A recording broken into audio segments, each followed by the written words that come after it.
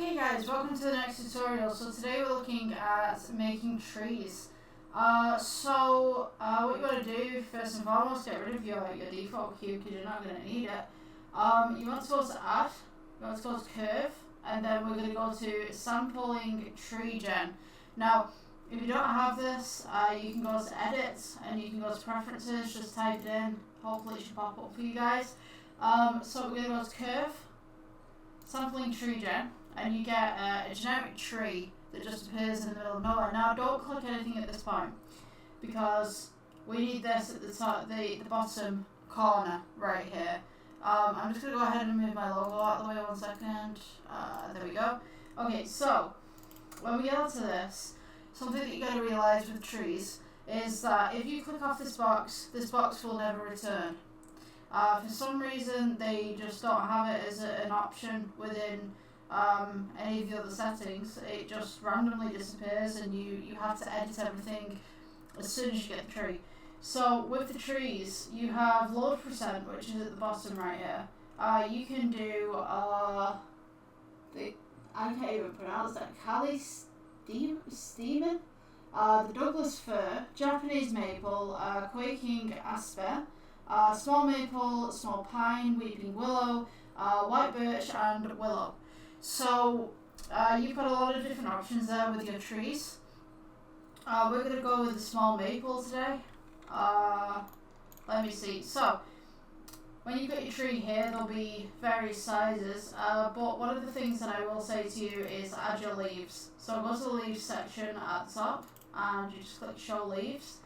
Here you can add more leaves, you can take leaves away, you can make leaves bigger, you can edit the position of leaves, and also if you go to the branch growth section, you can also edit from there as well. So just continuing that, I think it's something, a spider or something. So yeah, you can adjust all these settings. You can get some more branches in there, you can get less branches in there, make the branches smaller. You can also make it a little bit taller, make it a little bit shorter, whatever your preference is. Make it taller, you can make it taller, you can make it a tiny tree. So yeah, that's how you do it. So basically when you're adding your colours, so your leaf colours, you can come down here to materials. You can go on shading with that, mess around with that, but for the basics of tree making, I'm just going to show you this one. So I do believe that we're still in cycles. Oh, we've switched to Eevee. Okay, so switching to cycles, you can see what's going on there. You've got green leaves on your tree, and then we can click the actual tree itself, and then we can change this to a brown or a darker yellow. Okay guys, welcome to a new Blender tutorial. So we are currently on 4.3.2 of the Blender systems, I guess, the Blender version. So what you're going to want to do straight away is just delete your default cube. We're not going to need that. You want to go to add at the top and then mesh, and then we're going to add a circle. Now at this point we've got the add circle just at the bottom here, which is on the bottom left. I'm going to remove my screencasting keys so I can show you guys what I'm doing, because I can't move them from there. I can, but it's like you have to jiggle it about a little bit. So I'll show you what I'm going to do. So we're going to go to the add circle, bottom left, and you'll see that the vertices are at 32. Now if you increase the vertices, it's going to be a smoother circle, it's going to have more faces to it. If you lessen the vertices, it's going to have less faces. So what we want is we want to make an octagon, which is 8 faces. So we're just going to go ahead here and just change this to 8. And this will be the basis of our little road sign. So I'm just going to go back into my screen keys, the shadows and the screen keys, so that you guys can see it, everything. Yeah. Okay, so now we've got our little octagon right here. We notice that it's the wrong way, so what we're going to do is just press alpha rotate and just rotate it around so that it's flat, as you can get it. Okay, so From here we're going to start making the road sign. So what we're going to do is go into the edit mode. We're going to press F for fill, so it gives it a face. We're going to go E for extrude. We're just going to go slightly upwards, and then we're just going to go slightly outwards. This is just going to give a little bit of a bevel around the edges. And I mean, you can bring this down if you want to once you've done that. E for extrude. We're going to go E for extrude again. And we're just going to scale it in. Press S to scale. And then we can go E for extrude, but leave it where it is. Click. And then we're going to scale in just slightly. So this is the edge of the sign right here. You just want to give that a little bit of a buffer zone around the edge. So now I'm going to go for E for extrude again, but I'm going to go inwards just slightly. And then we're going to go E for extrude, leave it where it is, scale inwards, because you want your sign to be flat. Maybe about that much-ish. Just scale it inwards a little bit, because this is going to be the white stripe going around the edge. And what we're going to do is we're going to go to the materials properties just over at the side here, if you can see my cursor right there. We're going to go new. And we want the background to be black. And then this foreground right here, we're going to go ahead and press the plus button. And then we're going to click new again. Click assign. So now this face is assigned to a different material. And then we're going to go with, so this one is red. So just going to go red there, assign. And if you go into your different rendering properties, you'll see that that turns red. Now, we want the white line around the outside. So what we're going to do is we're still in edit mode. We're just going to click onto the side, the face tab right here. We're going to hold down shift and we're just going to select all the faces going around the edge. And then this one we're going to put this as white. So we're going to press plus again, add new. You can name these if you want to. For reference, I'm just not doing it at the moment. You're going to want to press assign. So this is going to make it white. I feel there's a small dad joke there. Press assign. Dink. Right, so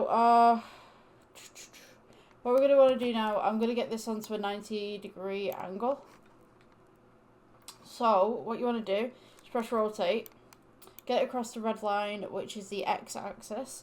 We're going to press 90 so that it goes 90 degrees. Then we're going to press G, bring it up a little bit. So we've now got this sign, but we need a post. So we press add. We're going to go to mesh, add cylinder, and it should be upright already. So then we're going to scale it upwards and then just scale it down as is, until you get roughly the size of a pole that would fit this sign. Now at this point you could get fancy with it. At this point you could make it just a straight signpost if you want to. We're going to go to edit mode, select the top face, press G, and then just bring it up. So now the post is kind of going through the top here.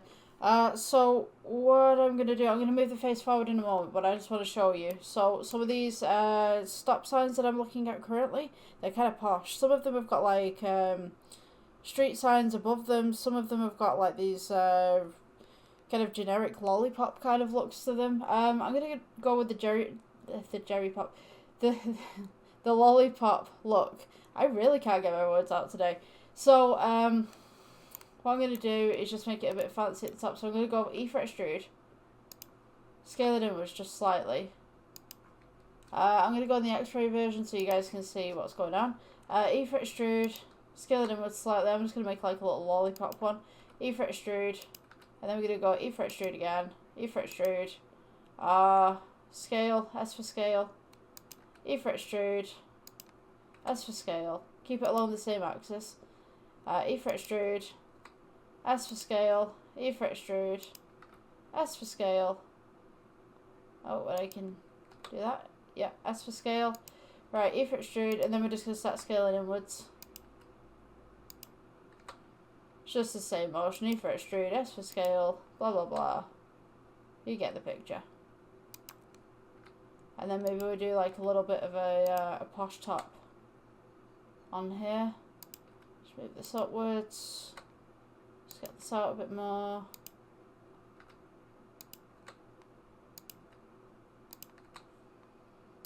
Okay, so I've got like this kind of ball effect on the top of mine. So when you do yours, you can do yours any way that you'd like to. So I'll just zoom in on that so you guys can see. Okay, so you'll notice that there's a lot of vertices here that seem very flat. So what we're going to do, just right click and just shade it smooth. There is a smoother in the mod section if you want it, but I don't particularly like it, to be honest with you. I just like adding more vertices and just making sure that something works. So I'm going to bring this back right now. So we will press G to bring that back, and then I'm just going to press, you know, I'm not going to press S. I was going to elongate it, but it might just ruin the effect. So what I'm going to do, I'm going to bring it up so that it's just sat behind it. And then I'm going to take the bottom here. Let's see, edit mode, select the bottom face, G, and we're just going to move the bottom face down so that it stays uniform. You can have a little bit of a stand at the bottom here. So if you wanted to do that, you just press G, bring it up a little bit. There's no point in making vertices in the middle because then you're going to have to sort everything out at the bottom. You might as well just bring it up and then make your little design. So we've got it like that. I'm just going to split the screen a little bit so you guys can see what I'm doing. Let's press N to get rid of that. Press 1 so it's on its side. Right, so let's see. I'm just going to move it slightly to the side there because obviously my key casting is in the way. Right, yes. So the bottom here, I'm going to want to do a stand with it. So we're going to press E for extrude, S to scale, E for extrude, S to scale, E for extrude. You know how this works now. S to scale, and then we're just going to make it a little bit bigger at the bottom, and then just bring it down to relatively where your floor is. And you should have something that looks like that. Okay, so, oh, I don't want composing. We're going to go back to object mode. And now we're just going to add the materials to this. Now, I'm going to do a stop sign that's got writing on top of it. I mean, if you want to go into Carita or whatever like that, Carita's a free open source program. It works very similar to major kind of let's say shop photo editing software, shall we say. It works very similar to that, like an older version of that, but it's great. And then you've got GIMP as well if you want that one. So we're just going to put this in a black tone, give it a little bit of a shine, because generally those posts are kind of shiny. Let me see. If you want like a rain effect, like make it more shiny. If you want like a summer, like it's been summer forever kind of vibe, then make it really dull. It makes a really good effect. So yeah, we've got this one plane. I'm just gonna put a plane on there, and I'm just gonna change my render engine because I don't think I'm in cycles. Yeah, I'm in Eevee. It's Eevee's default. Yeah, so you got cycles, and then I'm just gonna put it on the actual thing. So now we can see that this is what this will look like under lights. So this is actually a spotlight. We want to go ahead and change it to a sun.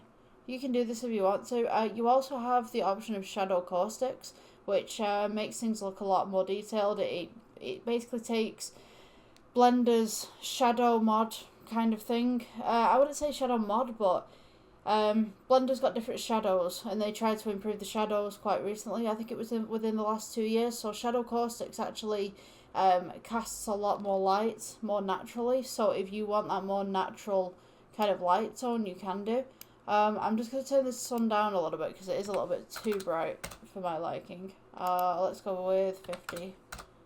It's still bright at 50. Let's go with 5. The ridiculousness of 5. You know, surely it can't be bright at 5, but Alas. Right, so sorting the shadows out there. So now we want to add the text to this, which is a stop sign completely. But first and foremost, I want to add some screws, because obviously the stop sign has to be held up by something. So we're going to go to add, and then we're just going to go UV sphere. Just keep this real simple. Press S just to scale it down right there. And you just want to get it parallel with the pole on both sides. So S to scale, get that up there. G to move it, G to grab. Before we do anything and before we duplicate this, I'm just going to put the materials properties on there. So just right click, shade smooth. Materials, we will go with new. We're going to make this slightly metallic. Let me see, let's darken the colour just slightly. Okay, so then we want to go to Shift D and just move this down a little bit. So now you have this kind of sign that's got a little bit of stuff on it. So I want to make some scratches as well, which is going to be in the shading tab. I'll show you how to do that at the end, but first we're going to put the stop sign stop on it. So what we want to do is we want to go to add, and then we're going to go to text, and so your text will actually appear right here on the floor. So what you're going to want to do to edit this is you want to go into edit mode. Seems kind of self-explanatory. Now at the moment you can't see it, so you're going to kind of have to use your imagination here if you can't see it. So we're just going to put STOP for our sign. So I can go back to object mode, and we've got the stop sign right there. Now, if you've noticed, the text type isn't quite right. So let me see. I'm just going to bring this up. Just press G to grab. Going to rotate it on the red line, which is the x-axis. Press 90 on your number pad. We're going to go ahead and just press G and just move it until it's somewhat in the middle. Let me see. I'm just going to make this bigger for you guys. I can't get my words out today at all. Right, I'm going to press G, just bring it forward so that you can see it. Now you're going to want to keep this relatively flat, but keep it as flush as you can to the back of the board. Press S just to move it down a little bit. G to go across. Now this is where the tricky part comes in, because you're going to have to look at text types. So, hang on. Let me get this more central. Okay, so this could take a little bit of research, because the stop sign seems to have the same text all over, but then there's also stop signs in different countries that have also got different text types. So yeah, this is totally the wrong text. I'm going to find out which text it is. I'll come back in 2 seconds. Magic of video editing. We'll see whether we can get something similar, or we see whether we can get the same kind of text. I'll be 1 second. Okay, I'm back. So apparently, according to Google, it's called Highway Gothic. Now, if you guys can find Highway Gothic, good luck to you. I'm going to try and find it. I don't know whether I will be able to find it, but I'll give it a good go.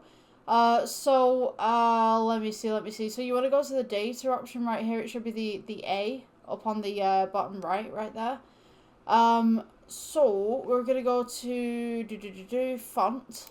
And when you go to fonts, you're going to get all these different ones. So we're just going to click. We're just going to experiment with this basically and see what we can find. So if we click this, notice that all these text types come up.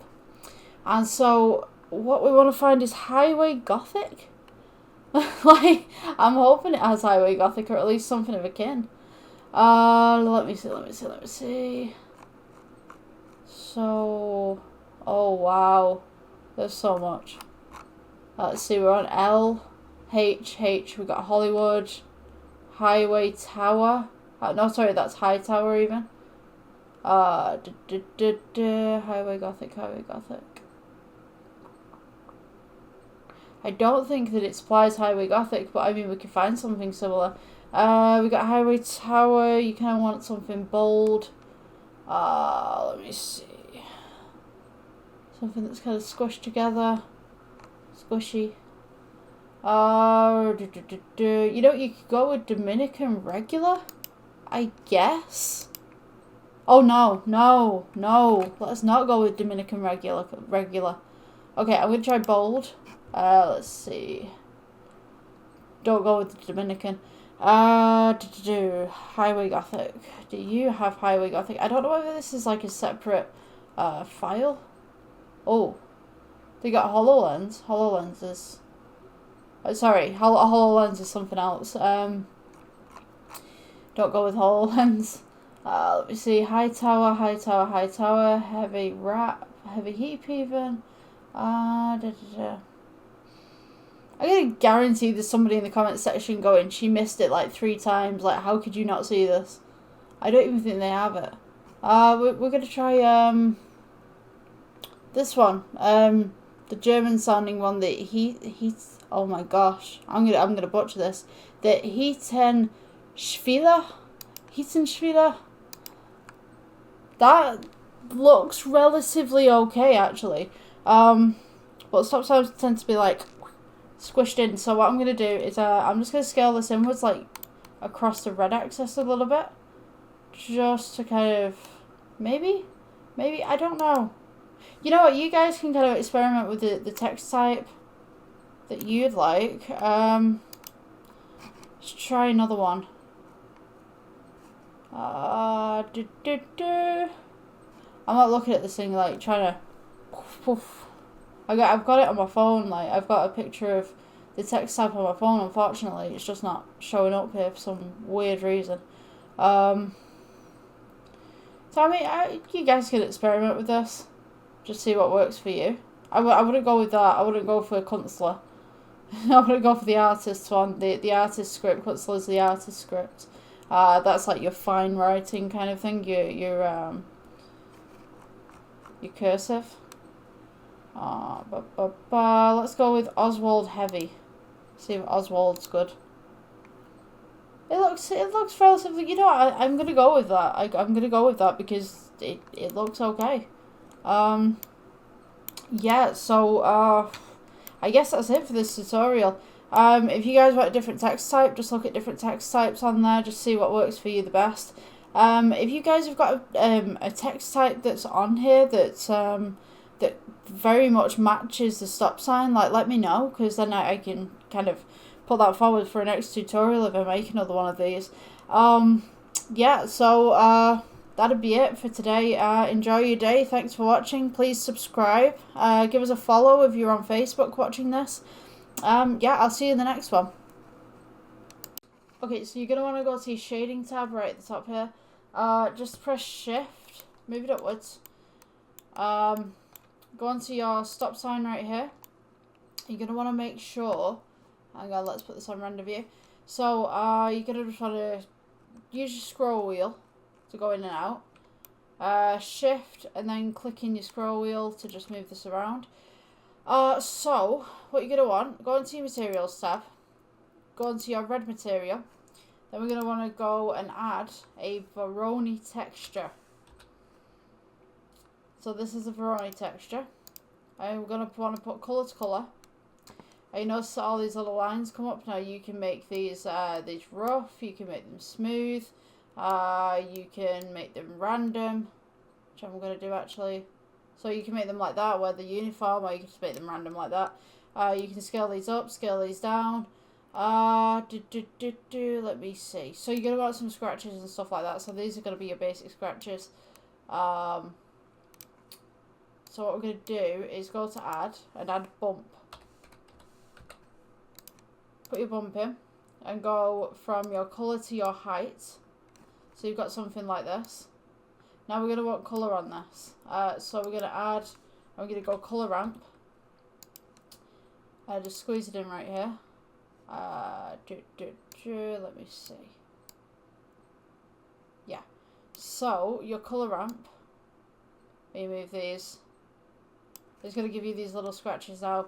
Obviously this is the wrong way around, so we want to invert that a little bit. Let's see. this will give you a lot of scratches. So that's just basic demonstration of how that works. So, yeah. I'm just going to switch this to the metallic. And then you see that your scratches appear. And they're only little subtle ones. So if you want to scale this up, you can do. You can have a few scratches, little bumps and dings there. I'm hoping you can see that on the recording. Yeah, you can just about see it, just here. But I'm looking at the recording, just like thinking to myself, like, can you guys see this?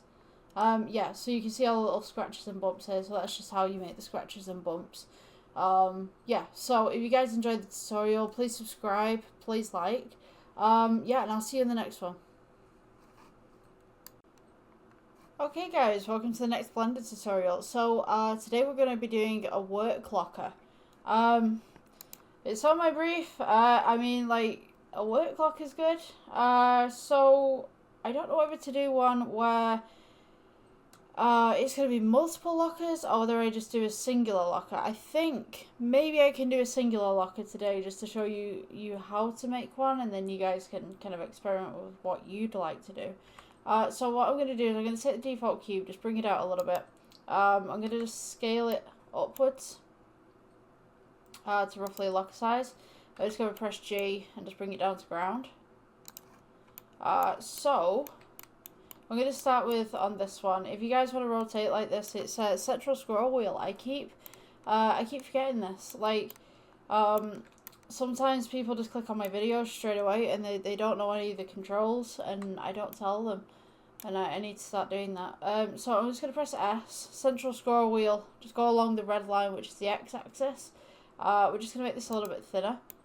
Let's come around here. So we're going to go into edit mode, which is in the top corner. We're just going to go into faces. We're going to take the front face here. We're going to go E for extrude. Leave it where it is, don't move it. And then we're just going to go scale it inwards. And this is going to be like the inside bit of our locker. So I'm just going to scale upwards. So it gives it that little bit of a lip, but not much. And then what I'm going to do is E for extrude, scale it inwards. Now, because most lockers are made of a thin metal, we're just only going to go in just slightly. So you're probably going to want to be about there. So I'm going to go E for extrude again, don't move it. And then we're just going to scale outwards. We're going to go to the X-ray mode so you guys can see what's going on here. So we got this face, we're just going to go scale outwards. You notice that on the inside that it's now going in to the sides. So I'm just going to scale toward the side, so you kind of got this going on the inside. And then we're going to go E for extrude and just bring it back. So now, let's see, just leave a little gap at the back. So now we have a little hollow cube, and this will be potentially our locker. So now what to do is add shelves in there, a little bit of a rail, I guess, and then a door. So let's go with add, and then we're going to go to mesh, cube, and then you're going to want to scale your cube up so that it fits just on the inside of the locker. And then we're going to go to S, scale, downwards, just flatten it down, and then G, we're going to bring it up. So it's going to become a shelf. You want to make sure that it's flush towards the sides, but it's not going to clip outwards. So that's clipping outwards. Just make sure that it's just in there, and you can't see it from the outside. So if I just click off that, you can't see it now. So this will be our first shelf, and maybe we'll want a shelf just at the bottom for shoes or something. Maybe you've got some shoes that absolutely stink after gym class or whatever like that, you know. And then we're going to add a mesh again. And we're going to go for cylinder. We're going to scale this upwards. And then we're going to scale it back down again. Rotate along the red axis, which is X. We're going to press 9-0. Scale it outwards. Then just scale it back in again. Now, this is going to be the pole for your coats. This is going to be the pole for whatever you're hanging up in your locker. So make it as thick or as thin as you want. Just press G, bring it up. We're going to post this maybe I think that's actually quite good. I'm gonna move this forward just slightly. You kind of got that gap at the other side as well. That's not. Yeah, make sure both sides of your pole are touching the sides of the locker as well. It's not just floating there. I thought there was something wrong with that. I'm looking at it going like, what did I do wrong? Like, there's something wrong with that. I can't figure it out. It's not touching the sides. It's just like, it's just existing. So we're gonna go right click and then we're gonna press smooth. So now you've got your little pole in your locker. Now you can start adding, if you wanted to, materials to this. So your materials tab's just here. You want to press new. If this is a pole, we're going to want to go for maybe silver look to it. Let me see. Oh, that's really weird. They've changed some of the settings on here. So we're going to go with metallic and just turn it up a little bit. What I'm going to do is I'm going to change my rendering engine because we're supposed to be in cycles, but for some reason default is Eevee. So we've got it in cycles now. And this is a silver bar on the inside. Now if you wanted to add scratches to that, I can show you how to add scratches to that. Just 1 second. Okay, so you're going to want to go to your shading tab right here. So to add scratches to things, pretty simple. So what you want to do is add a Veroni texture. Yeah, so here we go. Veroni texture, you want to go colour to base colour of principled. Then we're going to go, we're just going to move this up. So now you can see all these little lines that have appeared right there. We're going to go to bump texture. Just put the bump in there. You want to change your colour to your height rather than colour to normal. So it should look like that. Now you've kind of got this purpley thing going on, so we're going to go add, and then we're going to go to colour ramp. And I believe last time I just changed it to the metallic, I think, because it was working differently for another project. They do change the settings in Blender sometimes, so sometimes I'm like there, like, did I do the right thing? Because it doesn't seem to be reacting in the way that I'd like it to react. So, yeah, you can scale this up, you can scale it down. You can have little cracks or whatever like that. So yeah, as for the regards to the outside of the locker, you can add some dings, some bumps to that. You know, I'm gonna add some texture to this actually. So your base color right now for your locker theoretically is just white. So I've seen most lockers are kind of like a dark green. So we're gonna go with that kind of tone. I'm just gonna turn the roughness down just for now. Sorry, the roughness up even. And we're gonna add a bump, and then I'm gonna add a noise texture just to kind of give it a little bit of noise, a little bit of so when you've got items, they'll get bumps over the years and they'll get scratches on them and stuff like that. So what I'm gonna do is go for a noise texture. Add this onto here, go to colour, and go to height. So now you've kind of got this this crazy pattern going on here. So you can distort this a little bit. You can make it bigger, you can make it smaller, you can do whatever you want with it. Yeah, lockers are naturally going to get stains on them. So now we notice that we have this red locker with a blue floor to it. So what I'm going to do is add, we're adding colour ramp. And then we're just going to slip it between the bump and the principled. And you'll notice that it's all gone black and white now. So what we're going to do is add colour to this. And we're just going to turn the tones down. And notice it's black on the outside. I mean, you could move the black so that it's on that side. So it's almost like it's stained on the bottom as well. You can move the white around so the white's on the outside if you'd like. So there we go. We got basic locker that's a bit stained now. I'm gonna name this material as locker colour. Because we're gonna change the colour for this one as well. So what you want to do is just go lock colour, then go to this one, locker colour. This is going to be good for your door as well. If you want to duplicate this and edit this, you can do, so that you've got different tones to it. Just press the two pieces of paper in the corner. So you could have white shelves instead of green. But you'll be still in with that same theme, if that's what you want. So I can do that. And just change things. How about that? Just duplicate it when you do change things, so that you're not changing everything. So now we've kind of got the basic of a locker. We're going to want to add the door to it, so I'm going to do the door separately. I'm going to start with a plane, and I'll do it downwards. So we're going to go back to layout so that we can see what's going on, and just regular rendered view. I'm going to scale this out, and then I'm going to fit it to the door. See how big this is, and then I will edit it as needed. So you just want to rotate on the green axis with 90 degrees. G. Scale it outwards so that it's roughly the same size as the locker. Edit mode. Just bring your vertices down. You probably can't see this very well, but hang on. So theoretically you just want a shape. So G, bring that forward. You just want to bring a shape on the outside that fits the outside of the locker, roughly. So now, most lockers have little vents on them, so we're going to go to edit mode.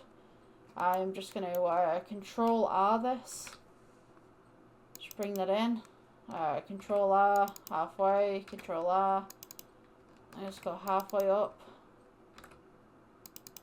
So this is going to be the vent. You can do the vent in different ways if you want to. I think with my one I'm going to bring it out and then I'll subdivide it. So just get rid of that one.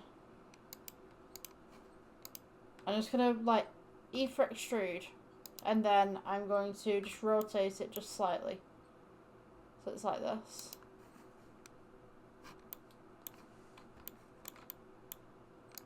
And then we're going to press the delete key, delete the face right there. Control R. Just get a couple of lines going across here.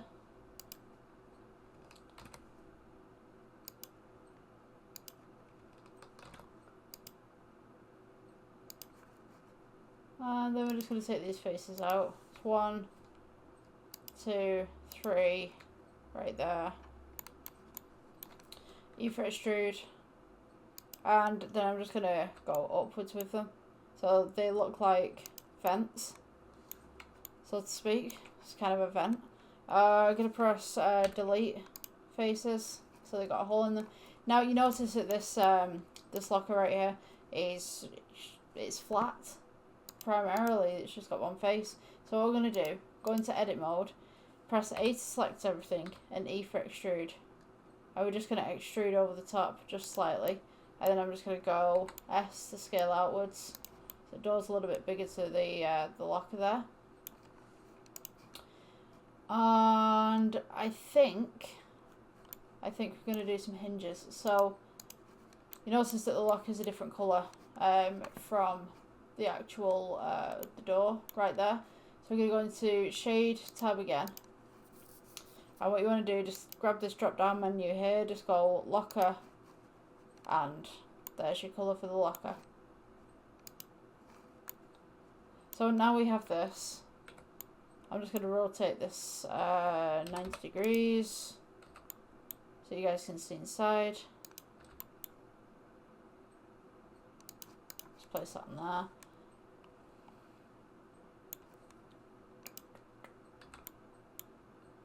Right, there we go. Right, so now we want the hinges. So we're just going to add and go to cylinder. Just elongate it slightly. Make sure it scales down. And then we're just going to place the hinge onto the side of the door. Might take a little bit of time to get this over to it.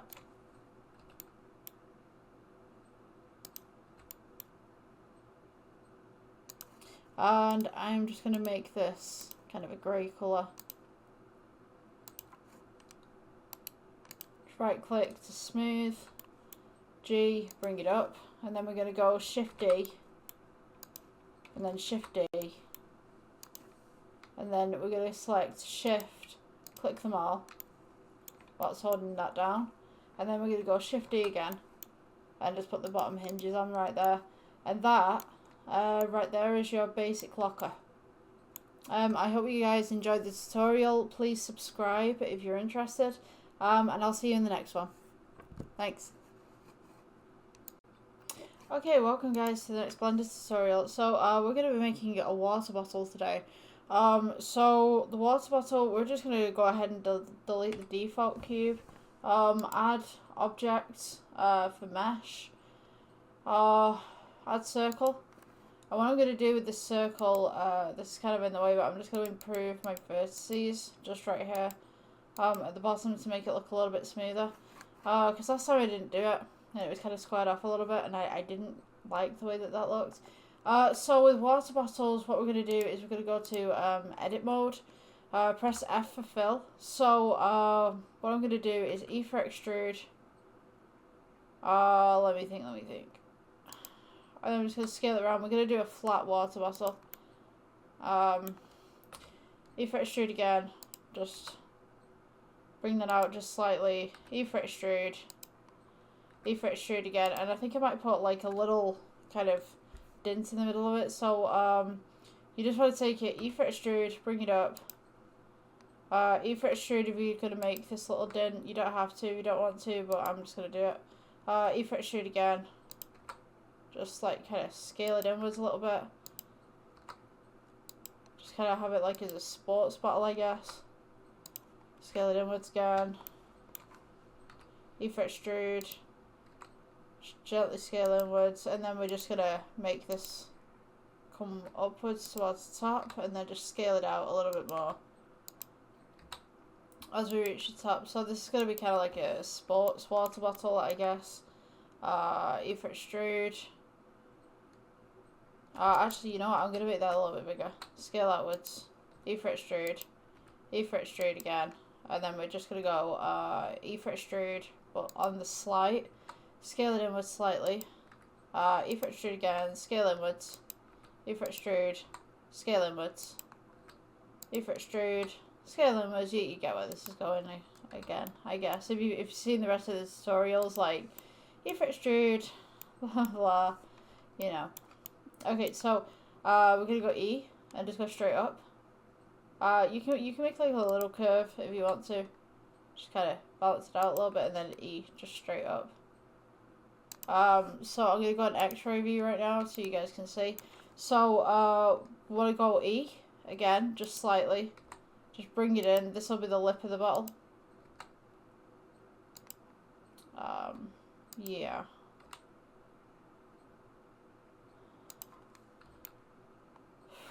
G downwards, let me see, yeah.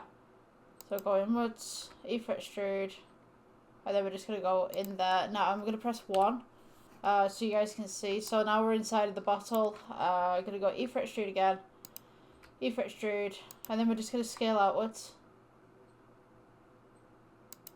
And then E for extrude, just leave like a tiny little gap at the sides, so that you're not clipping the outside. E for extrude, scale, E for extrude, scale it outwards, and just carry on doing this like the whole way until you get to the bottom. And just make sure you keep scaling inwards every so often if the bottle changes, such as my one does here.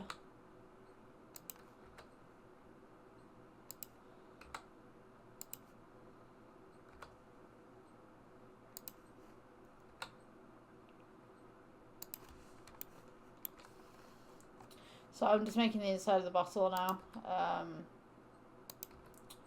and then we can do the rest of this.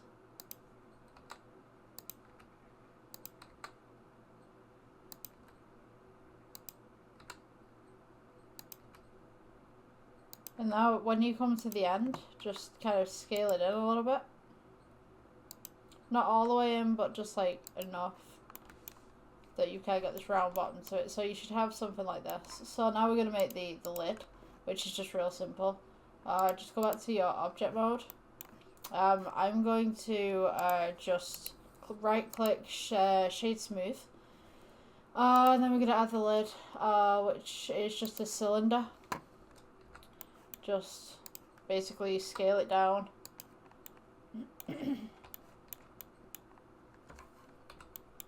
And then just place it on top.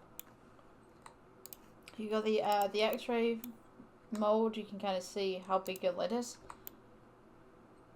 Let's have mine like there. Okay, so and then right click and smooth that out. So that's your basic bottle shape.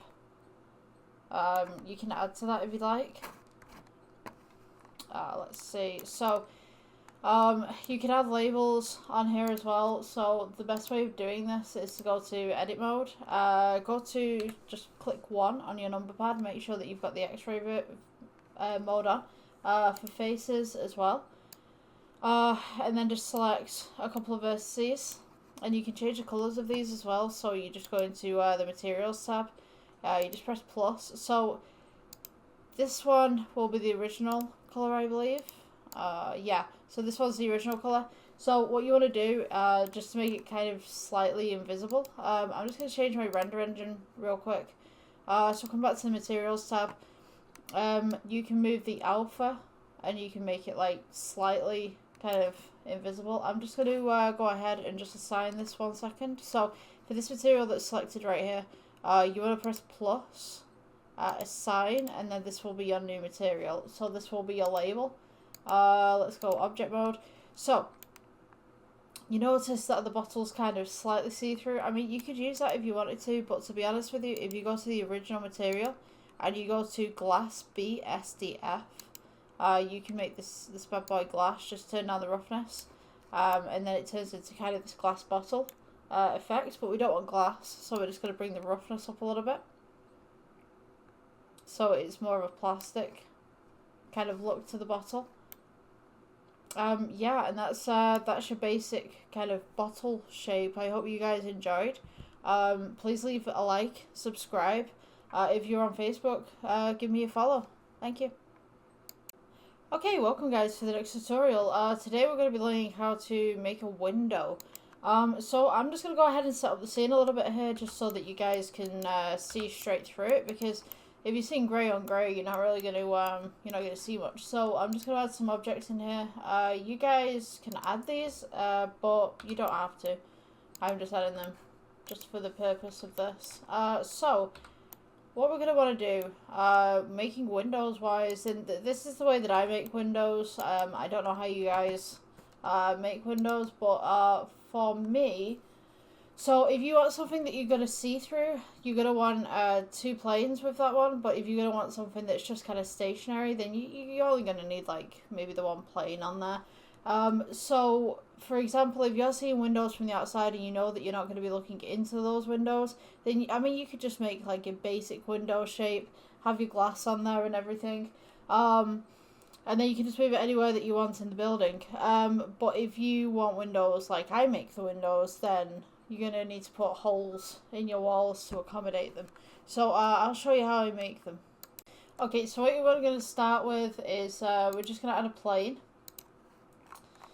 So we're just going to make a basic window today. So I'm just going to press S for scale. Just scale this up. And we are going to go to edit mode. You want to press Control R.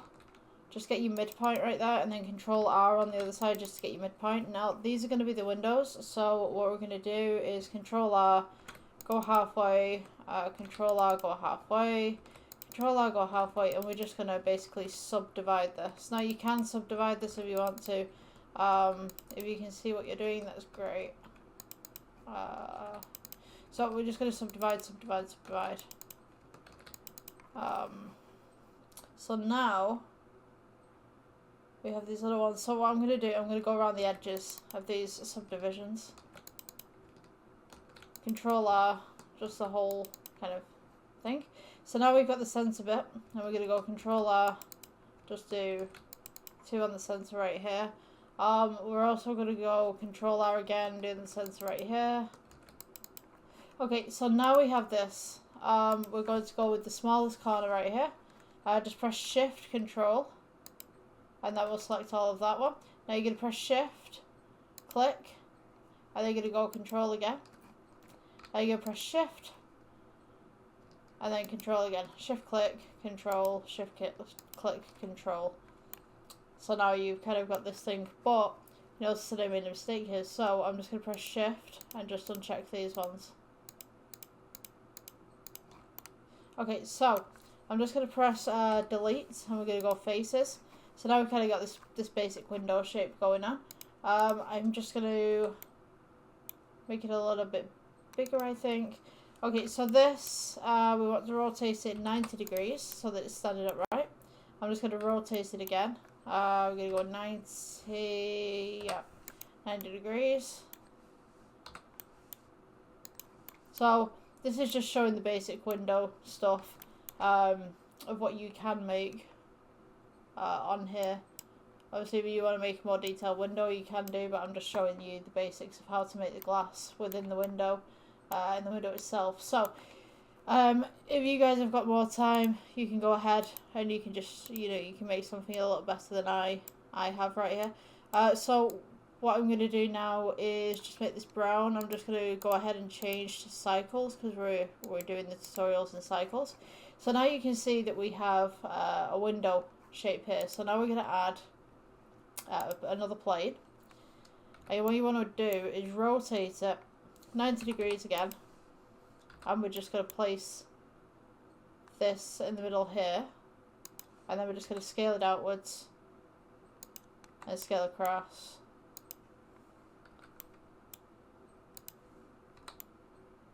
Okay, so now we notice that we've got intersecting vertices right here. So what I'm going to do is I'm going to take the window frame. We're going to go edit mode. I'm just going to select everything by pressing A. If extrude. And we're just going to pull it out a little bit. Now, this window, you're going to want to sit so that it's right in the middle there. So what we're going to do now, to make the glass of the window, we're going to go to the materials section. I'll just put this on the opposite side so you guys can see what's going on. So we should get light coming through the window as well. This is why I positioned it like this. So for your window, we're going to come to the materials tab, press new, and we're just going to go to glass, BSDF. And you'll see that we've got kind of this reflection going on here. We've got some lights going on. What you want to do is just turn down your roughness.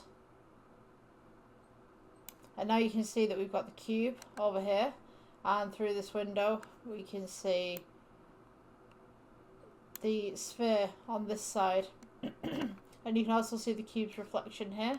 And if you're on the sphere side, because there's no light on there at the moment, you can't see it. But if I was to move the light just there, you now can see the sphere.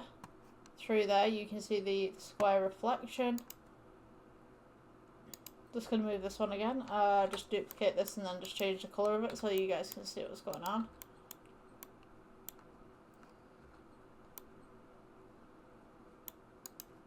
Oh, come on. It won't move. Yeah, there we go. Right, so I'm just going to change this to green. So now, we just move it around. You can see the green cube from the green light. You can see the icosphere. And then from the icosphere side, you can see the green cube. And then just about here, you can see the reflection of the icosphere. So that's just basic windows in Blender. That's just how you put the glass in. Obviously, it's not a detailed tutorial. It's just to show you how to do glass. If that's what you want to do in your projects. Yeah, thanks for tuning in, guys. I'll see you in the next one. Please hit subscribe. I would really appreciate it. And yeah, I'll see you in the next one. Bye. Okay, welcome guys to the next tutorial. So today we're going to be looking at dropping objects that are soft.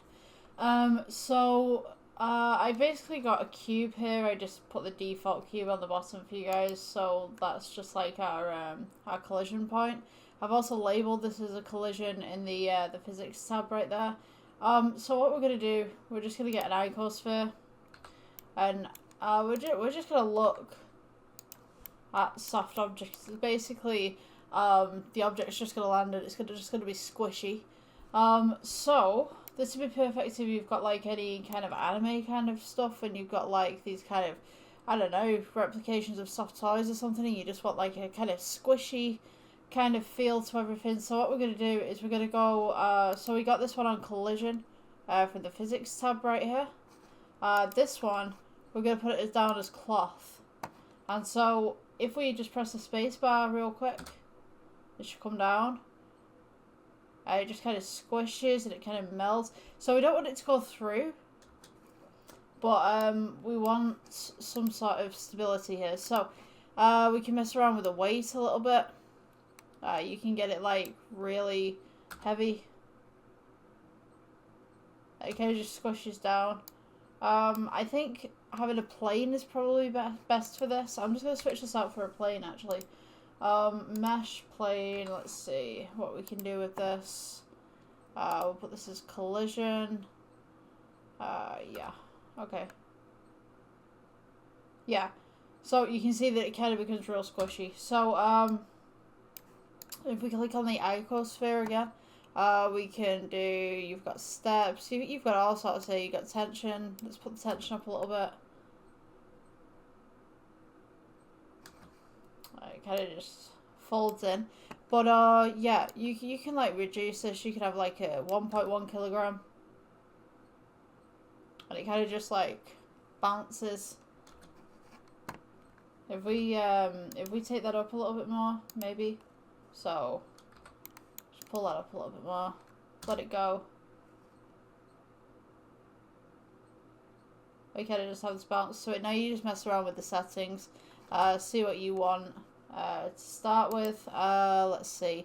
So, I could do internal springs. Could turn these up a little bit. See what happens. But yeah, that's basically how you do kind of like squishiness. So if you've got like a plushie toy or something, and you want it to kind of bounce and squish, that's how you do that. Thank you guys for watching. That's the end of the tutorial. Please subscribe, like, follow wherever you're watching this. I'll see you in the next one. So I'm just gonna go do a quick one right now. So these are bouncing apples, so I'm just going to go over to my physics tab. We'll have these as cloth. Have that one as cloth. I don't know how well this is going to work, but like, I'm going to try it. Cloth. Cloth. I think that's small as cloth. Oh, okay.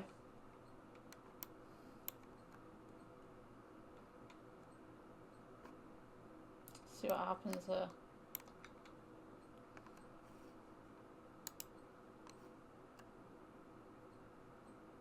It's taking a while. I think I'm minus frames there. Oh yeah, minus 1.6.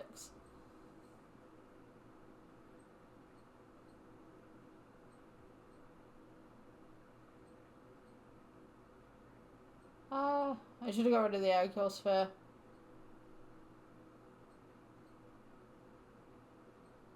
Definitely.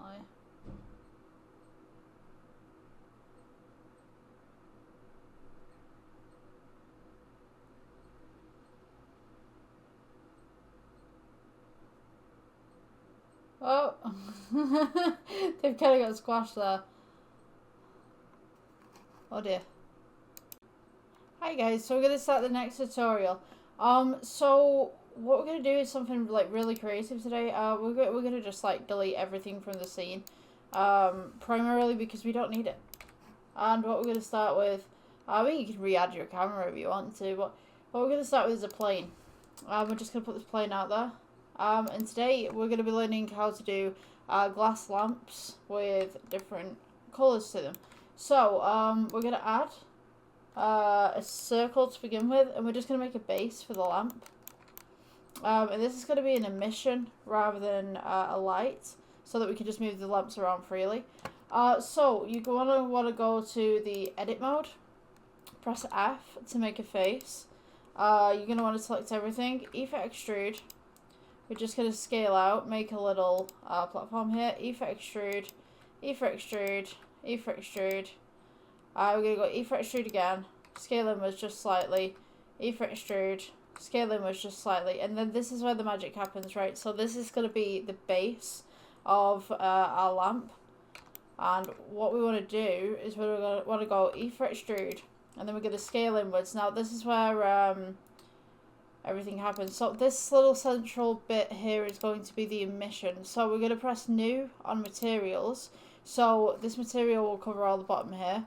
So we're just going to put this as black. Let me see. Yep, there we go. Right, so I'm just going to go ahead and change my render engine here. Just go back to materials. We're working in cycles. So this is how the original lamp's going to look. The next thing that we're going to do is we're going to press the plus just in the corner here. We're going to go with new, and then we're going to go with emission. I'm just going to turn that up a little bit. Press assign. So now we have kind of like a button kind of light. And now we're going to go to faces, and we're just going to select, I'll put this on the normal view so you guys can see.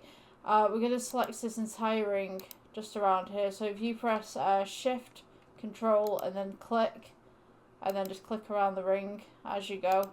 Should highlight practically everything. We're going to go effect extrude. Now, at this point, we just press 1 on the number pad so that you've got a side view. I'm just going to move this up a little bit. And we want to go to X-ray mode at the top. We're going to box select, so you could do B for box select, so you could just drag your cursor across. This is going to be our new material, so we're going to plot new, so the plus, go to new. This one's going to be glass. Click assign, go back to your render view, and this is what you should have in the object mode.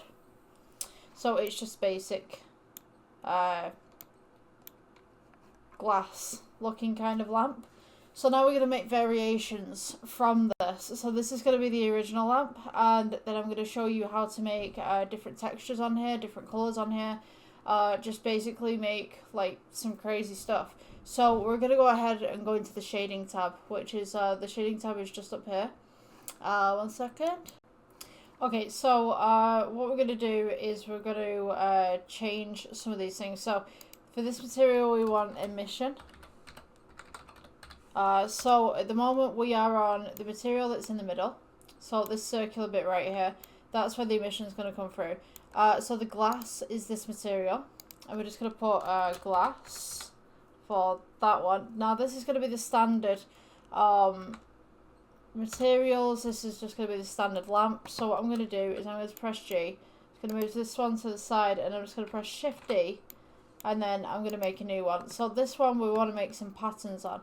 So to change the colour, you want to change the emission. To change the glass, you want to make a new type of glass. Now, I don't like how rough this glass is, so I'm just going to change the roughness on it. But as you can see, it changes the other glass as well, so this needs to be its own material. So we're going to leave the default like that. Just press Control Z just to undo do any of those changes. So we're going to go with the glass. We're going to press this double page button here. This will be the new glass for this one, and we can see that it's the new glass for this one because it's just changed colour. So you just press this little tab right here next to the X, and then that will make glass 001. So we just want to call this glass 2. Okay, so starting with this lamp, we're going to go with Veroni texture. So we're just going to place this right here. We're going to go to colour, and you'll notice that this glass kind of changes this funky shade of different colours and stuff, textures. So you can make this as large or as small as you'd like. So what we're going to do, we're going to go add, and we're going to go bump texture. Just place your bump texture in there. Just put your colour to your height. And so we're going to get this little pattern right here. So what you want to do, you notice that we're getting little cracks. I don't know whether you can see that on the recording. Hold on, just let it render in just a little bit. So So notice like this little hairline cracks right there. So I mean you can make this as big or as small as you want to, but for this, I'm just gonna turn the roughness down a little bit. Just brings those cracks out just like tiny little bit more. You can also mess with the IOR, which is the thing on this. So now we're gonna go with color ramp. We'll go straight into that. So now we've kind of got this grey, white colourings. So what we want to do is add a colour to this lamp. So maybe I'll go with green. I'm just going to turn the IOR down a little bit so it kind of looks a little bit more glass-like. And I'm going to just auto shade that smoothness a little bit more. Now you can put more smooth into it if you want to. So you'll notice that the light is quite dim. If you go to your emission, you can turn this up. But what I would recommend is duplicate your emission and then do it, because otherwise you'll be messing around with the rest of your lamps. So now, if I just move this across, we're going to get a lamp that's a little bit brighter. Let's see. It's taking its sweet time just to move things around here.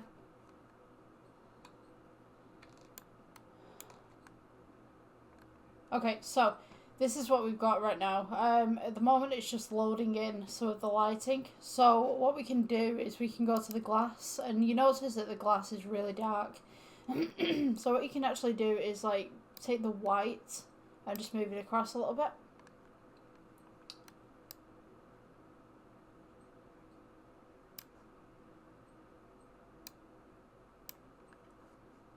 You can also turn the roughness down if you want to, so that you've got more of a glass kind of shape. Now, you notice that this glass is pretty dark, so what I'm going to do is I'm just going to take away this black on here. Excuse me. And now we've kind of got more of a little glass thing going on. So, at the moment, I think I'm going to adjust this just a little bit.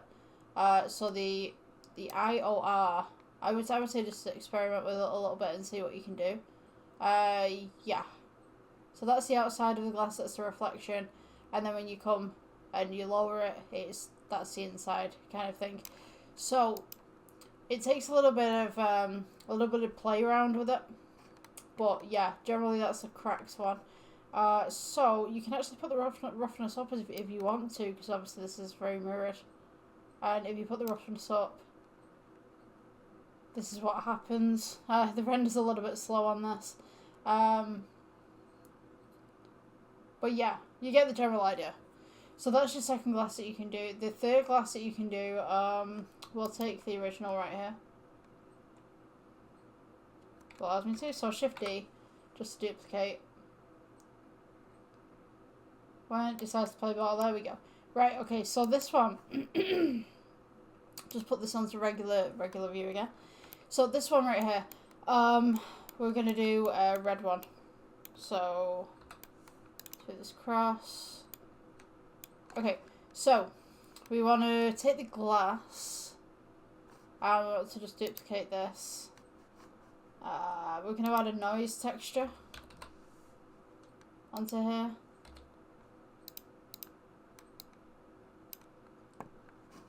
And what we should be getting is this kind of pattern. So what I'm going to do is I'm just going to improve some of the roughness on this. Just take some of it away a little bit, so we've got these little bumps going on. And then we want to go to the bump texture. Let's place that right here. We want to go colour to height. And when it loads in, you should get something like this. So now we go colour ramp. No, we don't want column. Oh, yeah, colour ramp right here. Just place it between the glass and the bump, and now we have this kind of wavy kind of pattern going on with this particular light. So now you can change the colours, whatever you'd like. So we're gonna go click on the white. Just change this. Maybe we could have like red. Oh, you crashed. Right. So, I think that concludes the tutorial today. We crashed. So yeah, you get the basic idea of what's going on. I'll see you in the next one. Please like, subscribe. Yeah, all that jazz. See you later. Okay guys, welcome to the next Blender tutorial. So today we're going to be building a watch. So this is a project that I have made very few of, but I'm going to try my best to teach you how to do it today. So we're going to do, we're going to go to add, mesh, and then circle. We're going to press S to scale. I'm just going to bring this up a little bit so you guys can see it. And I may just add the double screen on here as well. Yeah, so you guys have got a different angle as well. So we're going to start off with the clock face to begin with. I'll add the numbers onto there and I'll teach you how to do that as well. So, what we want to do is go to edit mode. I'm just trying to figure out the best way to approach this right now. So we want to press F for fill. This will give us a face. I'm going to go E for extrude and just go up slightly. Now this is going to be the clock face itself. You can go E for extrude again and just keep it just above the line right here, just above, not too much. Just keep along with your axis there.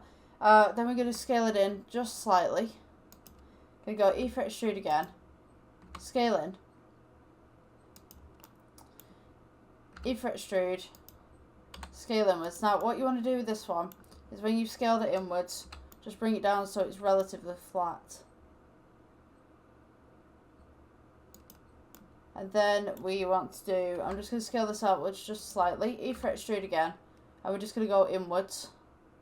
And this is where your clock face is going to sit. So this is going to be the rim that's just around the outside. E for extrude again, just bring that down. Now we're going to sit another circle across the top here that'll act as the glass, but we'll do that afterwards because what I want to do first is the numbers and also the arms of the clock. So what we're going to do, just bring it down so that it doesn't intersect the vertices just there, but it just sits just straight right there. So press 8 for the upwards view. Now what we're going to do is we're going to go back to object mode. We're going to add, and we're going to go with text. 1 second. Here we go. Press 7 on your number pad, not 8. And then we're going to go to edit mode, and we're just going to type in 12. Now you're not going to be able to see this because it's underneath, so what we're going to do is we're going to edit this. This is where I've got my second one. Press G, just bring it up. Now it doesn't have to be all the way up, but just enough so that you can see it. So what we're going to do with this 12 right now is, you notice right now that it's flat, so we're going to build it up a little bit. So what you want to do is come over to the side panel here, go to your data, which is the A, and we are going to go for, we've got the font, we've got the shear, we've got the size. So this will skew your font to wherever you need. This will make it size upwards or downwards, whatever you need. I mean, you could press S for scale if you wanted to. Let me see. So you've got your offsets here on the Y. You can also offset it. I'm just showing you some of the stuff that's going on here. Now, with your geometry, because it's flat, and you want to make it a little bit bigger, just move your geometry to 0.5. That should be great for a clock face. So now what we want to do is let's go G, and we're just going to go down, and we're just going to position this right at the very top. So just make sure that it sits just on your face right there. Clock face. Put it just to the centre, bring it up, get it as central as you possibly can. And then what we're going to do, if you want to, you can change your font type. So we have a lot of different font types right here. So just press the open font just at the side. It's a folder icon just there. You can choose whatever font you want. Now I'm going to stop recording to choose my font because there's a lot of different fonts on there, I think. To be honest with you, actually, no, I could zoom this in. I could show you guys the fonts. So these are all the fonts that you can have for your clock face. You're going to want something that's legible, that's not too hard to read. You know, there's quite a lot of them actually. So you can go for this one. That one seems okay. So that is the Felix tilting regular. So once you've got that, just make sure your 12 is relatively central. We're going to press Shift D. This is going to duplicate it. And then we're going to bring it down to the bottom. Now you notice it says 12 and 12. We don't want 12 and 12, we want 12 and 6. So from here we're going to go into edit mode. Just delete your 12 right there.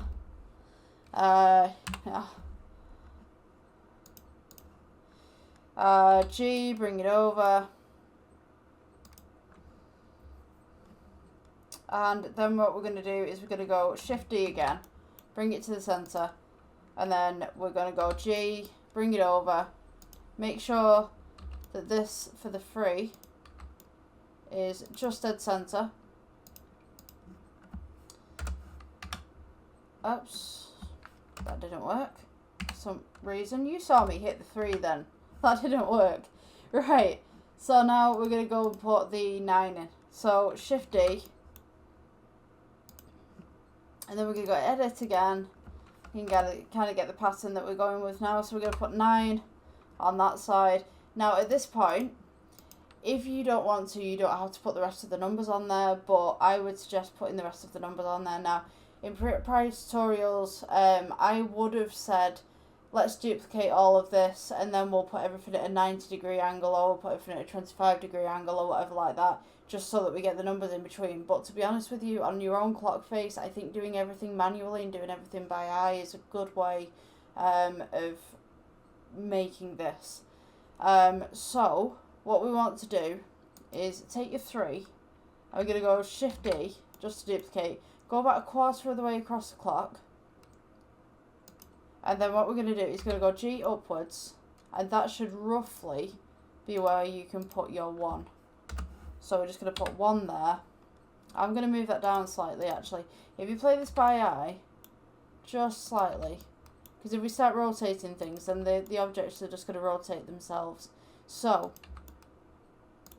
that could be roughly where your 1 is. We're going to go Shift D, just move that across, go G, move that across, G again, move it up. Right, and this is going to be your 2. This is going to be a bit fiddly to do in the beginning because obviously, you know, if you're not used to doing this, just bring them in just slightly so that they're just inside the clock face. And then we're going to do the rest of this for the rest of the clock face as well. So bring it a quarter of the way down, roughly, then bring it across. It's got to be 4. Yeah, it's sometimes it's a little bit of a painstake doing all of this.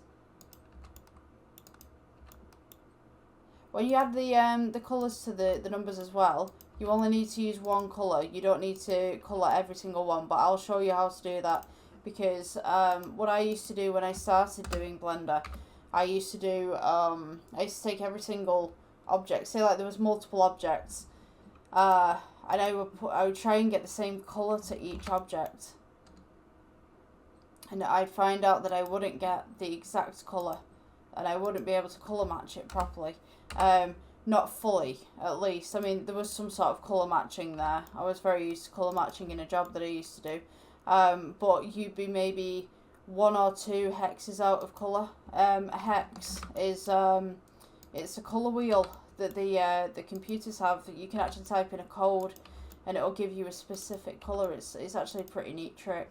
I don't know all of the colours off by heart. There's millions of colours, you know, but if you had a specific colour that you were looking to put onto your project, and someone turned around to you and said, oh yeah, I need colour 826, which is a light green, you can type in 826 and it will give you the exact same light green that the person that you've just spoken to has on their computer. It's a very very handy tool that you can kind of adopt into your projects. So every time that you're doing colour matches with something, you already have the colour as long as the person's got the code for that colour, the hex or the hashtag. So it's a really neat thing to have. So I think we've just finished the clock face right there. I'm just going to move this 8 and 7 just down a little bit.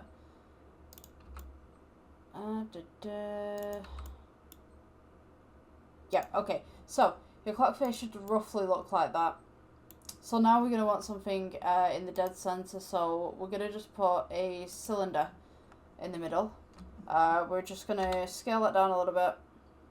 So that should be, in theory, the dead center, because I've not moved anything and the X is across there. So from this point now, I want to just pull this up just a little bit, just a tad. We don't want it to interact with the glass, it's going to go over the top. Shade smooth, and then select your outer circle as well, and also shade that one smooth. So this is what your clock face should look like.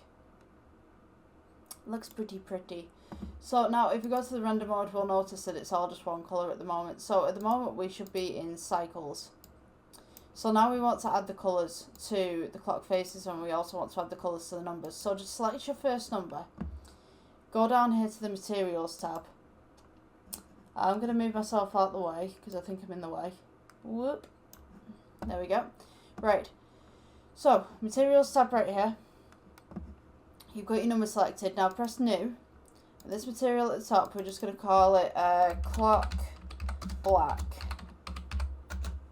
So this will be for, I'm just going to put the numbers, clock black numbers. Don't say that fast. That's just like, I just realised what I said then. But we want to change this to a black tone right here. So when we've got this one and we press on to the next one, we select number 1. If we come down to this drop down menu here, we have clock black numbers. The next one, clock black number, and you get where this pattern's going. Just keep selecting that drop down and it's going to be the same colour throughout the board then. Come on. Yeah, my program's froze. Sometimes I work so quickly on my computer that my computer just can't catch up with me. I think my graphics card's actually slowly going out, so... Because what it is, when my graphics card sits, I actually have a game capture card, and there's no other slots for it. So I can have 2 graphics cards on my computer, but I choose to put the game capture card in the slot where the graphics card is supposed to be. And that's become problematic for my computer because now they share the same kind of stream thing. And yeah. So anyway, so the center bit, I mean, you could put this as a gold if you wanted to. Generally, clocks that have gold pieces in there or silver. Whatever you would like. Make it a little bit more metallic. Take the roughness down a little bit. So now your clock hands. So what I would suggest is you can make 1 clock hand and then you can duplicate it and make 1 smaller, or you can make 2 clock hands. Totally up to you, it's your project, whatever you want to do. I think I'm going to make 1 clock hand and then I'll make 1 smaller. It just makes more sense to me. As for the second hand, it's just a elongated cube, I guess. So I'm trying to think of the clock hands that I want to make. I mean, you can spend some time making some fancy ones, but I'm just going to make some basic ones. So what I'm going to do is this material right here that I've just changed to gold, I'm going to put gold clock hand so that I know what colour I'm using right there. So we're going to add, and we're just going to go to plane, press G, move it across to the side, and we're just going to slim this down a little bit. Now you can use anything to do this. You could use a cylinder if you wanted to. It's totally up to you. So I'm going to go to edit mode right here, so you guys can see a little better. So we're going to go E for extrude. Make sure you're working across your axes and that you're not going to the side or anything like that.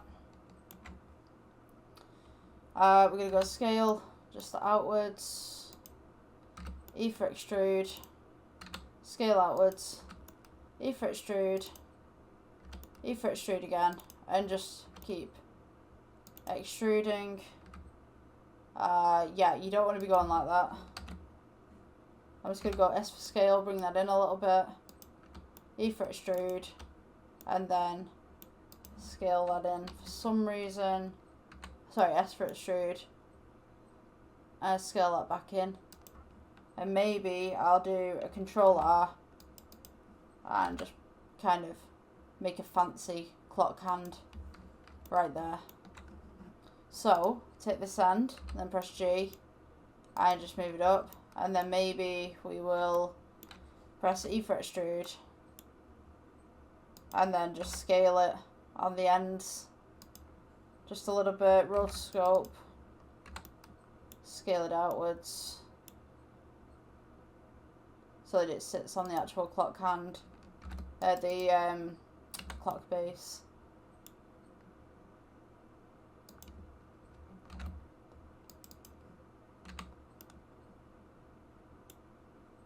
Just there. Okay, so this is our basic hand that we have. And what I'm going to do, just make more space so you guys can see. I might actually just make that a bit thinner. Okay, so G, bring it across. You'll notice it's a little bit big for the actual clock itself. Also, I don't think it's in place properly. Just going to go G, bring that up. Scale that down just slightly. So this is the point as well where we've kind of got this clearance over the top of the numbers that are here already. So what I might do, I might improve the edging just a little bit so we can get that glass in.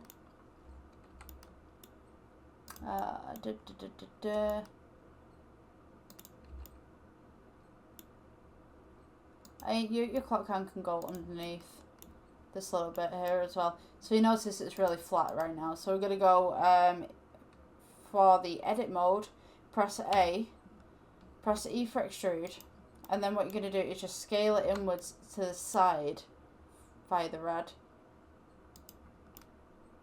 This will give us a little bit of depth on that. You can go E for extrude again if you want to. And then scale it inwards.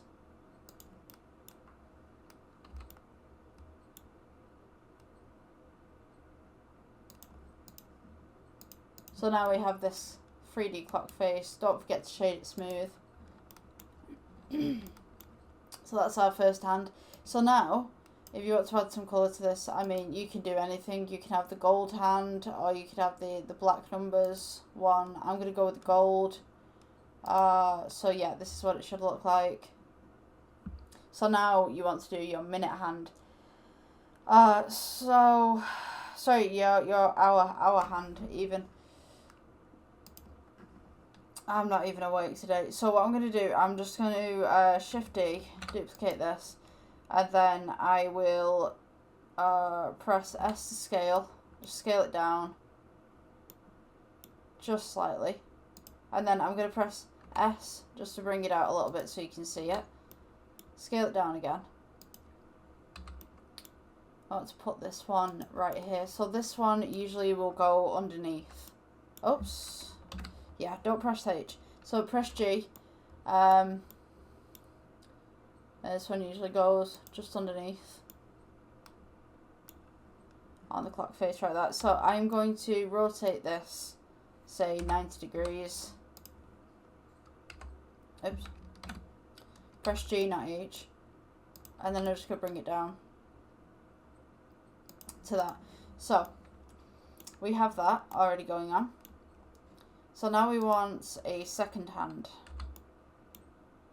So just do them so that they're sitting just above the numbers, but they're sitting just above each other as well. It's going to give it a little bit more detail, attention to detail, stuff like that.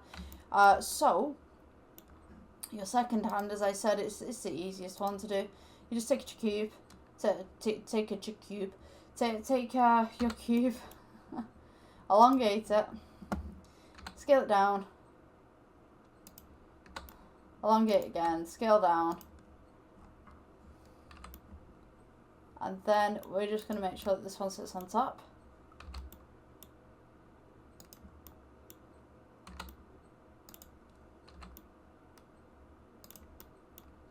And maybe I will rotate this by 20. Let me see, rotate. No, I don't want that one. Yeah, I want that one. Rotate by about 20.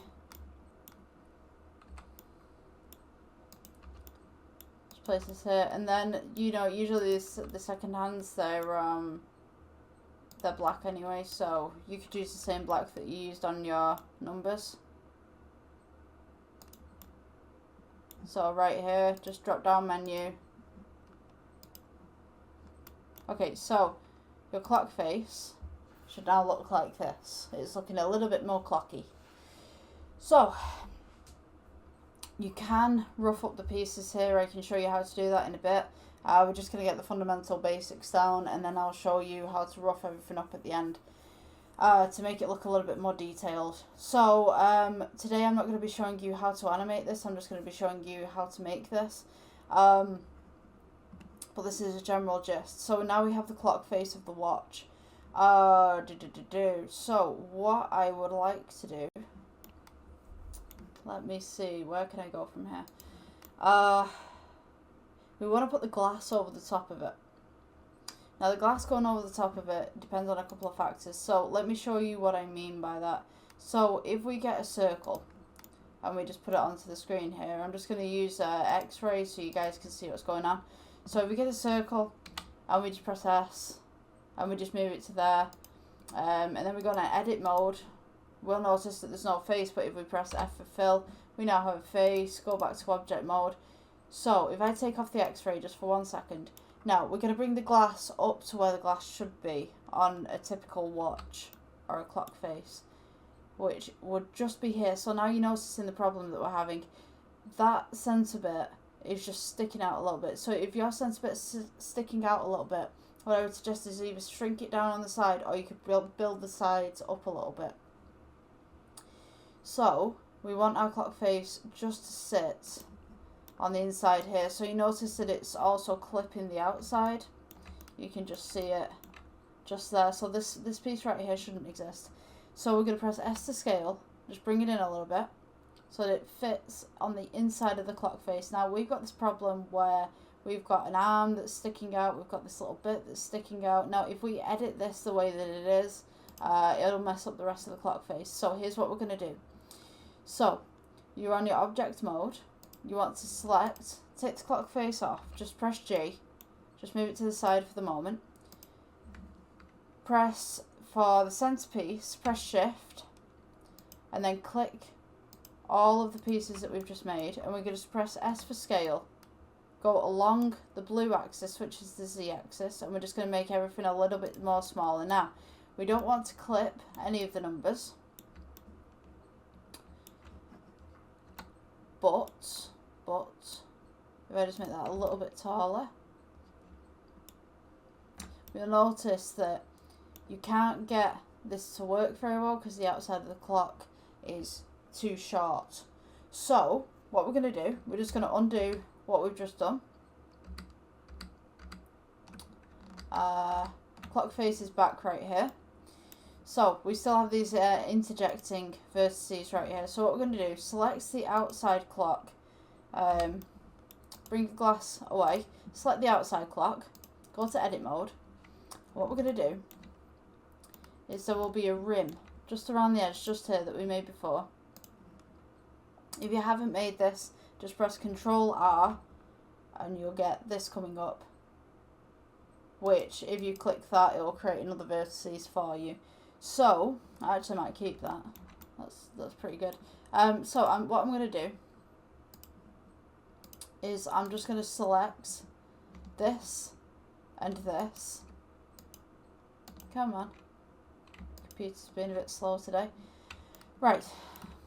So you want to select all of this around the outside of your clock. So if you press Shift and then you press Control and click one of these vertices, it should select everything around the outside. Now, what you want to be careful with X-ray mode is not to select everything underneath. So you just want to select these two vertices just right here around the outside of the clock. And make sure it's just those two. This will be important for our little editing tutorial thing. So now you see that I'm missing this line, so we're going to click here and go on the inside and then click here. So now I have 2 rows around the outside, and I'm going to press G and we're just going to bring them up just slightly, and you can scale them inwards as well if you'd like, just slightly. Now we're going to take the glass that we were putting over the top and just press G and bring it down into place. Now you notice that we still have this interjecting piece right here, but if we press G and we just move the glass upwards, we no longer have that. So something that someone's going to ask me is, aren't clock faces curved just slightly? Yes, they are. So to make that curve, we're going to press S to scale, go into the center just slightly, and come up just slightly. So what you want to do is go to edit mode. We're going to go for the edges right here. E to extrude. Just bring it down slightly and then scale it outwards. E to extrude. Scale it outwards. Oops. Go G, bring it down slightly. E for extrude. Now, what you're going to have underneath here is another face, so you're going to have to remove that one. So press A to select everything, G to bring it up. You notice that this face exists right here. So what you're going to want to do, just select, go to faces, select that one face, press delete on your number pad, delete the face. Sorry, I realise that I'm in the way again. I'll just move myself over. So, we go to the object mode. It's going to take it down.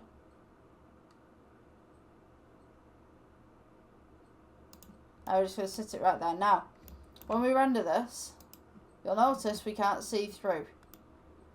We have no view of the clock face. So what you're going to want to do is go to your Materials tab. You press New. And then we're going to go Glass. Now, as soon as you press Glass, you see what happens. We see our numbers. We see all our stuff. But it's clouded. So how do we fix this? So we go down to the roughness. And we see that it's at 0.5. You want to bring your roughness all the way down. And now we can see the clock face. Now if you wanted a little bit of roughness on the clock face, such as it's worn out and stuff like that, you can pull your roughness upwards a little bit. But that is your basic clock face. Now have you noticed that this happens when it's on its side? Now this is happening because of the IOR. So if we change the IOR, we can see that this moves. So you can have like one IOR if you'd like.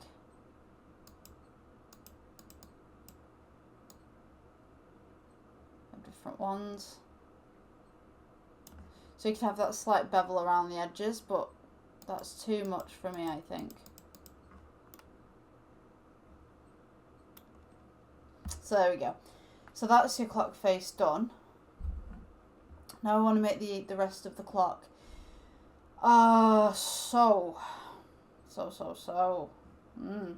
This is the part where I was kind of dreading, because I'm like, what design do I want right now? So you could have any design that you wanted, really, relatively. So what I'm going to do is, I mean, you could have Clock face, you could extend it from the bottom and then pull it outwards, or you could put two straps at the side and then have the buckles if you wanted to. I mean, there's so many different designs that you could do with clock faces, but I'm going to go with a cube to begin with. And then, one second, I'm just going to bring that out so you guys can see. Let me see. I'm going to make the cube as big as the clock face. Scale that inwards just slightly.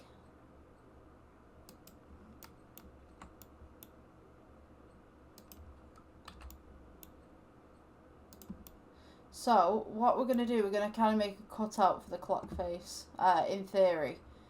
So, I'm going to go edit mode, select the two sides right here, excuse me, E for extrude, scale outwards, and then what we're going to do, we're going to follow the curve of the clock face. Now, I've got this on X-ray mode so that I can see what's going on.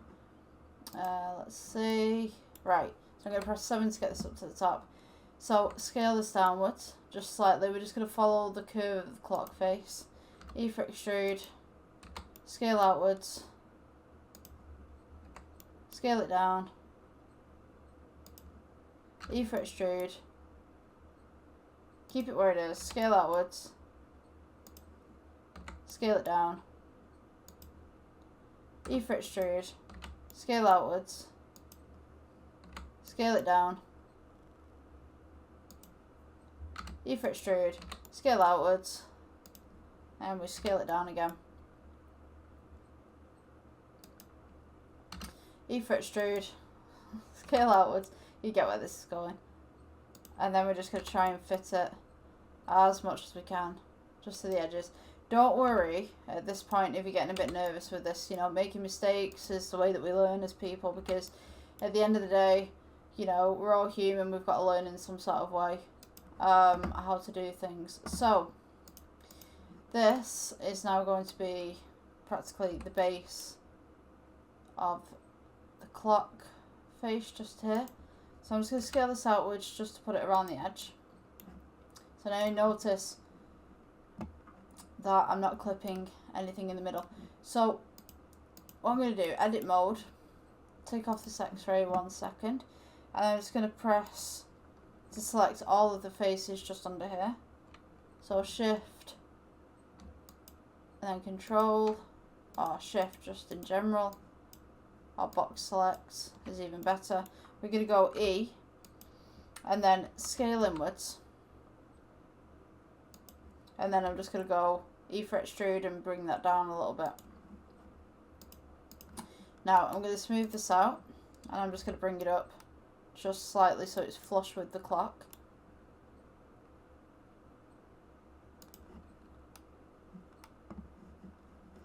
And you can see there's no interjecting vertices or anything like that. So now from here we can make the straps. So we're gonna want to go 7. Oh, let me think. Okay, so the center part right here, I have to do a lot of thinking in this. It's a lot of figuring things out. We're going to move outwards. So I would say come from the center point here, and then we've got 1, 2, 3, 4, 1, 2, 3, and 4, and those are going to go outwards. So we're going to come to the second side here. Don't forget to press down shift. We're going to go center 1, 2, 3, 4, center 1, 2, 3, 4, and then if we press 7, come back up to the top, press E for extrude, don't move anything just for the moment, press S to scale it outwards, and this will be the sides of the clock. Now, to be honest with you, I think that I could introduce these two vertices here. So instead of having 4 at the side, maybe we could go with 5. So press Control Z if you've just done any of that, and just press an additional on the outside. So it should be center and then 5 aside, so to speak. E for extrude, don't move it, S to scale, and then we could come out just like this. And what I'm going to do, take this vertices right here on the 4/4. So you want this one and this one. Turn it around. This one and this one. It's going to go 7 again. And what we're going to do, just scale it across. So it's like this. So this will be the back of our clock face for our watch. So let me see. So now we want a strap across the back, and to be honest with you, try to think. I'm going off my grandfather's old watch here. I'm trying to think, how did he have his watch? So I think he just had the strap just around the back, to be honest with you, and I think maybe that's what we could do as well. So this will be the clock face. I'm just going to go ahead and shade smooth on that one, and then we can add the band that's at the back. So cube from the add section, bring this across, scale this down. If you want to do a different design, that's totally up to you. For me, I'm just doing a plain band. Scale this downwards just slightly, bring that across, and I think I'm just going to offset it just slightly as well.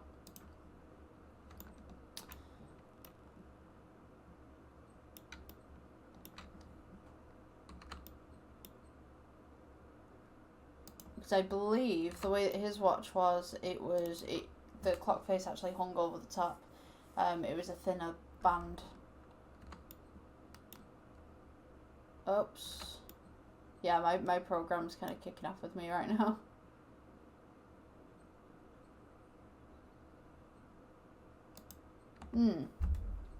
Okay, so I think I'm going to use a plane actually. This will be a lot easier with a plane to do. I'm just trying to figure stuff out. I kind of like showing you guys the footage of me trying to figure things out, because at the end of the day you guys are going to be trying to figure this out, and you know, if I'm doing everything perfect, so you're going to go, oh, you know, I'm terrible at this. But I'm telling you now, like, everyone's going to start somewhere. So I'm just going to offset that a little bit. Like, even when I started Blender, it was chaotic because I just had no clue what I was doing. So I mean, like, the way that some of the watches work, you could just have a plain band and then have it attached on the other side, or you could have the watch itself attached by a couple of hinges. You know, I might do the hinge design. I'm contemplating, like, do I want to do this design? Is this the design that I would like to see? So yeah, maybe we'll do the hinge one. So what I'm going to do, make 2 squares right here.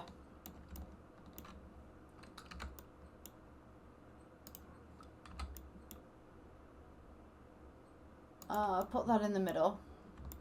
So this is going to be the back of the belt right here. So I'm just going to go to edit mode, and we're just going to scale this outwards. So we kind of got a back to it right there. And then I'm going to go ether extrude, just bring that outwards a little bit. And then I'm going to select this side, ether extrude, just scale it a little bit, ether extrude again, scale it downwards. So you've got this kind of thing going on right here. Do it to the opposite side as well. Ether extrude, scale outwards, ether extrude again. Just scale that one inwards. So then you've got the basic strap just there. And then what we're going to do is we'll have a little loop going through here, a little loop going through here. So you could do this via Taurus if you wanted to. I don't know how good it'd look because it kind of gets a little bit weird. But I personally would do this manually. So add add a cylinder. I'm going to rotate it 90 degrees so that it's flat. G, move it over. Scale it down. It's going to be a little bit of fiddling. Scale it across.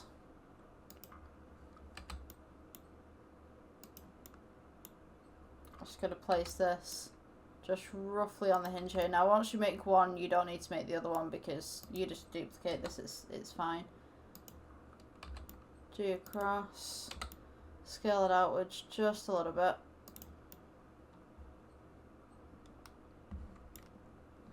So that would be your first bar. So the next thing you want to do is go edit mode. You're going to select one of these vertices. Let me get it on 7 for you. E for extrude. Rotate it. G, bring it over. Just gonna scale that a little bit. E for extrude. Bring it over. Rotate.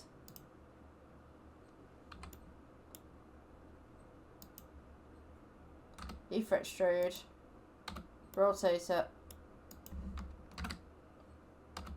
Just press R for rotate. You don't really need to mess around with the vertices at this point. I'm just going to move this one. Let me see. Yeah, I want these points.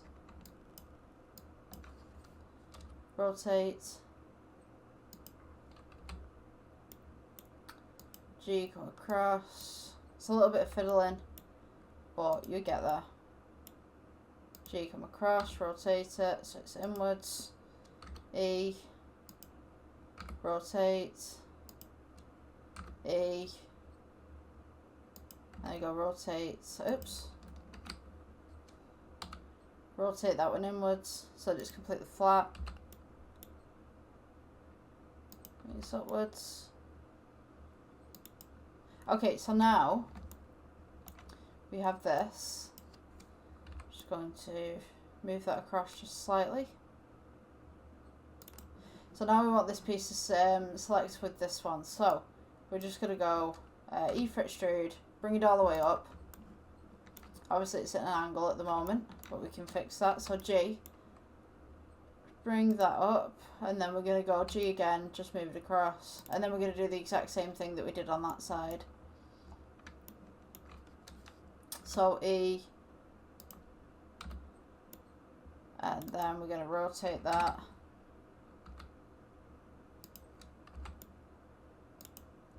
E again, rotate. Doesn't have to be perfect. I mean, it's a watch, it's probably been bashed around and stuff like that. E for extrude, rotate.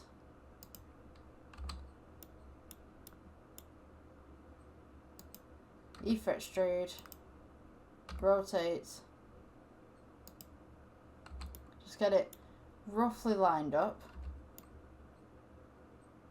And then from here we're going to go, these are selected, press shift, select these, press F, and that should just link it straight up. Hopefully. No, it doesn't, sorry.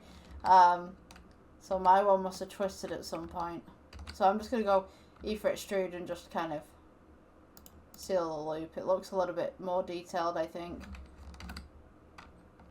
when you do it that way, because it doesn't look perfect. Fill that.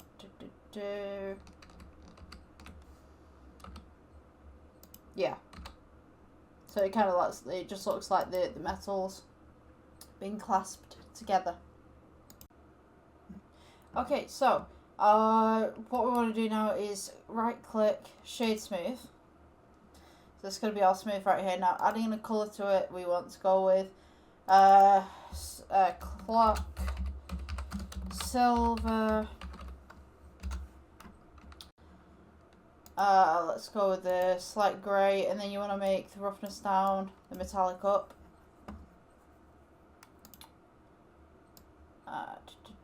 Just bring up. I'm going to make it less metallic actually. Just make it kind of a very pale. gonna colour. Right, so now that we've done that part, I want to make the leather strap here. So we're gonna go new, and we're just gonna put the black leather strap, and we're gonna make this slightly metallic. It has to be slightly rough, but we're gonna edit this later on as well. So just make it slightly off colour, brown, and then we're going to shade that smooth as well. Oh, let me see. So the next piece that we have, we also want this the same colour as the leather strap, and we want to do the same thing that we did on the side with this one. So now we just want this piece to come in on this side. I'm just going to move that upwards a little bit. So taking this piece right here, we want to go edit, E for extrude, select the side face, E for extrude, scale upwards, E for extrude, scale, scale upwards, E for extrude, leave it where it is, E for extrude, and then scale downwards just on the other side. Now, you notice that this possibly doesn't fit properly, so what we're going to do is we're just going to scale from the Z axis just to make this a little bit bigger. And then I'm just going to elongate it just slightly, and G, just move it in just there. So, where's it gone? There it is. Come on. My computer's really not playing ball today. So now we have two attachments to the wristwatch. I'm just going to scale that again. Maybe just... yeah, I think that would be roughly be right for the wristwatch. Just going to scale this downwards just slightly, a little bit of adjustments. I think, oh my gosh, that's way too long for a strap, but see what's going on.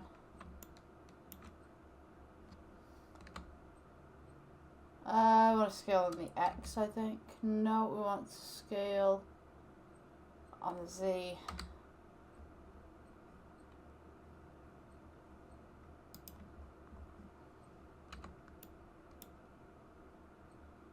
Right, there we go. Right, so now you notice that this clasp is a little bit too big, so what I'm going to do as well is just scale that down.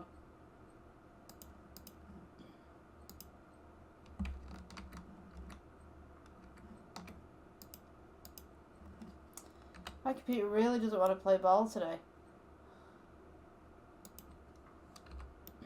It's like I'm selecting things and it's just not getting the right things selected. Right, so make sure your clasp is just on the inside there so it looks detailed. Now, you can take this and duplicate it. So we're going to duplicate right there. And then you notice that it's the wrong way around. So what you want to do is just rotate it 180. Bring it back onto the other side. And just place it there. And then we're going to take the hinge. And then we're just going to duplicate that. And move it across to the other side.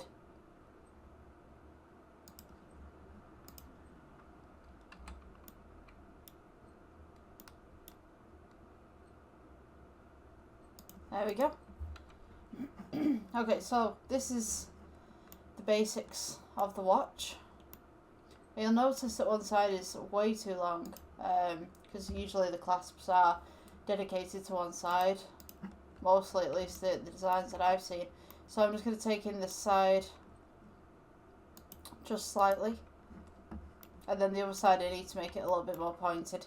So we're going to press G, move it across. And this is where the clasp's got to be, on this side, when my computer decides to play ball. Come on. There we go. Right. Now on this side we want to make this a little bit thinner, so edit mode. We're going to go for the faces.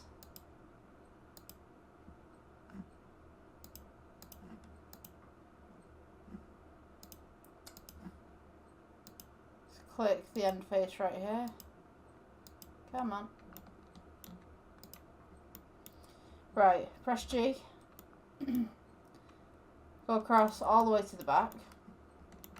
And I'm going to press E. And we're just going to slightly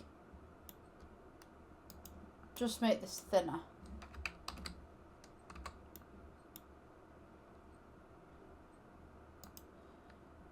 Press E for extrude. Scale this inwards. Just make it a little bit thinner. E for extrude. Scale inwards. Make it a bit thinner. E for extrude. Scale inwards. And then we're just going to round it off at the end.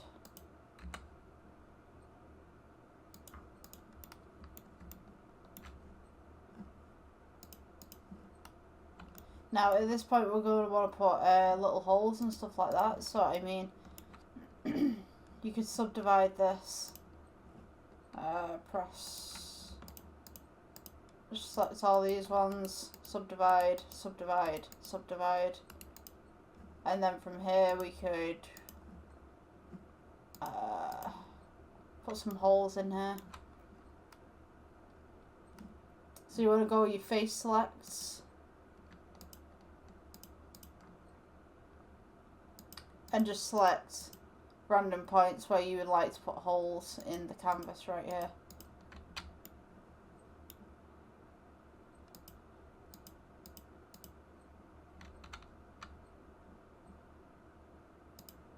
Maybe just there.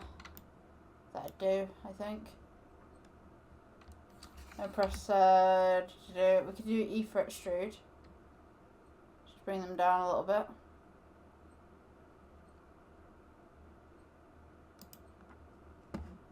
So now, we should have little kind of indents where the holes are.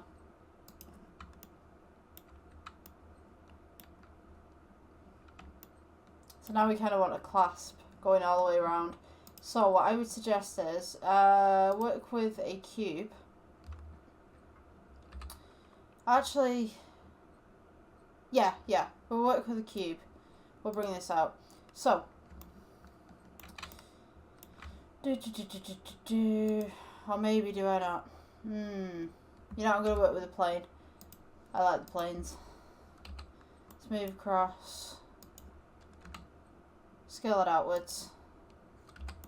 Oops. Don't press H like I'm doing.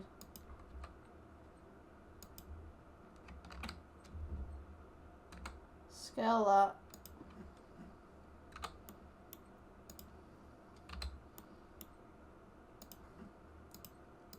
Edit mode. And then what we're going to do is we're just going to quarter this up a little bit.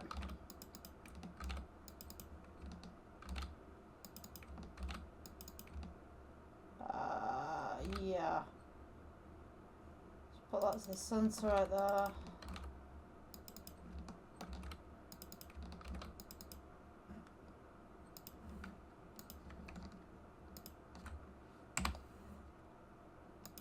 Just delete the faces off that. Right, press A, E for extrude. Scale it inwards just slightly.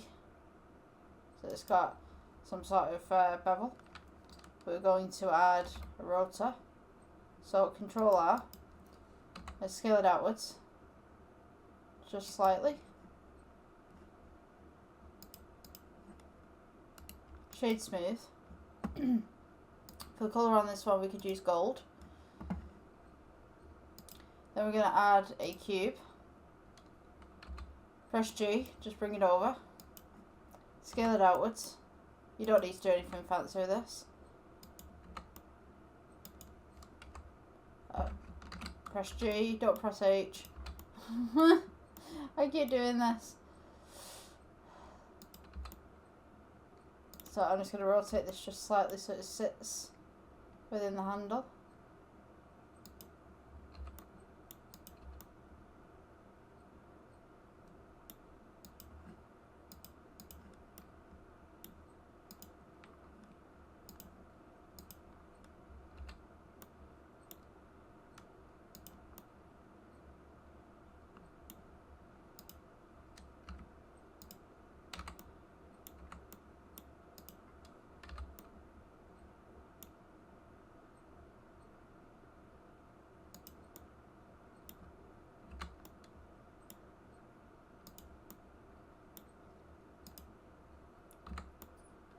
Just have it pointed in. Excuse me. Pointed inward slightly.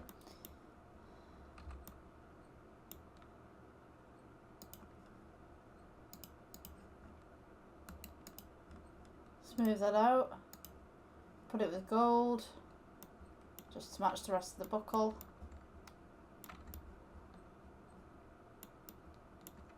Now you notice as well one of the hands is missing. I don't know if you've noticed this, but I noticed this about 5 minutes ago. It seems we're missing a hand, and it's right there. So, just gonna bring this up. There we go. And there is your watch, or at least a basic watch, for you guys to work with. If you guys want to make anything different about it, I'm pretty sure there's going to be a lot that I've just taught you, and you know, maybe you're looking at this going like, you know, I could build something better than that. Okay, you know, go ahead. You know, this is just a tutorial. I'm pretty sure if I was doing stuff just working wise, I would have added a lot more detail. But when you've got a computer and you're recording at the same time as you're building, your computer's going to struggle. So there's only so far I can go for you guys design wise. So I'm just going to do some tweaks here. Now, for those of you who want to do some details, I can do details with you. Okay, so for those of you who want to do all the detailing and stuff like that, I'll show you how to do that now. So what you're going to want to do is at the top here, you've got shading tab. So click on the shading tab. Now, depending on what you want to do with the watch, depends on what you would like on here, I guess. So we're going to start working with the leather first. Now, usually you get a crackled effect with leather. So what we're going to do is go to texture, for only texture, go colour to base, and you notice that we got this kind of very funky kind of pattern going on right now. So we're going to scale this up just a little bit, and this is going to give us our little leather look. So I also want to add some noise texture on here as well. So maybe we could go for the roughness on the noise. Maybe that would work. Maybe not the roughness, maybe the detail. Yeah, definitely the detail. So, roughness onto the detail. And notice now that you've got all this kind of texture going on in the background. So, we don't want this clock to be this funky kind of colour. So what we're going to do, add a colour ramp. Add on the nodes, colour ramp. Right into the middle right here. So we want kind of like this brown kind of leather kind of look. So we're just going to go down to that bit. Just make that. There it is. So you can mess around with this as much as you want. See what works for you.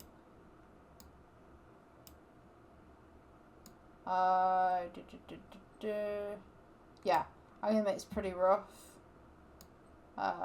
If you go to the random, it will change it to this kind of shape, or it will change it to this kind of shape.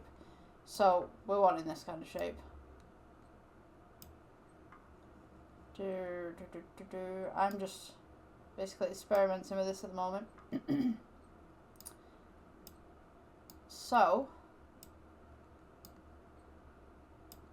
the white is nice in here, but I just don't think that it fits very well. So I'm just going to change it to a grey kind of texture when my computer plays ball. Maybe just brighten that a little bit.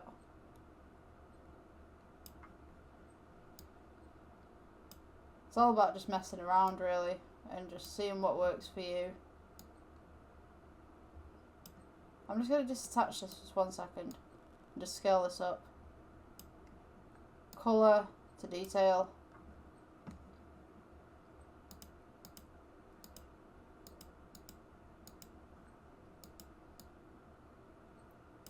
Maybe make that a little bit darker. So now everything's a little bit flat and it just doesn't look detailed at all. So what we're going to do is we're going to add a bump texture. So if we add and then press the bump, just type in bump texture. And then what you want to do is change the normal to the height. So now this will give us more of a detailed look on things. So if you want subsurface or you want a coat on there as well, you could also just put a little bit on there. Just kind of give it that little bit of a gleam. In the centre here, I'm going to put this as gold, just to match the theme. So, if I put this as a material of gold, and I do anything to it, it will affect the rest of it. Just to warn you, just to pre-warn you on that one. That's just generally how it works. So now you notice that the gold is at the back there as well. We don't want that. So, the best way, I'm just going to elongate it a little bit. Press G, and I'm just going to bring it down so that we've got the clock face back. There we go. Because what it was an intersecting vertices at the back. I didn't realise that that was there. So, anything that we do to this gold will inevitably affect this gold right here, will inevitably affect the gold at the back right here. So, if you want a separate gold, just press the new material button here and then name it gold 2 or something like that. For me personally, I'm just going to go with this today. I'm going to add a noise texture. So I'll go to add and then type in noise. Colour to base colour. And you notice that you get all these fancy little multicoloured dots everywhere. That's the graining. So now we're going to add the bump texture in there. You notice that everything's a weird colour now. So this is going to give us the texture. And then we're going to add the colour ramp. Add, come on. Told you my computer wasn't there. Playing ball today. Blooming heck. Oh, this is going to freeze. Oh, this is no good. Come on. I have a feeling this is going to freeze. Okay, I'm back. My computer just decided to have a little bit of a hissy fit. So we're going to add a colour ramp. Now we've got this kind of like grey and stuff, and everything else is going to be grey now. Even the end of the clasp is going to be grey. So what we want to do is we want to add some oranges in here and some yellows and some reds, just to make up this gold a little bit more. You have to play this mostly by eye. Take the roughness down.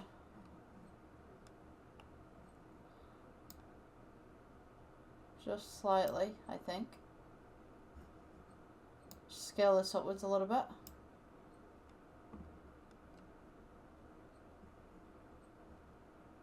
Now you can have that, or you can put a Veroni texture on it, which will just give you kind of like a shiny,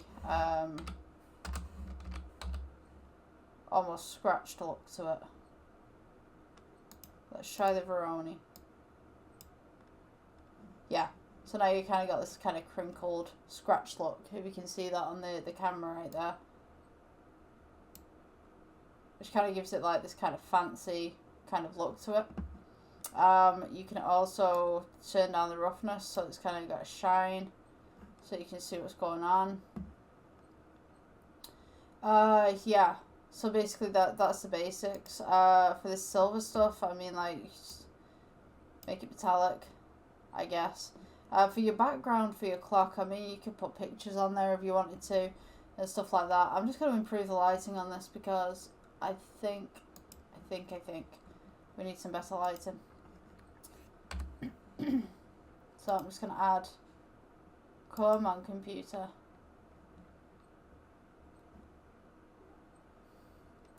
I hope this doesn't freeze.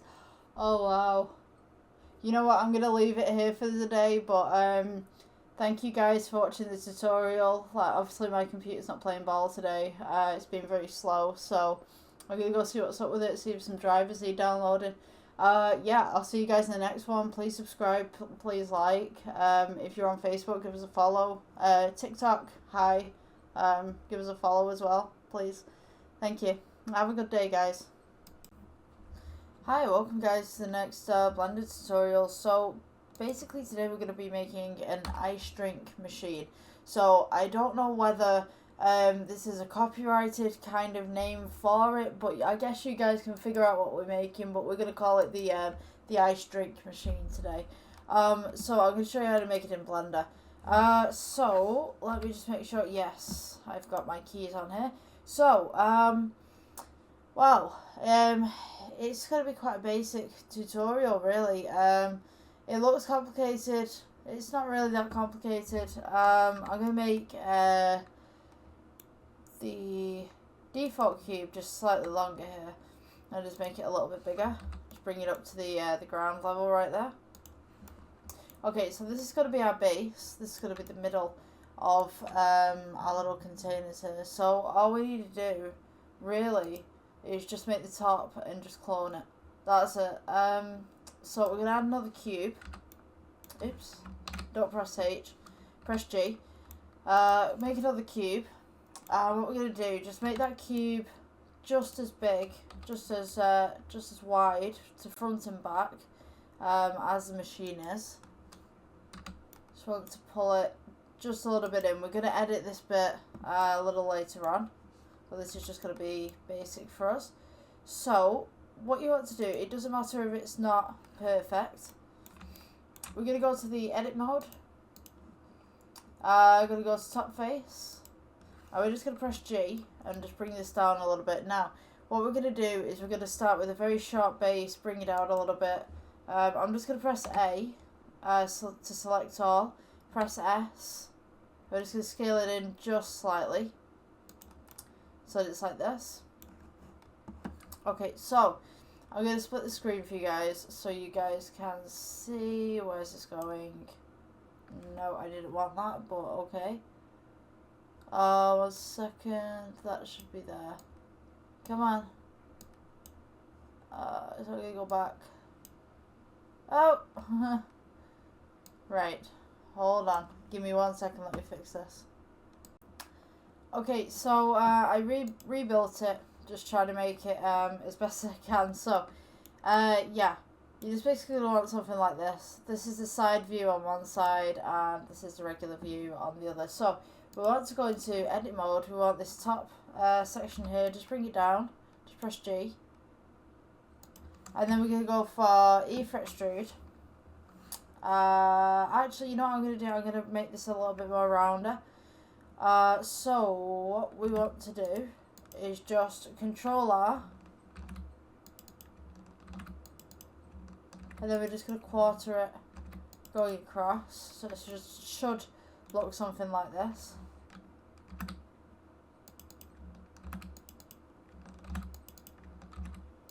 Put the back there. I'm just going to pull in the corners just a little bit, just to bevel it.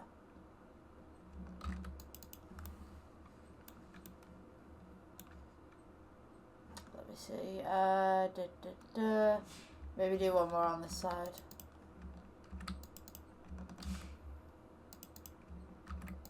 Okay, so what you want to do is just go into your select mode.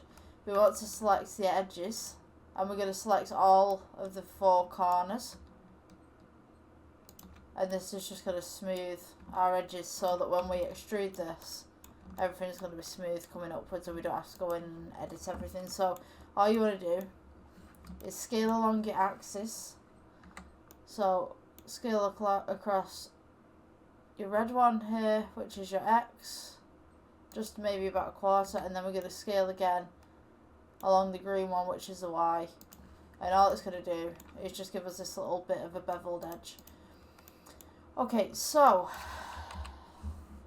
let's see, let's put some, so you can see that it's rounded on the edges now. So what I want to do is go into edit mode, and we're just going to select the top faces right here. So you just press shift in and then just press diagonally across. Shift Control diagonally across, it'll select everything. So what we're going to do is E for extrude. Now the base of these ice drink machines are quite small, and then they kind of come out a little bit, and then they've got the lid that comes in. So you want to just scale this just outwards just slightly, so it's got a little bit of a lip. E to extrude, scale outwards just a little bit, E to extrude, and then we're going to try and scale it outwards this way as well. So just press S for scale, just scale it outwards just to the side just slightly, E for extrude, and then we're going to go E for extrude again, and then we're going to start bringing it in just after we've pulled it out a little bit. E for extrude. Right, at this point we're going to start bringing it in, so we're going to go E for extrude again, just give it a little bit of a lip, E for extrude, this will be the top of the container, E for extrude again, just scale that in, and now we're going to start to go into the container. So we're going to go E for extrude, leave it where it is, scale inwards, E for extrude again, and we're just going to go down slightly, scale inwards, E for extrude again, and then E for extrude again, and then we're going to start scaling this and then following the pattern of the tub. So I'm going to put X-ray mode on so you guys can see. So now we're inside of the tub, as you can see. I'm going to go E for extrude, bring this down, maybe just scale this inwards just a little bit, E for extrude, and just bring it all the way down until you reach the bottom, E for extrude, and then just scale it in just slightly. So you should be left with a tub that looks something like this. Now you'll notice that these faces have extruded out to the side. So what you want to do with that when you do this is E for extrude. As soon as you get to this point, you want to start scaling inwards. So you'll notice that it's just coming out of one side. So you're going to need to, instead of scaling inwards collectively, scale inwards from the side.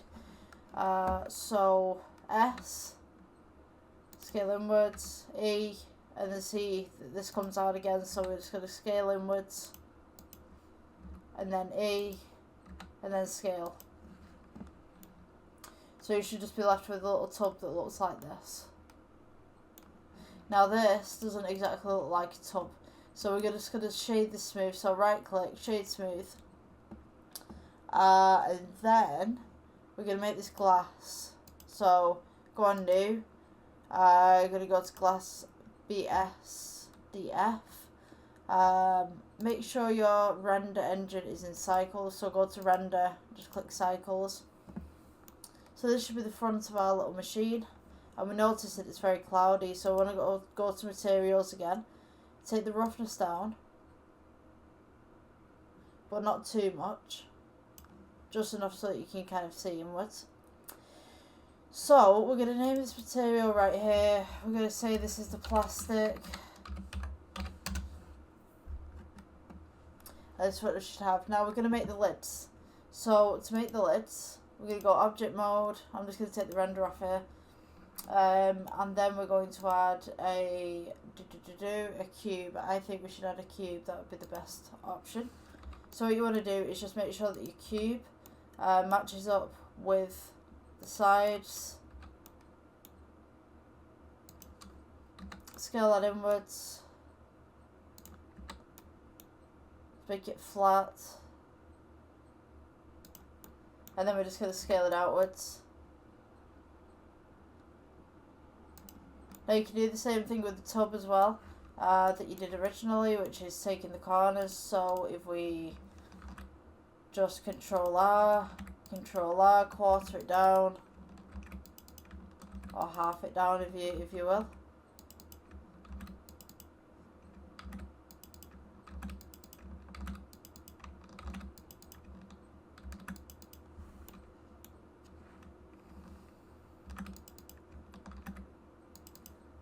And then we're just going to take the sides, bring those in.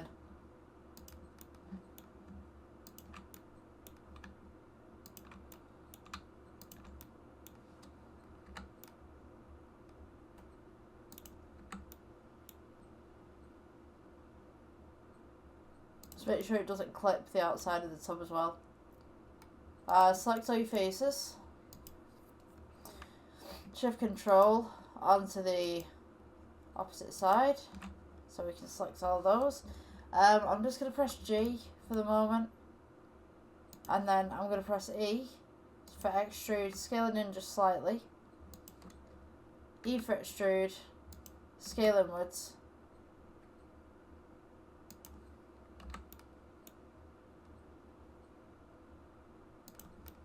And then this is just going to be the lid of the ice drinks machine.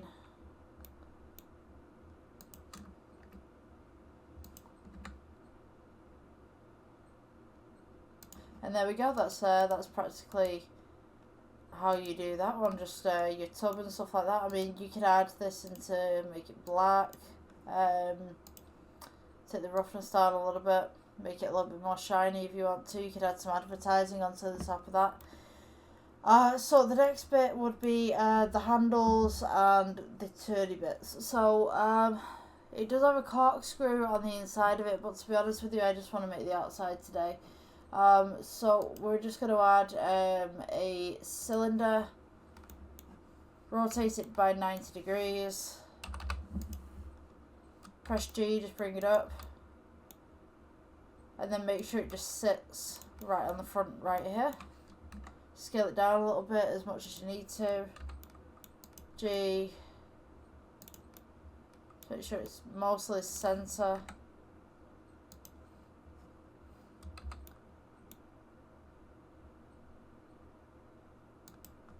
And then we're going to put this one as glass as well. They're the plastic even. Plastic tones.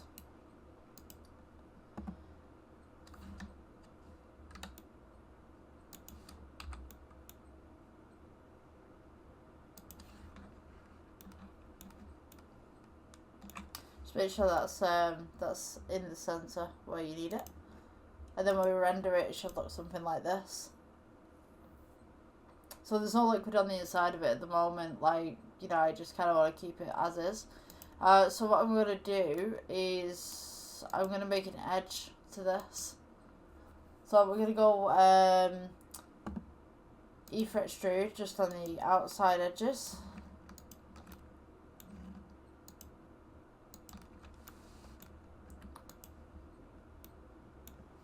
Or you can go scale inwards as well. E for extrude, scale inwards. So all these edges on the side here, we're just going to select them.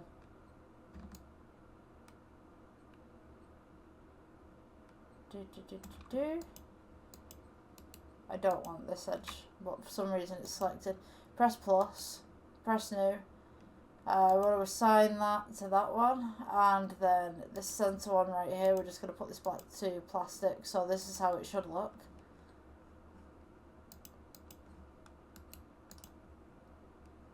I'm just going to smooth that out as well. Okay, so what do we want next?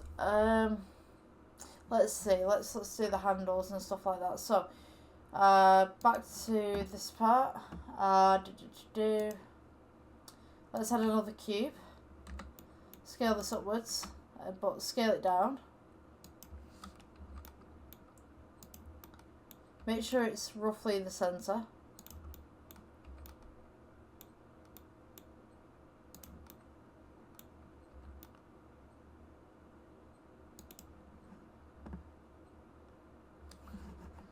Then from here, we're going to make another one. So I'm just going to place this one as black. Let's place another one on here, scale this one down. And this is just going to be part of the handle for the interior bit. And then I think we'll use, we'll use a cube again. Scale this upwards, scale it down. And this will be the handle.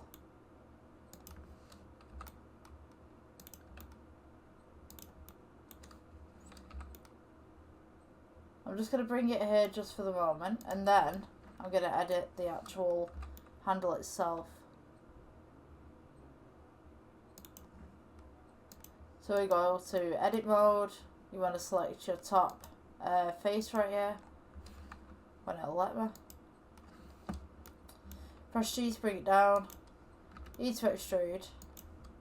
Scale it outwards slightly. E to extrude. Scale it outwards slightly. E to extrude. Scale outwards. E to extrude.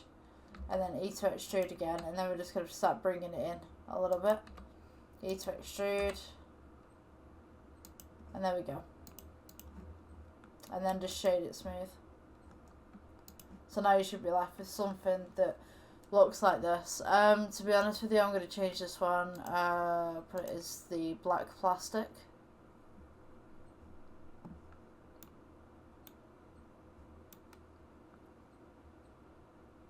So that's one of them. Now we just need the spout at the bottom. So we're going to go with cylinder again.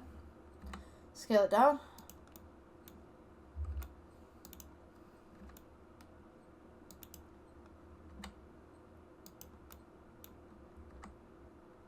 Make that slightly bigger. Now we're just going to place it right underneath.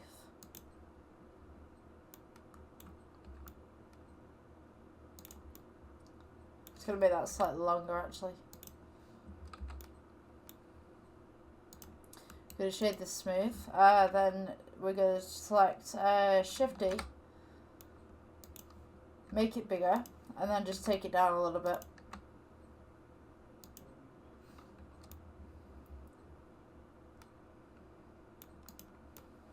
And that should be our basic kind of little part right there. So I'm just going to change this to glass actually. I'm going to go to edit mode.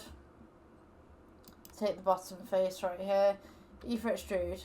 Leave it where it is. Scale it inwards just slightly. And then E for extrude just to bring it up. So it looks like a little tap with an end to it. So then we're going to go with the plastic again. So what you should be left with is this. In the end. Yeah, so we have that little part right there. If you guys want to add a screw in the middle, you can do. We need a little bit of a tray going on at the bottom, I think, as well. I think I might just have the tray as one kind of unit kind of thing. So we've got all of this right here. So what you want to do is just select everything that you've already made. And we're just going to move it over. Just press G. Just move it over slightly. And then we're going to go Shift D. And then duplicate it. So that it comes over to this side. And then this square underneath. This kind of default cube. We're just going to adjust it. So that it just fits flushly. And then, magical part, we can make the little tray underneath. So that's your basic shape of everything that should be here. And now we just need to make this tray that's underneath. So just go Shift D, just duplicate this. Then we'll press G, bring it forward, scale it down a little bit.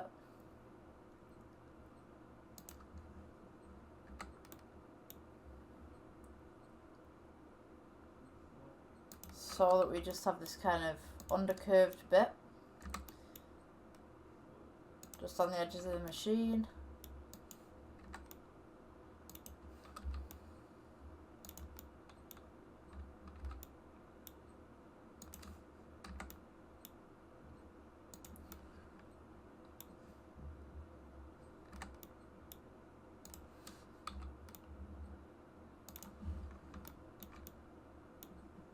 So once you've got this right here, we're going to go edit mode, Control R, half it, Control R again, half it again, Control R, half it, and then on this bit we're just going to make a little bit of a square. Control R again. You're just going to want to make a little bit of an indent, that's all we're doing. So edit mode, oops, edit mode. E for extrude. E for extrude again, don't move it. Scale it inwards. And then E for extrude just to bring it up a little bit. So you've kind of got this little tray thing that's going on.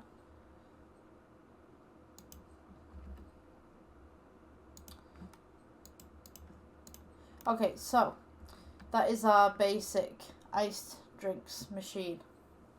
That should look like this. So with this bottom one as well, I think I might change this to black. So you've got the same theme of the plastic all the way through as well. You can change the glass if you want to, totally up to you. Just kind of make it less rough, I guess. So you kind of got the plastic going on. So yeah, that's generally how I would do it. If you want to make some patterns on the bottom as well, I mean, like, you could go to add and then mesh and then plane and just place it down here. Scale it outwards a little bit.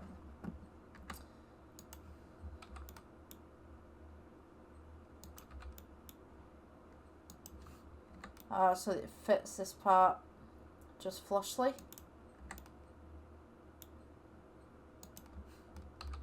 So on this one we want to make some little bit of a lattice, I guess. I guess you would call it a lattice. Okay, so go to edit mode, and what we're going to do is we're going to right click, subdivide, subdivide, subdivide, subdivide. Then what we want to do is go to object mode, go to your modifier, I think it is, let's see, wireframe. Yep. Okay, so, and then go to materials and then select the black material that you had for your plastic. And there you go. You've got a little bit of grating going on at the bottom, some extra detail. You can add scratches and bumps to this plastic as well if you'd like. That's just generally in the shading tab at the top. I'm going to have mine smooth. So yeah, that's your basic ice drinks machine. There is a problem with it though, I feel. Yeah, okay, so this kind of moved out the way. So I'm just going to put that back there. I'm going to Shift D, move that over. I don't know why it's done that, but it has. Yeah, so that's your basic iced drinks machine. You can add some liquid in there if you want to. Just basically use a square and make it slightly see-through. I guess I could try and put that in for you guys, just to kind of show you. Also, this middle part here, you could make this silver if you wanted to. Let's see, can I do this? Make this just slightly silver. I think that's okay. I'm just going to add a plane underneath it. Can I get some depth going on? Yeah, so you can see the silver is now slightly reflective just on that side. Let's see, I'm going to add, actually, maybe some liquid just on the inside of it. Just use the X-ray mode and get something in here.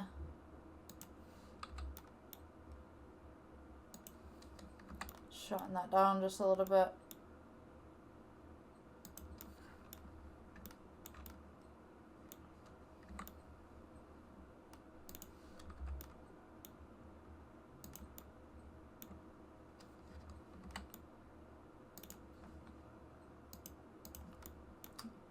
Yeah, I'm just going to do some little bit of edits so it looks more genuine. Oops, we don't want that side, we just want that side. Just that one. Yeah, here we go. No. I think I'm half asleep tonight, like, I am so tired right now. I just want to go, when I go to bed, I'm like, whoa. Right. Okay, so when we go to object mode and we go to the render tab, we can now see that there's some sort of liquid inside of there.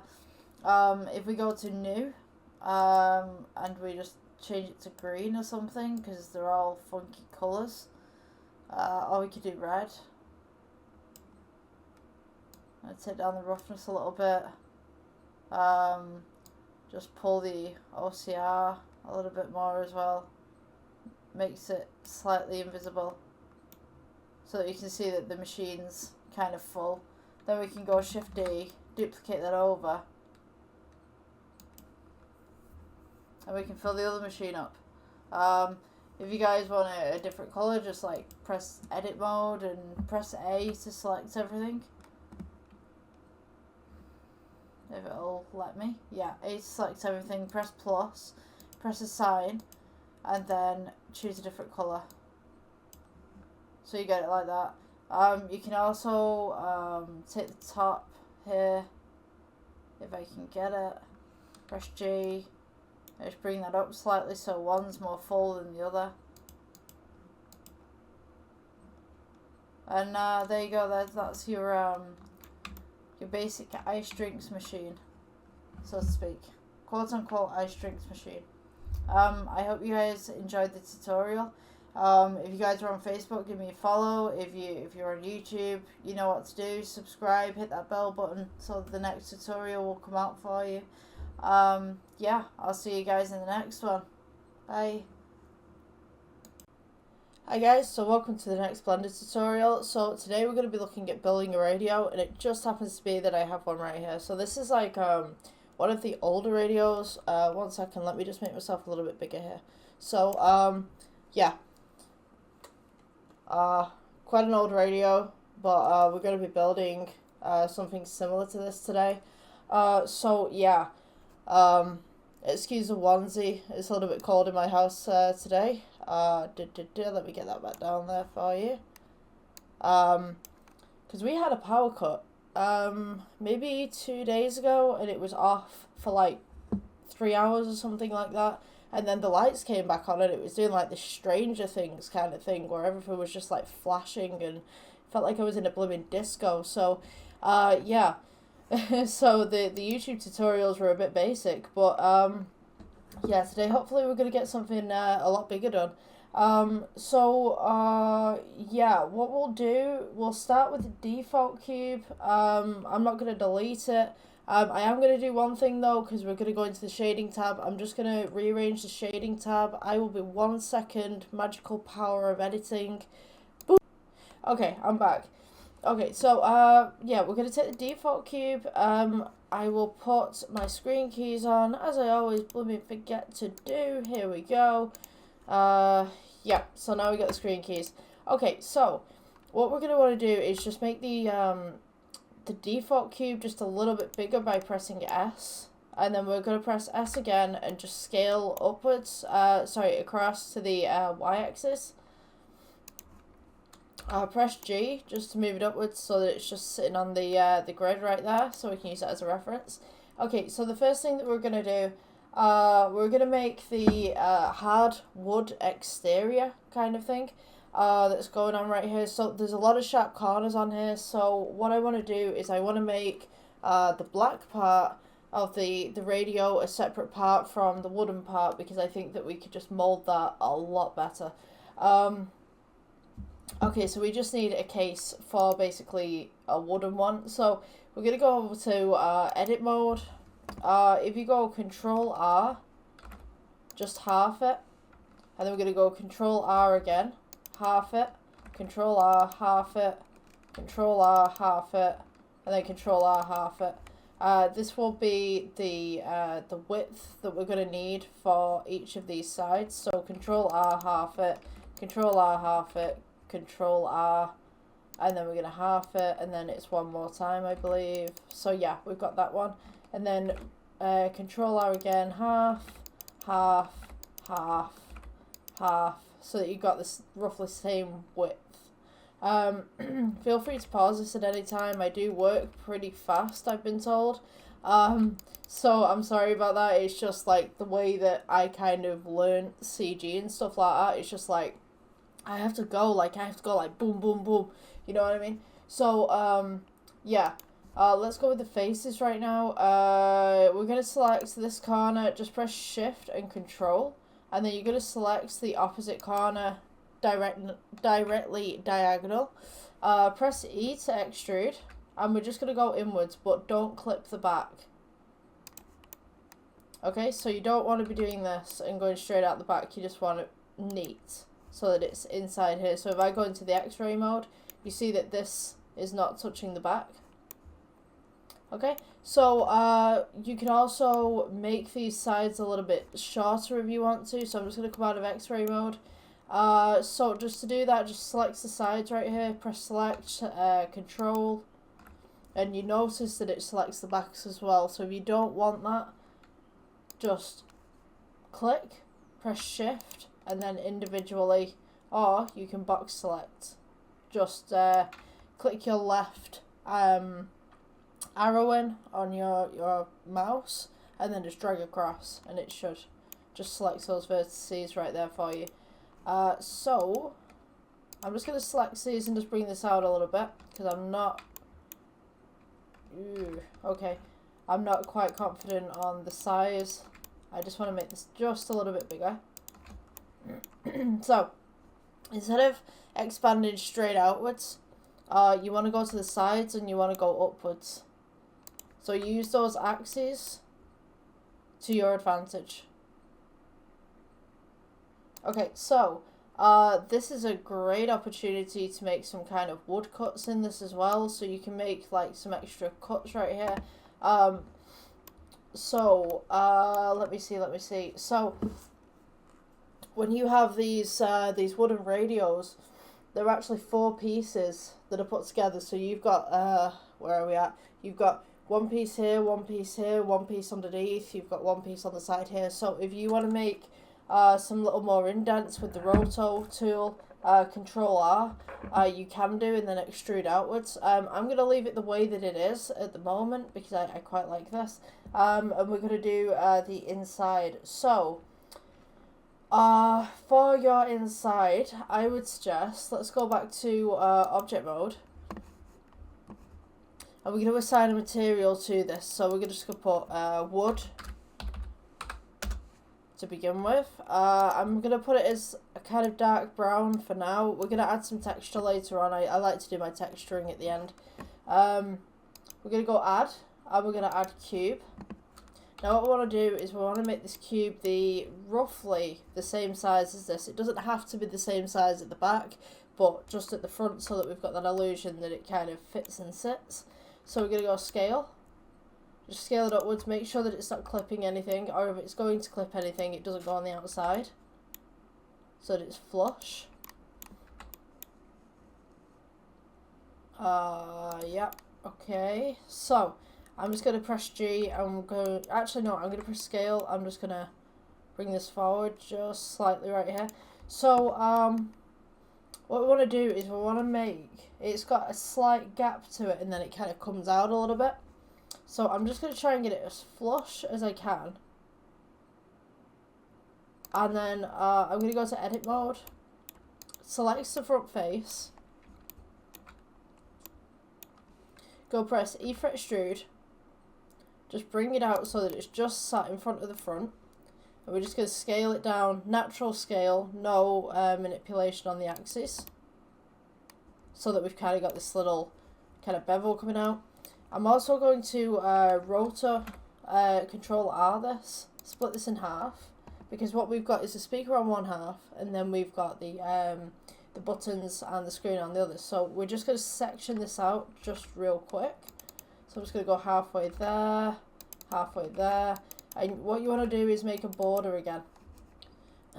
So halfway, excuse me.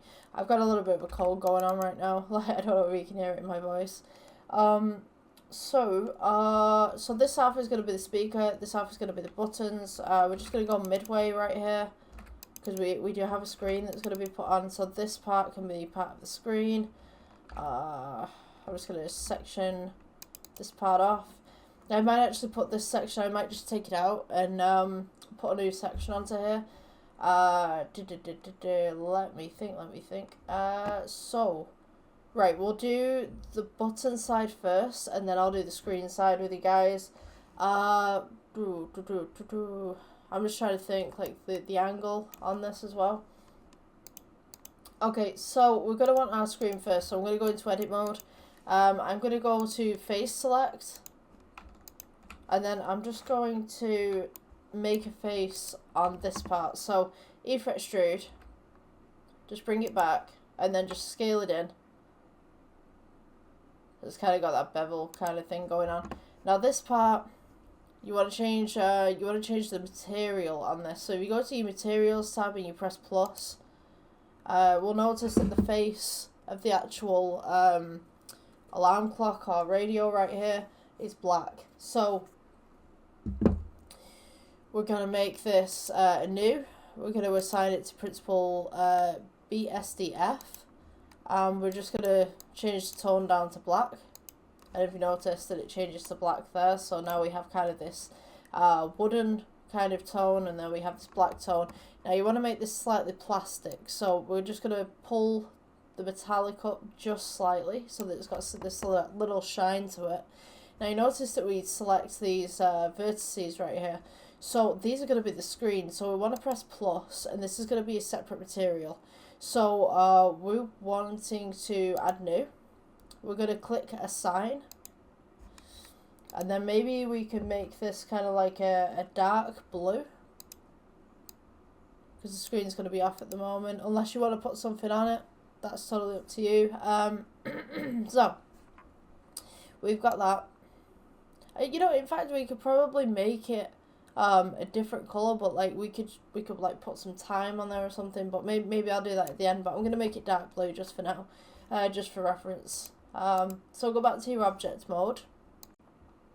Okay, so once you're back in your object mode, we're going to start making the actual speaker first, I think, before we make the buttons, so that I can see kind of where we're going with this. Okay, so to make the speaker, we're just going to section parts of this off, because I'm going to put another object behind it, because I think that this would just work a lot better. So we're just going to section this off, halves and halves and halves. I'll put it onto this section so you guys can see. We're going to take from the half maybe here. So you want a little bit of a border that's going around. You've got the face mode, so select one of the faces in the corner. You want to go diagonal and press shift control.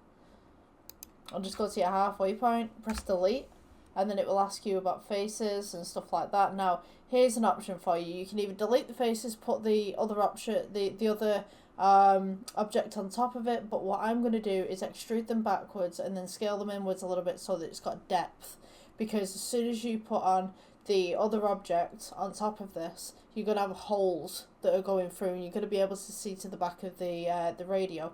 So we're going to extrude it. So E for extrude, and just pull it back, and then we're just going to sit that right there. Now, how are we going to make this speaker part? So the best way of doing this is we're going to go to add, and we're going to go to mesh, add plane, press G, bring it forward, and we're going to rotate it on the y-axis. If you've got the number pad, you just want to type in 90, and this will change it to 90 degrees.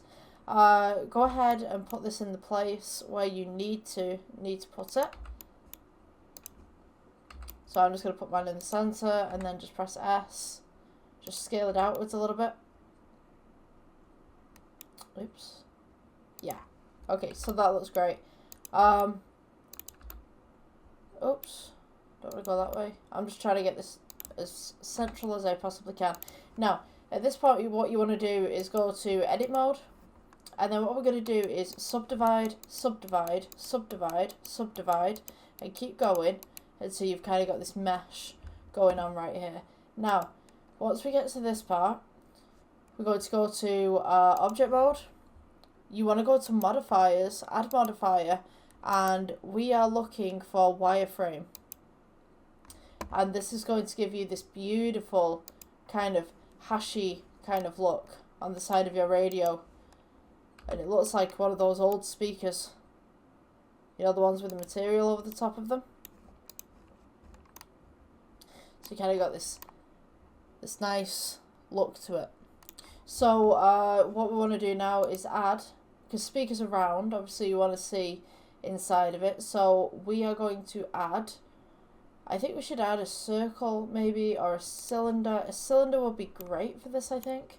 Okay, so rotate it 90 degrees again by pressing 90 on your number pad, or if you've got like the regular keyboard, like you can do that on that by pressing on the top. We're just going to align it just in the middle, so it should just be here.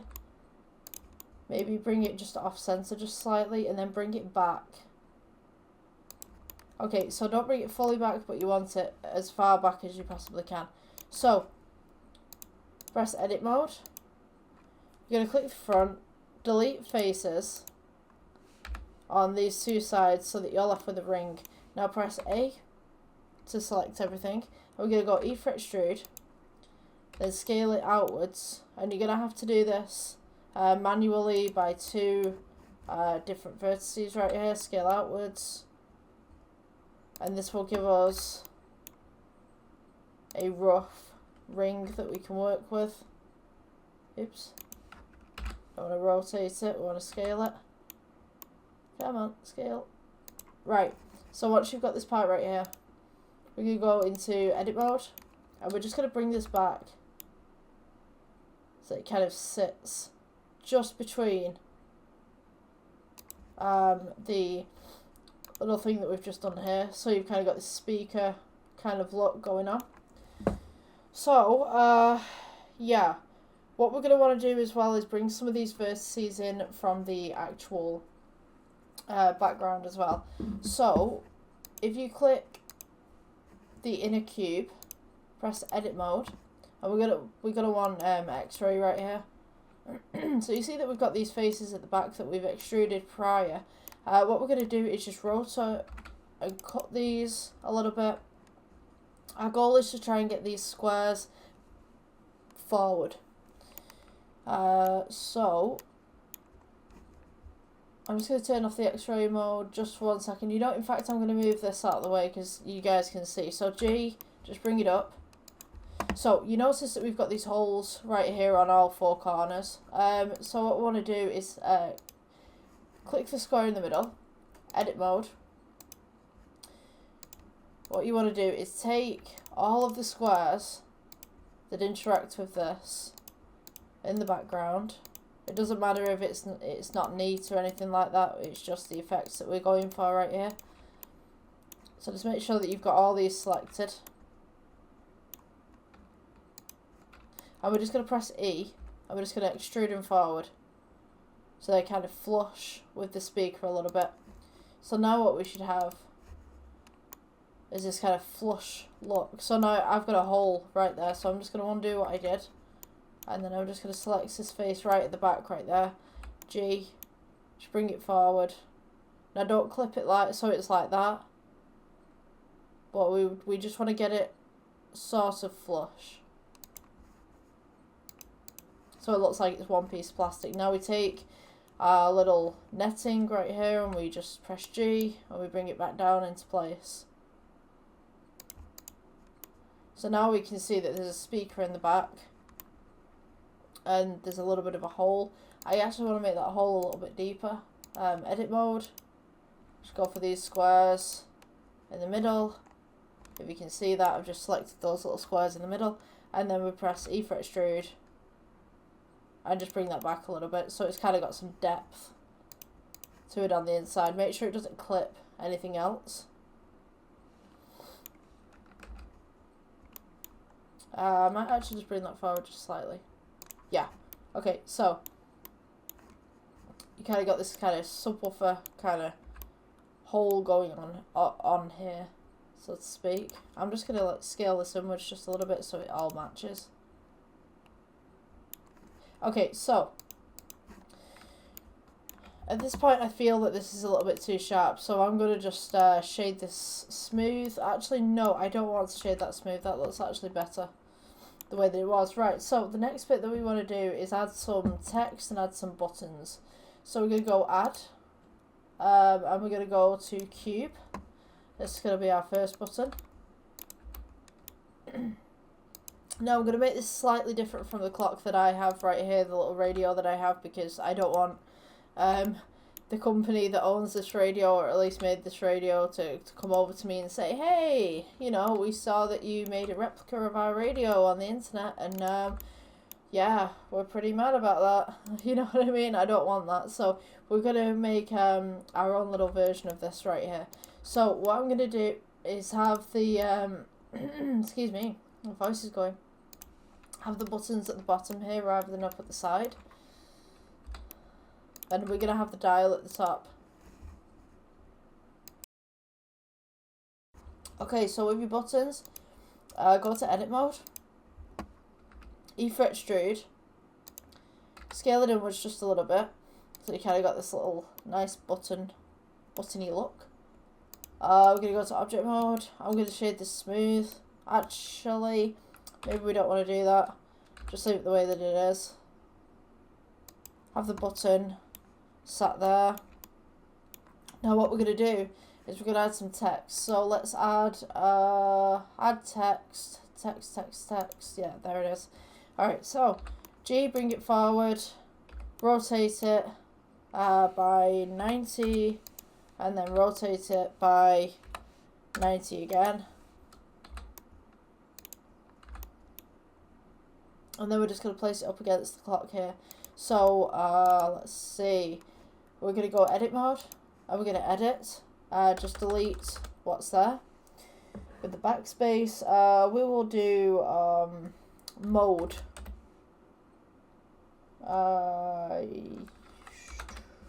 So I'm just trying to think here. Right, here we go.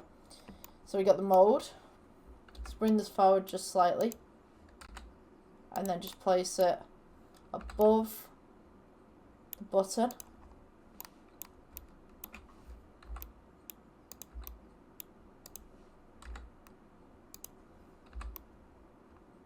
Okay, so when we go to the text, what we're going to do, because it's printed onto the plastic, it does have a little bit of a bevel onto it. So we are going to go with, I mean, you can have any font as well, geometry, I think it is. Yeah, geometry. So we're just going to pull this out just slightly so that it's kind of got this little bevel going on. Let's go to the colours right here. We're going to change this to white because we've got a black background. So this will be assigned to white. So when we're looking at it like this, we want to change the colours of these as well, just to make sure that they look okay. So this one should be black. So we're going to go new, and then just change this to a dark grey or a black, whatever you'd like. Yeah, so what we want now is we want to duplicate this maybe about 4 times. So 1, 2, 3, and then you got your 4th there. Just put them equidistant from one another. Roughly.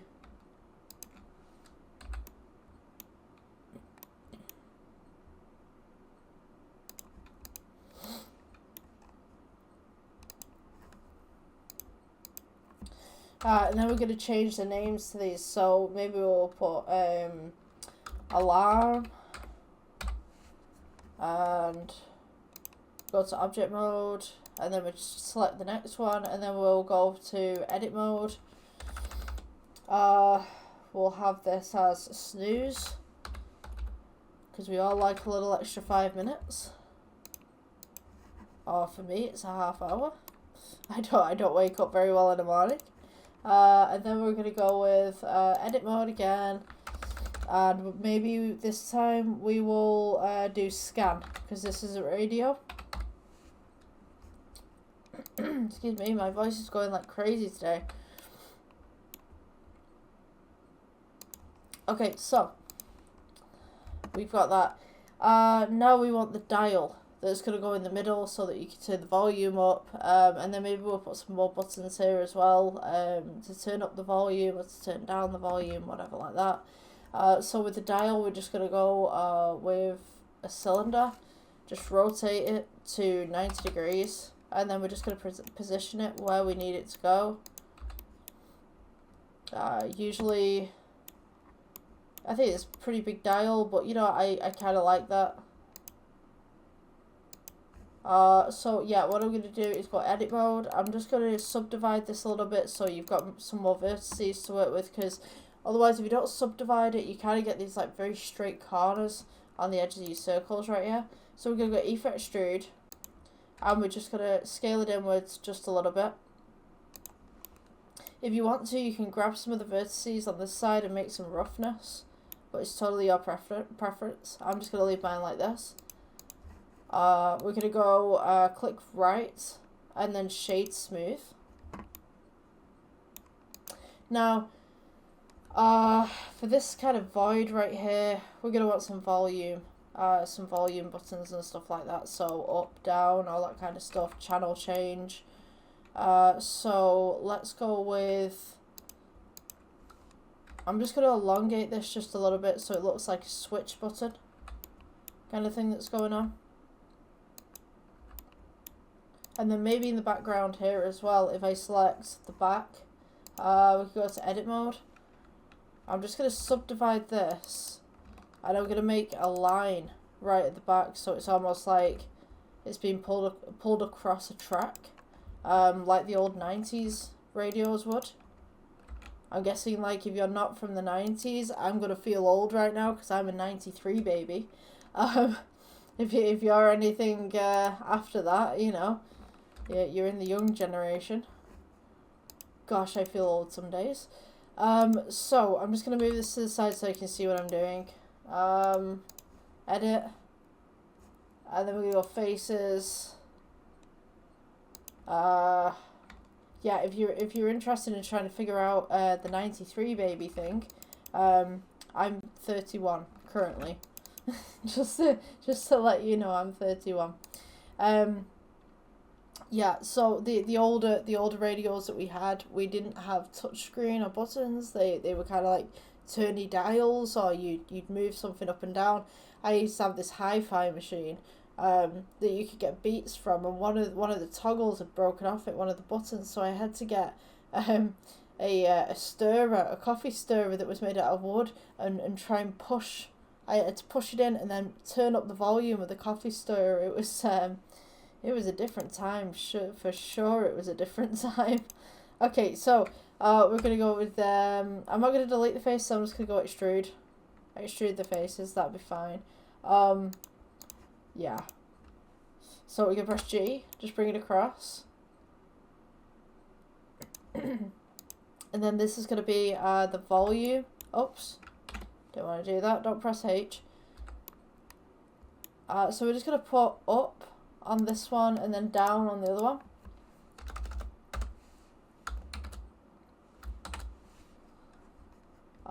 Yeah, I'm going to make this just slightly smaller as well. Just press S for scale. Press G. So you kind of got your up, your down. Yeah, pull this down here. I don't like how this one is kind of in the way, so I'm just going to move this out of the way. Just press G, and we're just going to move it down so it's just over snooze.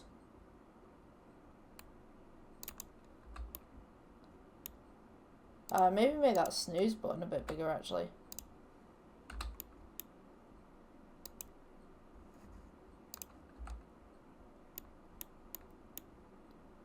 I'm going to make the scan button just a little bit bigger as well.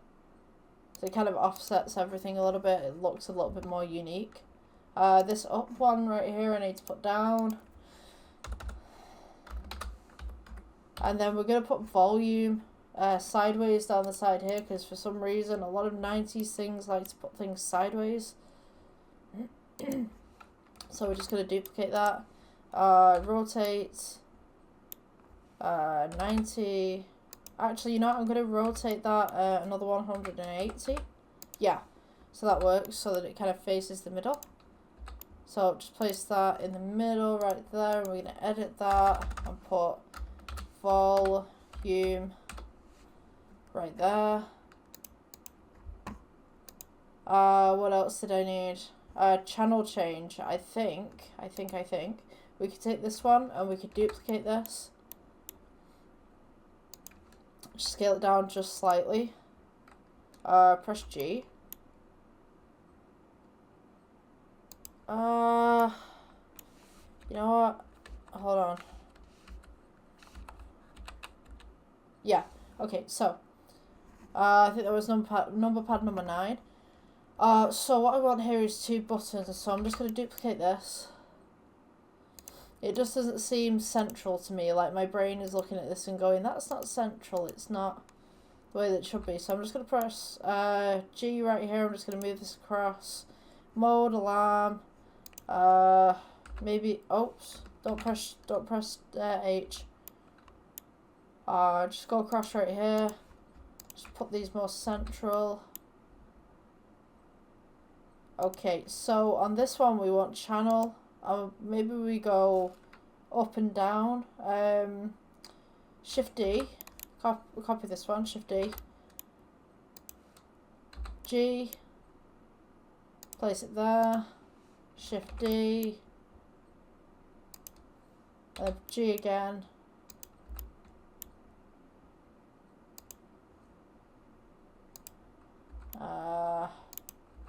Yeah, I'll just place these just off center as well. Kind of makes a little bit more sense.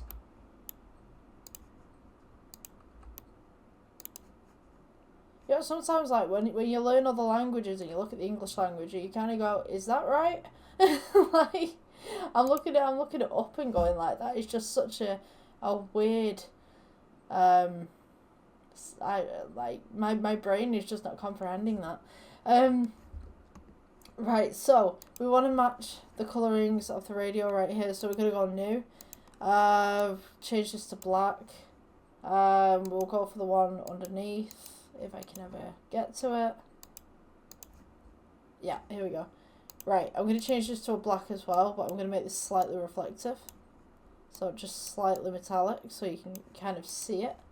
I'm going to change the render engine to cycles, because that's what we should be on.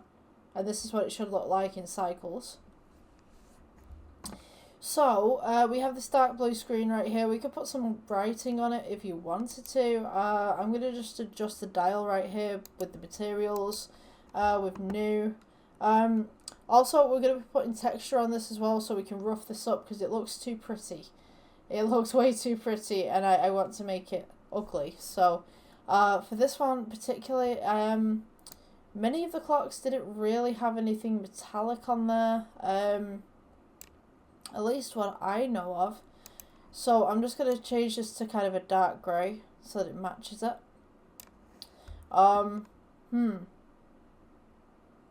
We definitely need to change the lighting on this. So I'd like to smooth this out a little bit more, so I'm just going to go to modifiers, just go to smooth. Because I just feel like it's not smooth enough. Or at least we could do something with that. To be honest with you, I mean, something that's textured like that might actually be beneficial. It might actually look good, so maybe just leave it.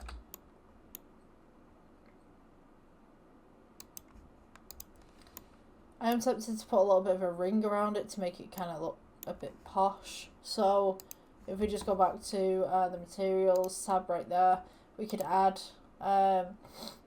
excuse me, we could add another cylinder behind it, rotate that to 90 degrees, and just bring this up. Make sure that it's flush. I'm just going to press 9 on my number pad, which doesn't seem to be, oh, there we go. That was 4 for some reason. So I'm just going to align these two.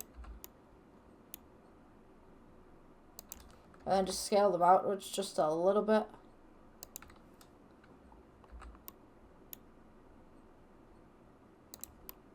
So you kind of got this bevel going around the outside. Now you want to bring it back a little bit.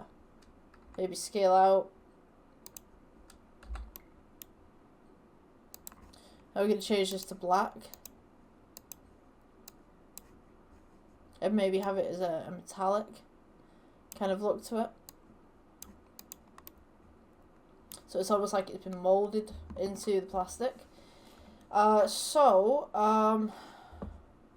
we need a brand name right up here.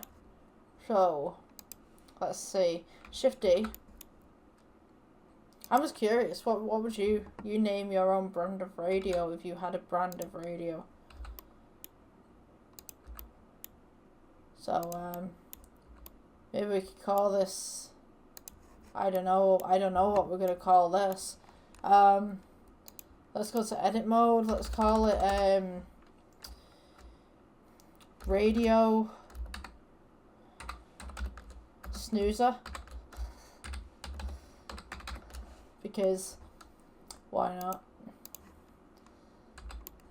We all like that extra 5 minutes. Right, okay, so we've got this part. The next part we want to make is the antenna. So, if you are not a 90s kid, and you weren't born in the 80s, or maybe you didn't explore the stuff that your parents had when you were kids, with the radios, they have these little antennas right here. Maybe if I make myself a little bit bigger right now. Hold on.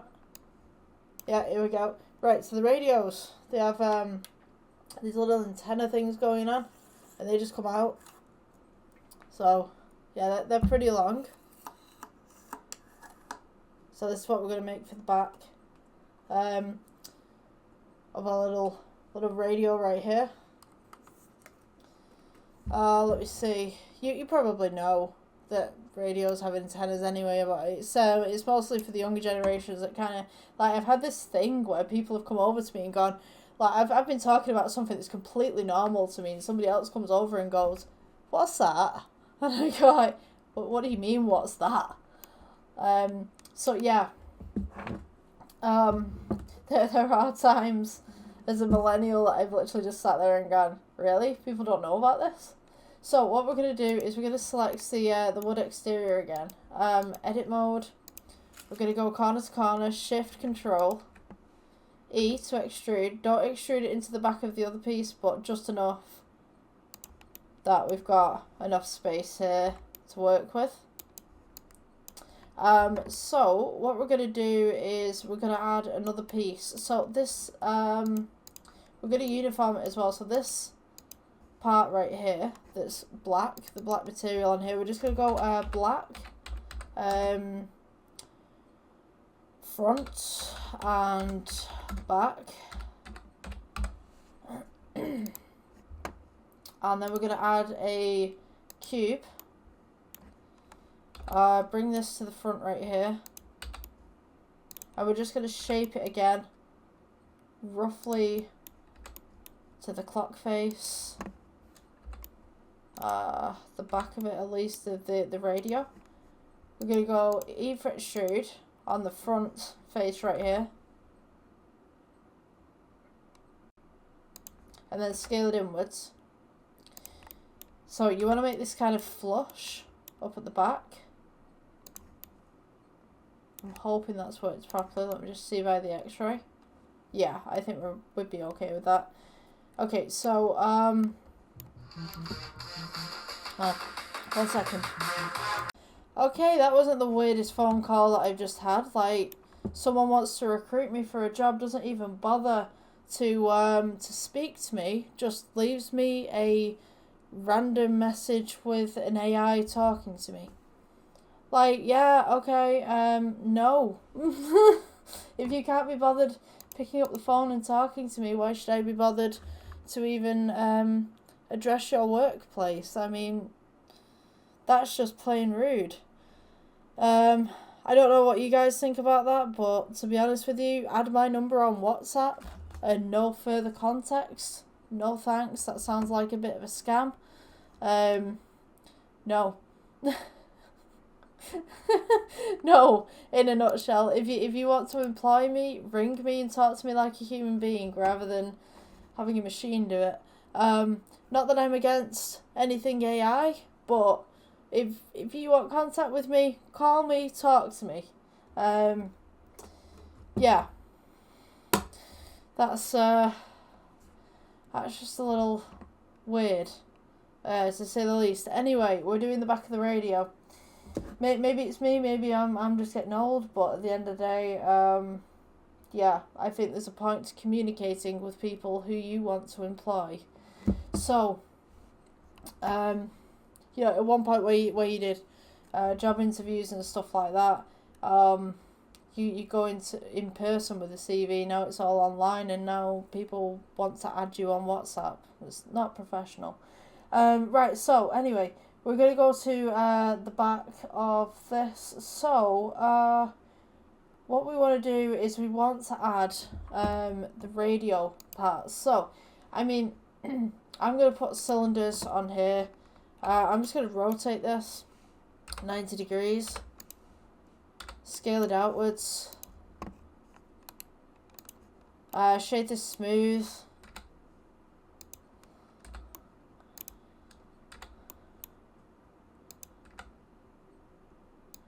It's like that's kind of bothered me a little bit. Like, absolutely zero context. Add me on WhatsApp. No.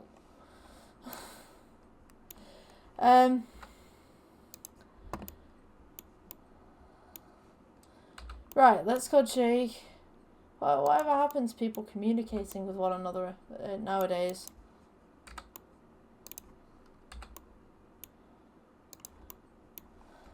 Right, let's see. So, we're going to go for the back right here. Now, this is going to be silver, so what we're going to want to do is go to materials.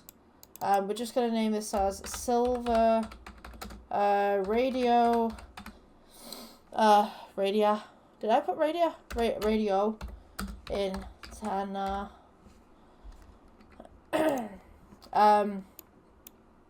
And then we're just going to make this as silver. So, increase your metallics. Stuff like that. Control D. I might actually give that person a call back. See what they say. Yeah, we're just going to fit this in. Just slightly right here. I actually might turn down the roughness on this because they are pretty shiny. Just bring that out just a little bit. I'm going to make it pretty long, so whilst this one does sit on the back of it, they do extend outwards. So I'm going to make this pretty long. We'll do Shift D, scale inwards. Just make each layer just smaller and smaller and smaller. Oops. And then just gonna add another one, and then at the end we have like this little point that's going on. So I don't know if you can see this. Hold on. I can try and show the camera. You have kind of this little point thing that's going on the end. So you just want to include that. Let's see. So we want to scale this down just a little bit. So it's thin. Now, duplicate this part. Leave it where it is on the axis. Just scale it upwards. And then we want to scale across so that it makes that little point that we were just talking about. And that should be the radio thing. Now, I'm going to take the end right there. And I'm just going to press Shift D. And we're just going to move it across. This is going to be the base that connects to the radio. It's just a general hinge. But as long as we can make it look hinge-worthy, it should be okay. So, we have this now. I'm going to personally stick this up in the air a little bit so we can kind of see what's going on.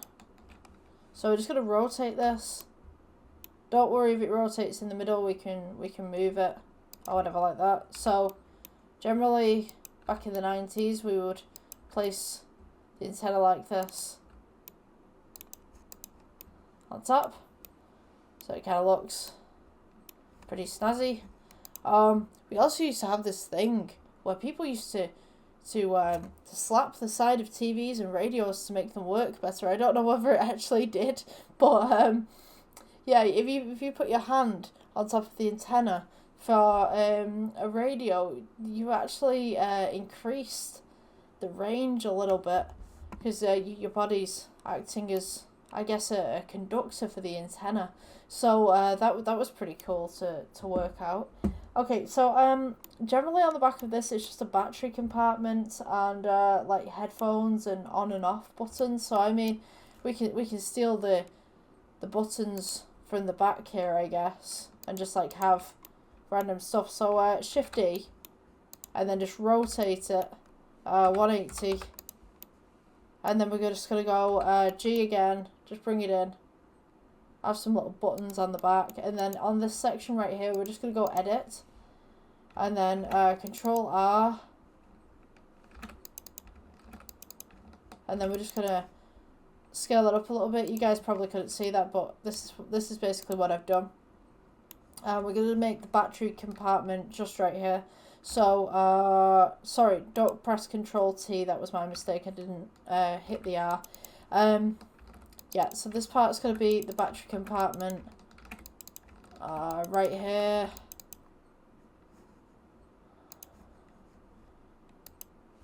Let's go to Shift Control. Bring that over. We're going to go E-fret extrude. Scale it inwards just slightly. Now I'm going to place another cube over the top of this, so that it makes the impression that we've got a battery compartment. Now, I did make a mistake on this. Just backtrack a little bit. So what I'm going to do... Oh my gosh, I need to sneeze. Ooh, it's coming. Oh. Oh, someone's stolen my sneeze. Oh, right. Okay, so what you're going to want to do, go corner to corner right here. Select these two as well, because this is going to be the part where it joins in. We're going to go E-fret extrude. Scale inwards just slightly. And then I'm just going to cut this one again. I'm going to bring this face out just a little bit. E-fret extrude. Oh, sorry. E-fret extrude. And then we're just going to scale it inwards a little bit, and that'll be like the latch part of it. So what we want to do now is we want to go to add. Let me see. Add cube. Let's go with add cube. Just scale it down a little bit and bring it to the point that we can sit it just on the verge right here.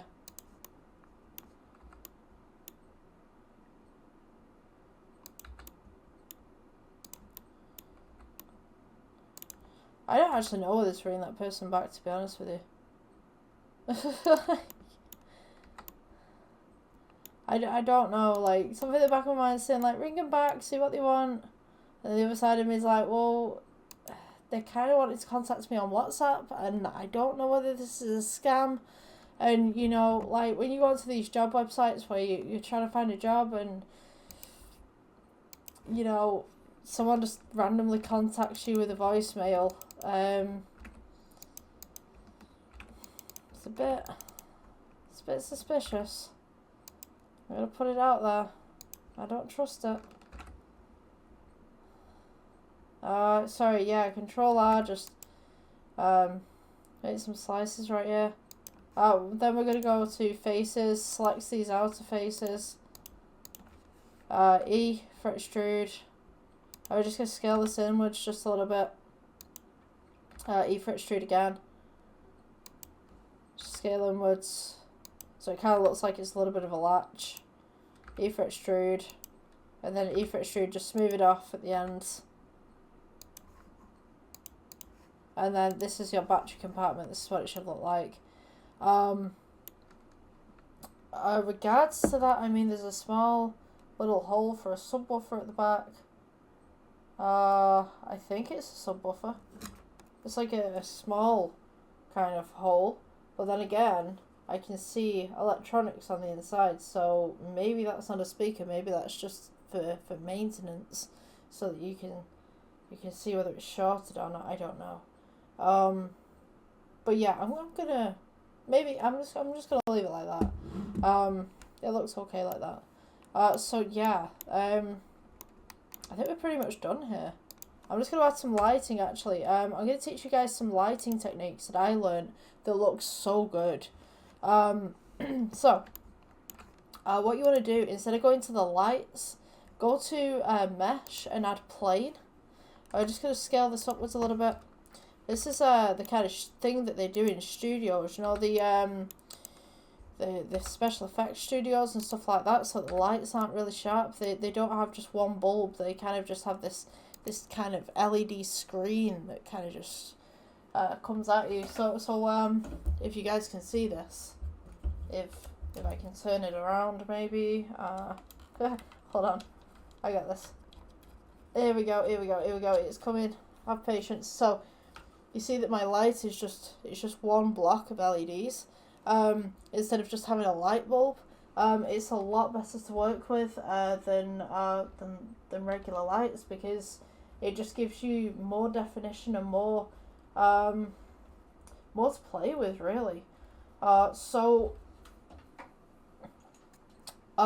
me see. So what we're going to do is we're going to make this an emission. So you can see that the way that the lighting is now, if we go into this, just press G and just move it across. If we make this an emission, go into Materials tab, New, and we go to, where are we going? We're going to Emission. I was having a bit of a brain fart then. So you want to just like pull your strength up a little bit, and can you see just like how much more defined that is? So we could do another one of these as well. Just press Shift D. You can bring this over. Rotate it around so that the flat surface is against the side of the radio right there. And with this one we can go into edit mode. Press A to select everything if it's not already selected. Press plus. Then we're going to go to assign, and then we can make another emission, and we can make, say, this one blue. Turn up the strength on that, and now you have this kind of blue hue on the side of the radio. So the lighting is just super, it's just way better when you do it like that. I could have a red one in the background as well. Let's see, let's make that red one. So Shift D, we just rotate this, let's go there, I press plus, we're going to go new, go into edit mode, select everything, press assign, go to emission, and then maybe make it red. And watch what happens when we make it red. You got this like very nice red hue at the back. You can play around with this, but I absolutely love this lighting technique. It's just way better. So what I'm going to do is I'm going to add a plane. I'm just going to go ahead and scale this out. And then what I'm going to do is assign camera to view. So we're going to be doing the texturing in a second as well. So let's see. Right. Where was I going with this? Brain farts. Yeah. So we're going to go view. Align view. Align camera to view. I press G and just move this back a little bit because we're going to make the thumbnail now. This is for the video. Let's go with G just there. G, move it forward a little bit. I want it so that it's just in the corner right here. Excuse me. And maybe we'll just like rotate it a little bit. Just pull that angle. G, move it back. And then just come across. Okay, so you notice that one of the lighting's in the back right here. Just pull it out. Press G, just move it away. Increase the brightness if you need to. So now we have these blue tones, these red tones, this white that's coming in on one side. I'm just going to increase the blue tone just slightly. And so now we can work with depth of field. So let me think. You know, I'm going to do the texturing first, and then I'll show you the depth of field, because that is the most important thing, I think. So we're going to go to the shading tab right here. What you want to do is, so this, you notice that this black right here isn't flush with this. You want to make that flush. So this white right here, just come down to this drop down menu, go black front to back, and then it'll match up with that. So what we want to do is make some scratch marks. Veroni's great for this. You can make some textures with white noise. So let's go with white noise for the plastic. We're going to put the colour to the base colour. Actually, I'm going to use a different white noise, actually. 1 second. Okay, sorry. I just needed a moment to myself because my throat was absolutely killing me.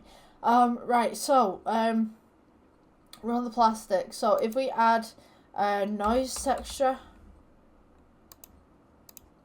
and then go colour, and then go to base, you notice that we get all these little patterns that are going on right now. So what you want to do is just scale it downwards a little bit. You can have it as big or as short as you want it to, but I'm just going to have it roughly this size. So now you'll notice that this pattern has not only appeared on the front, but it will also appear on the back. So what we need to do now is add essentially a material to it. So you want to go colour ramp. Stick your colour ramp in the middle. And you'll notice that it's half white, half black right here. If you increase the black, then it'll get rid of most of the white. It'll contrast it. So, let me see. What we want is a bump texture. So add bump. We're going to stick it between the colour and the principles BSDF. Now this is going to give you a little bit of texture going on. So what you want to do is change it from normal to height. And you see that we've got all this on. So I've actually put this in the wrong place. So what you want to do is put your bump, let's see, put your colour to your bump right there. Move your colour ramp down, do a little bit of a switcheroo. Just disconnect that. And then we want to put normal to FAC, disconnect this one, and then colour to base. So now you've got this that's going on. So it's going to increase, decrease the roughness just a little bit, so it's kind of got that little plasticky shine. Just decrease the metallic just slightly. Just going to scale this up.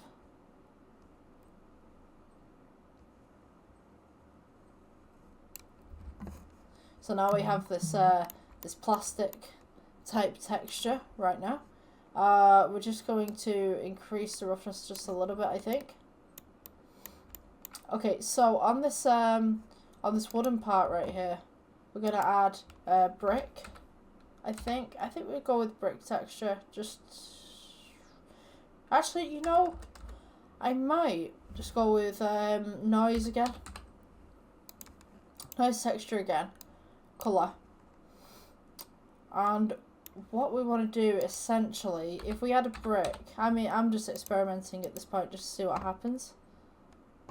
Let's see, colour 1, you want vector maybe. You don't have to copy this if you don't want to. I mean, you can make it funky if you wanted to. You can have a funky radio. Should we make a funky radio? I think that would be cool. A little funky radio. So, if you want that. I was originally going to go for a wood, because this one's wooden, but funky radio? Why not? Yeah. Alright, so you can change the colours on this as well. I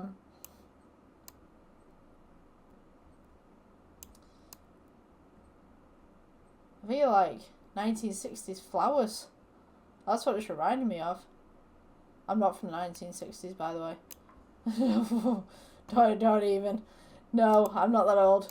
Well, I'm sorry if anyone's that age. You're aging with wisdom. You're maturing like a fine wine. We're all doing it slowly. Right, so purple radio. purple radio looks cool. Yeah, so there's different patterns that you can experiment with. If you want row heights and stuff like that, you can change that if that's something that you really want. But to be honest with you, I'm digging this purple. I really like it. So yeah, if that's something that you want, you can also change the themes and the colours on here as well. Maybe make that a purple dial. Like, something in the back of my mind is going, that is an absolutely horrendous radio. But yeah, that's a theme that you can explore.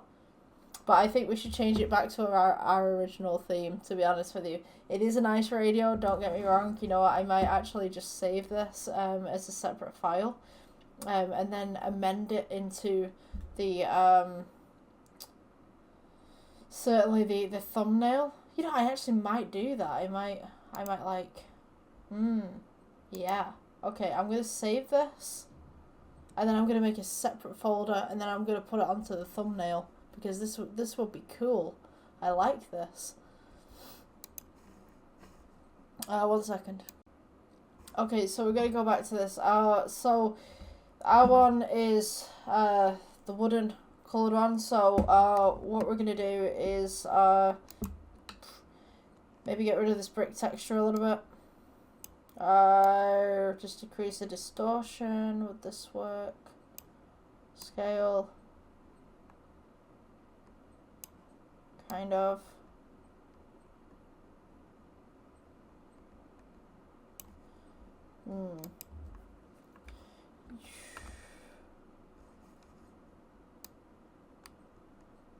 You know, I'm just going to do it with noise. This is just going to be a lot easier with a noise texture.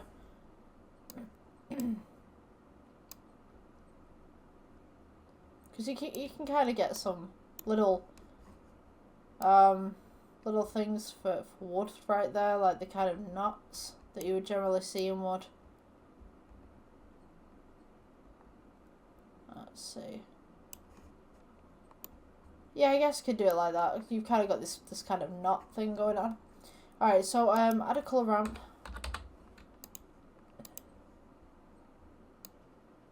Then we're just going to put brown on this one. Oops.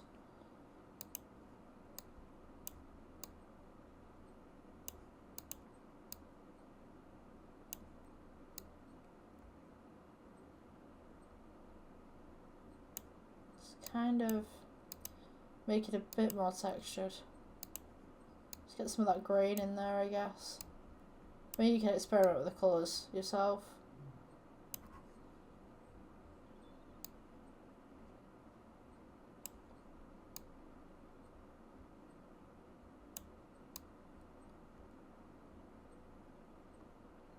I'm going to add a slight bump texture here as well. Watch me make the same mistake. I think it goes right here. It should be height. Whoop. Right, yeah, I got it. Okay, so that's your basic radio kind of thing, I guess. I mean, you can make it shiny if you wanted to. You can make it dull. Slightly metallic. So yeah, we should be left with something that looks like this. I hope you guys enjoyed the tutorial. If you would like to subscribe, follow, depending on what social media you're on, because I got this on TikTok, I got this on YouTube, I got this on Facebook as well, I think. So I'm trying to get all the videos out in one go for each of the websites, but Facebook takes a while to upload and TikTok takes a while to upload. So if you don't reach this tutorial and it's already been done on my YouTube channel, I do apologise for that. It's just the upload speeds aren't great, so I'm trying to get everything out at the moment. But have a great day, and I hope you enjoyed this tutorial. I'll see you guys later. Oh yeah, there's something that I totally forgot with you guys. Depth of field. So when you're making your thumbnails, if you select the camera on the outside, you just go to depth of field. Use this little drop of tool right here, and just select whatever it is that you want in focus, and then we're just going to turn the f-stop down all the way and give you a little bit more definition.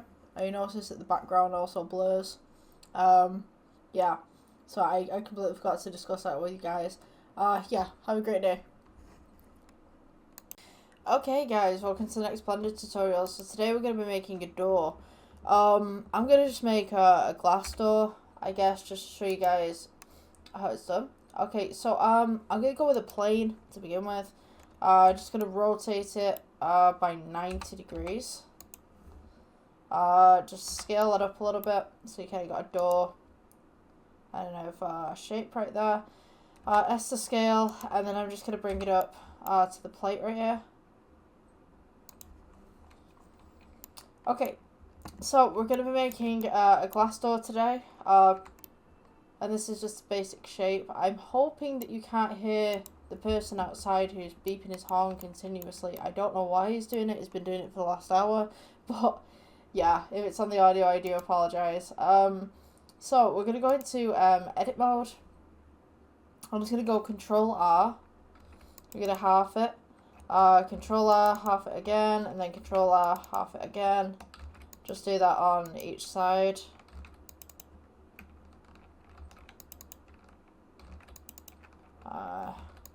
Just so that we know that this is even. The bottom is actually going to be less even. So what I'm going to do, this is going to be the window right here. So I'm just going to take these and then just delete faces. And right here we're going to have like a little bit of a wood kind of pattern going on. So I'm just going to take this, go half. I think we could, yeah. Okay, so this is where the pattern is going to be. Excuse me, right here. So what I'm going to do, actually, I'm going to be in edit mode. I'm just going to select everything, and then I'm just going to go E for extrude. We extrude all the faces outwards, so we can make that kind of curve around the edge of the door. I'm going to select all these faces on the inside. Let's see. Yeah, so these are all selected. And then, you know, I'm going to Control R onto this. See if that works. Just kind of make that face in the middle. I'm just going to scale inwards just to give it a little bit of depth and a little bit of more smoothness. Okay, so that's our basic shape, and I'm going to select the sides right here, and then select the same on the opposite side, and then I'm just going to go E for extrude, scale it inwards just slightly, and then what I'm going to do, so you can see the two sides are actually selected right there. If you press scale and you just go along the X axis right here, you can actually pull this in just slightly. You see how these two vertices are now coming in on each side.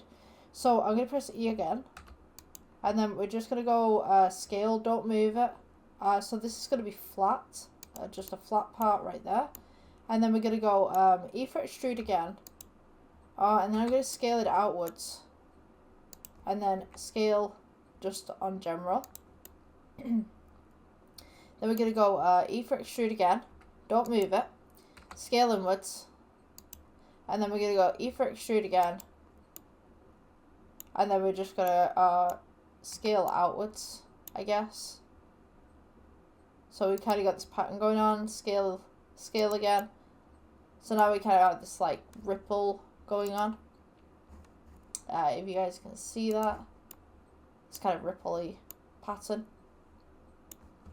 So that's going to be our main door. So we're going to go E for extrude again, don't move it, scale it inwards, and then we're going to go E for extrude, don't move it, and then we're going to go scale together so it goes inwards just like so, and then scale again. So this is going to be kind of like the funky little wood pattern that we have on the door right there.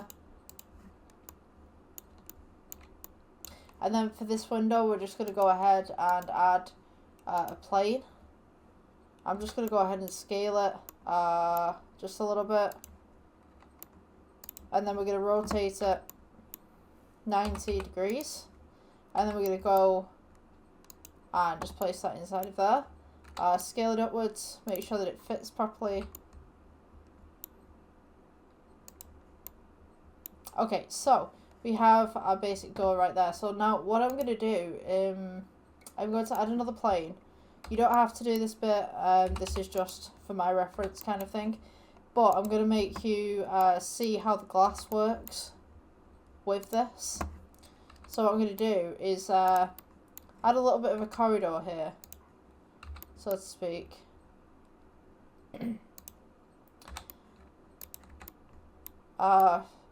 Just to basically show you how the light comes through.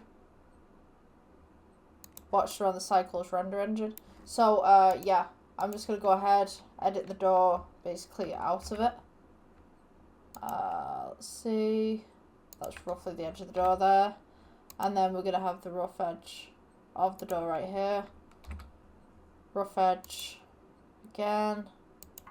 Okay, so and I'm going to take this this piece in the middle and I'm just going to delete it. And then I'm going to add a plane for the floor. Okay, so when we put this into the Cycles engine, this is how the lighting's going to look. We've got some intersecting vertices right there. I can fix that in a moment.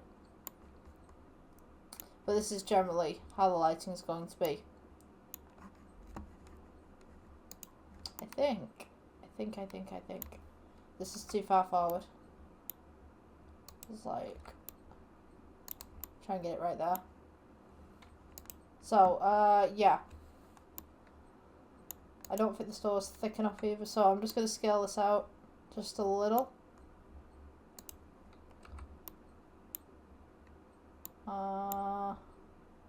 This should solve the problem. Hold on.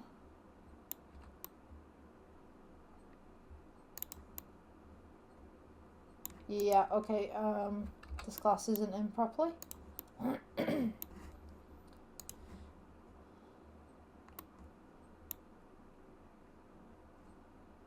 Yeah, okay, so we have like a little gap where there's like a little bit of a gap for the hinge and stuff like that. So, for this personally, I'm just going to move this back across. We shouldn't have that. Yeah, okay. So, doing all of the texture work on here, we're going to want to go to the shading tab. Okay, so your shading tab's right up here. Let's go to that. We're going to make textures for the door, and also we're going to make this glass work as well. So for the door, I'm just going to go into render mode for the moment. We're just going to click new, add texture. Sorry, add for your texture, add texture. White noise. Or you could just add noise texture, depending on what you'd like. I think I'm just going to add noise texture.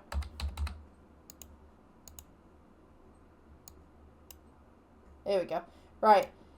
So we're just going to scale this in. This is going to give us a little bit of material to work with, so that we can get some definition on the door.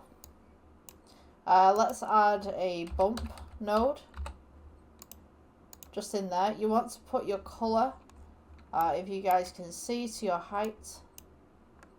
So now we see that it goes this kind of odd shade of green. So now what we want to do is we want to go ahead and put a colour ramp in here. So just type in colour ramp, and you want to sit that between your bump and your principal BSDF. Now usually doors have kind of a brown tint to them unless they're painted, so you know, whether it's a wooden door or a metal door or whatever like that, you can go ahead and change the colours and the textures on this. So you can go ahead and edit the noise as much as you want. You can also scale it down so that it's got less of a strength as well.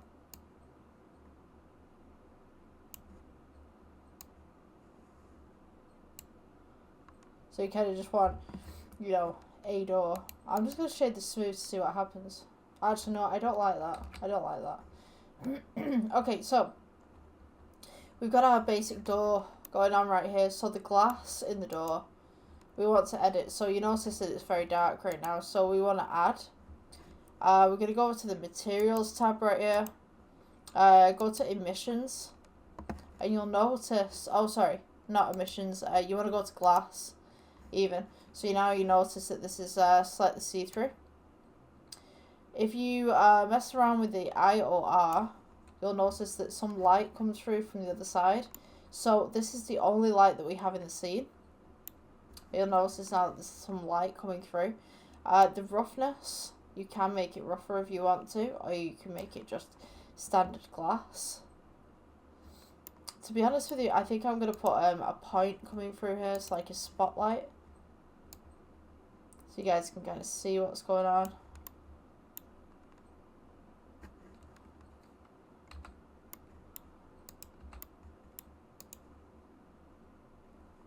Let's rotate this. Yeah, so we can see like the full door right there. So some light is coming through onto this side. What we're going to do is shadow caustics. We're also going to put the door to shadow caustics as well. So come to object, and then I believe it's shading, and then receive shadow caustics and cast shadow caustics, and then we're going to go ahead and do the same to the glass.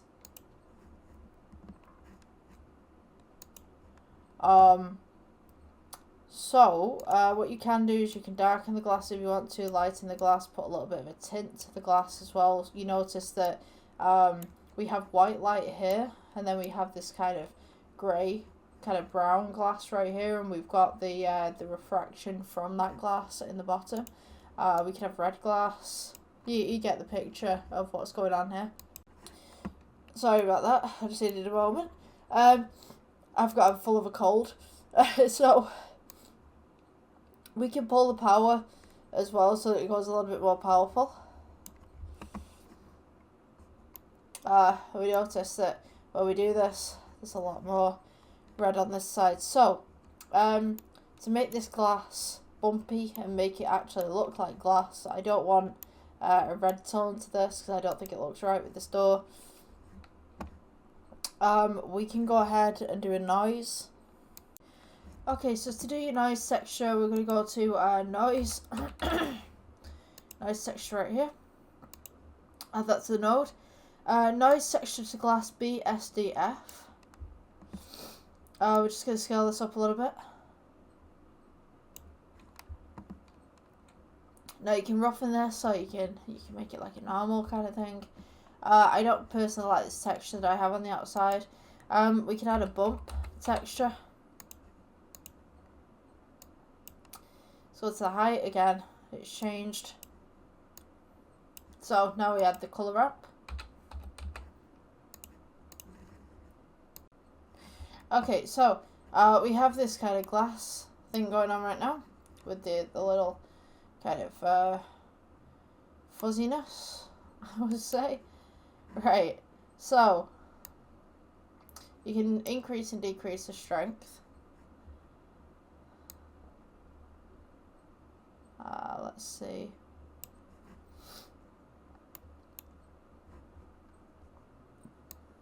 So you got a little bit of roughness going on, you can change that. Let's go with a little bit more white in there.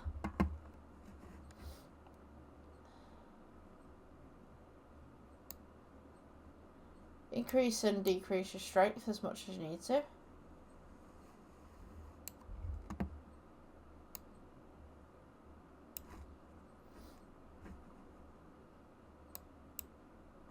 Changes the volume if you'd like to, or you could displace it.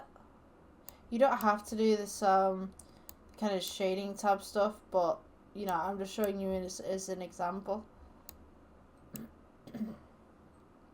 Just experiment around with it a little bit, see what works, see what doesn't for you.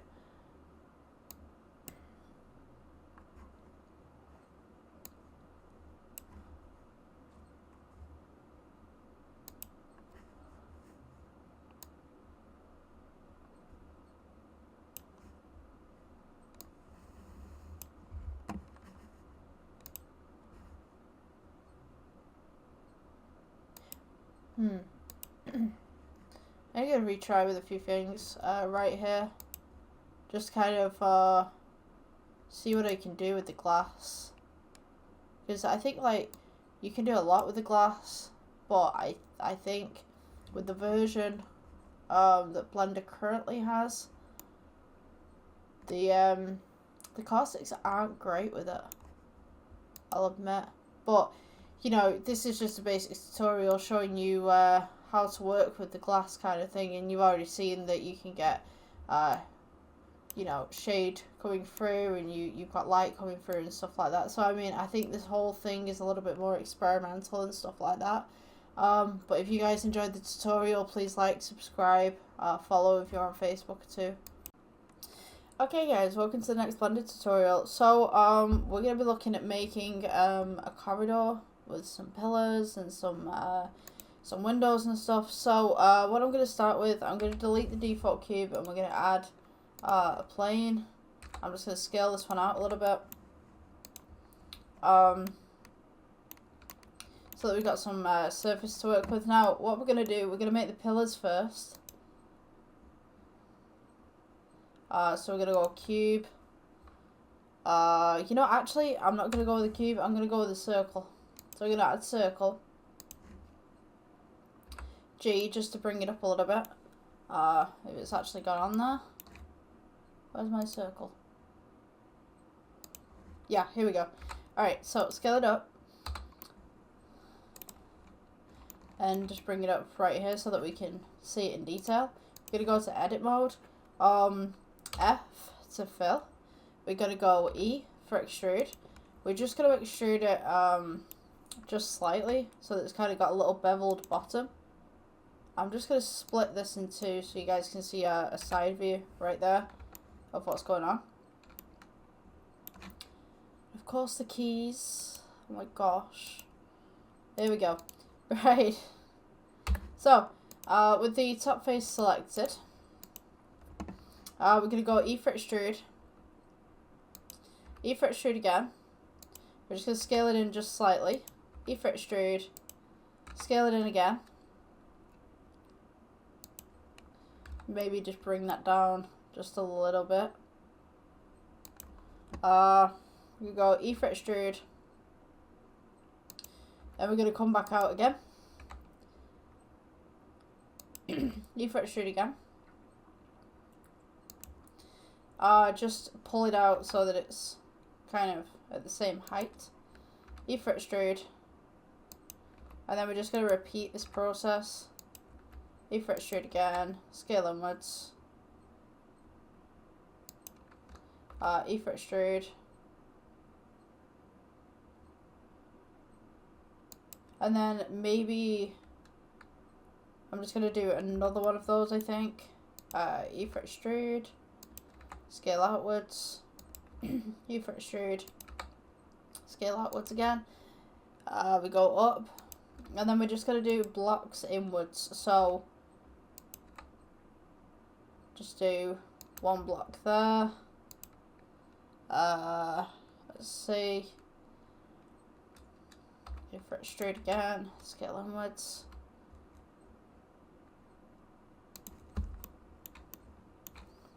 Then we're just going to do it like this so it kind of sharpens off at the end. So right now, what we want to do is just pull it down to this height. E for extrude again so we got this little bit of surface just around the bottom. That's going to assist us later on. We want to go G, just bring it up. Now depending on how tall you want these is dependent on where you're going to build your next piece. So I think this would be tall enough for me. So we're going to go E for extrude again. Just going to scale it outwards. G, bring it up. And then we're going to make the exact same pattern that we did at the bottom. So E for extrude. Scale it out a little bit. So yeah, just scale that.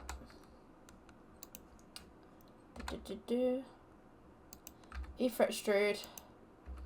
Go up again, scale inwards, E for extrude, up again, we scale outwards, E for extrude, and just carry on doing this until you're happy with your shape.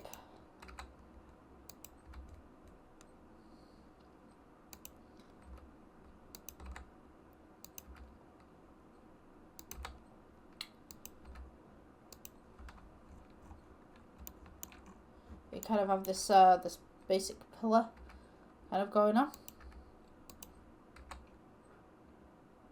Let's make that a little bit bigger just there.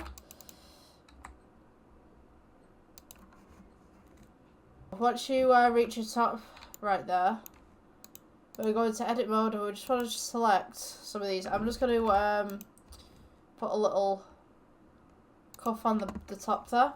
So we're going to go into the faces and we're just going to select every maybe 1 or 2, just going round.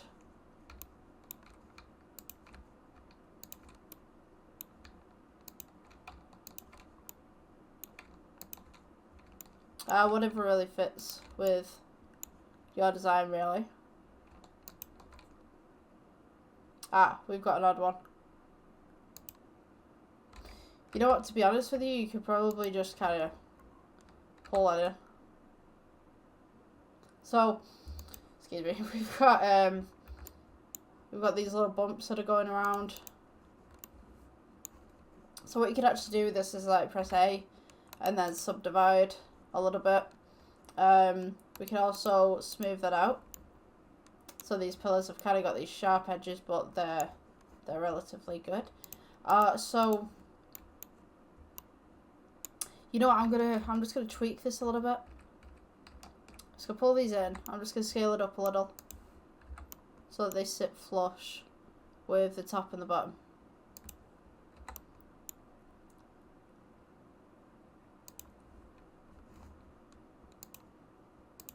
This is what we should have. I'm just going to shade that smooth. If it'll allow me. There we go. Right, so we have our basic pillar right there. So what I'm going to go ahead and do is just going to shrink that down a little bit. Place it down onto the base that we have right here. So at this point what we can do is we can actually put these in a little bit more of a perspective. So I'll just leave that at the side just in case you need it for a reference. We are going to go Shift D. If you press 1, it's just going to go like here. So if you press 10, it's going to go here. So we're going to want somewhere in that sweet spot. So press 5, I guess. You take these two. You press 10. And then take these, Shift D, press 20, and these will all be equidistant between each other. So with these, you could probably do Shift D, and then you want to go minus, and maybe 50, I think. Okay, maybe minus 40. Oops. Yeah, okay, so now we've got many pillars that are equidistant together, that are going up into the distance. So what I'm going to do is I'm going to take the opportunity to put a camera in right now so that we can see the perspective. So let's add, sorry, not add, there should be a camera already within the scene, so let's align camera to view. We can press G just to bring this back a little bit. So let's get rid of this one. Let's go for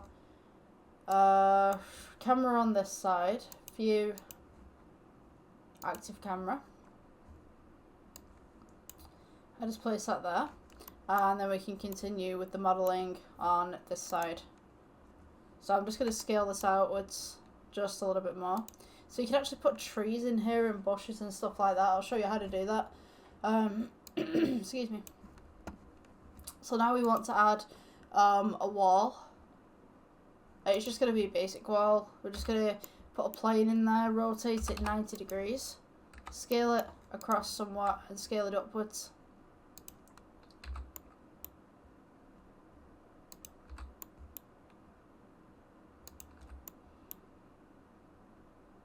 Maybe we'll have it at that distance. Also with this camera, just put the end at maybe 200 meters or more, so that we can see what's going on in the distance. So what I'm going to do is I'd like a little bit of an archway and some pillars running down here. So I'm going to go to add, and we're going to go to cube. We go G, place the cube on top of the pillar, and then we are just going to scale it down just a little bit so that the pillar kind of fits in with the cube.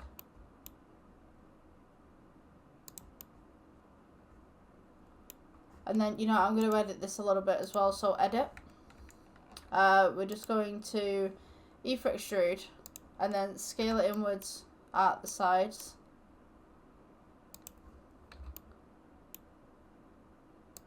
And then just E, I think. So we're just going to move this up a little bit.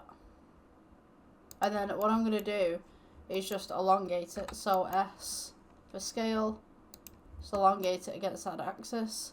Now we're going to want these pillars to come onto the other side as well. So I'm just going to go ahead and select all these pillars. And I'm also going to select the pylon that's above. And we're going to go Shift D and just bring them across. But these pillars are going to go halfway through the wall, as if someone's just kind of renovated it. So now what we want to do is we want to make pillars between each one of these. So what we're going to do, Shift D, oops, we just want the pylon on top. So Shift D, we're going to rotate it by 90 degrees, scale it down, and then for every one of these pillars that we have, we're just going to place this right on top. So what we could actually do, if we get all the calculations correct, actually, we could press 1. We could press -1. So if we get it just right, and then we press Shift D, and then we press, was it 5 or 50 or something? Yeah, we just slowly it kind of sticks. So then we could duplicate this, and then we could press 10, and then that'll be on the next set of rows. Press G, just move those across slightly. Now we select all 4, and then we Shift D and press 50 or maybe 40 if it works. We can get them onto these pylons as well. So I'm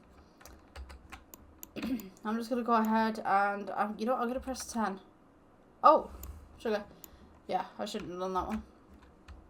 So select them all, press Shift D, and I mean you could just literally place them on top at this point.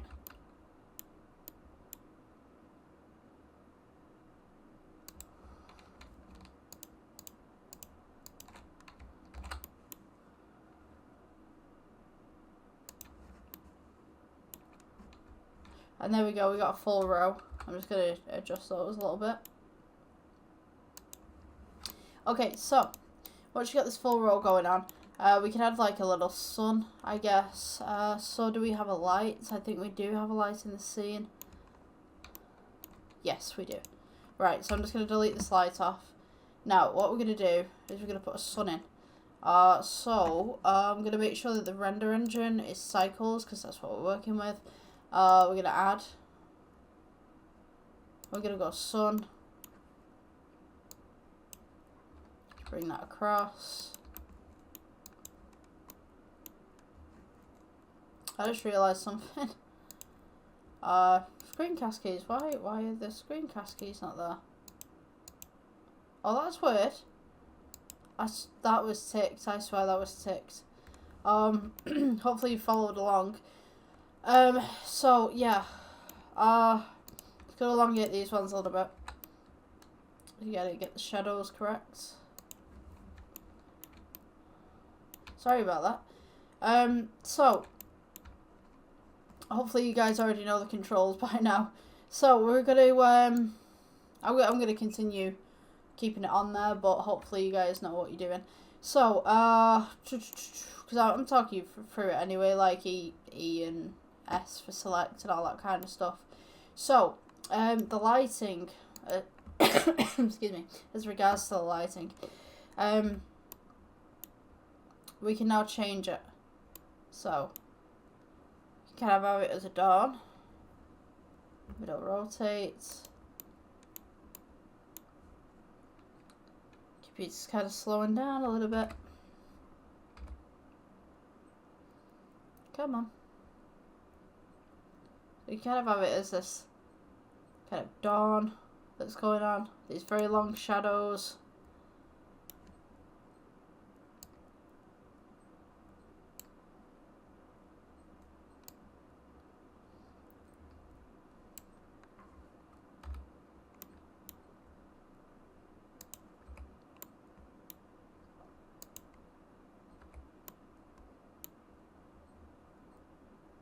Kind of very nighttime-y kind of look.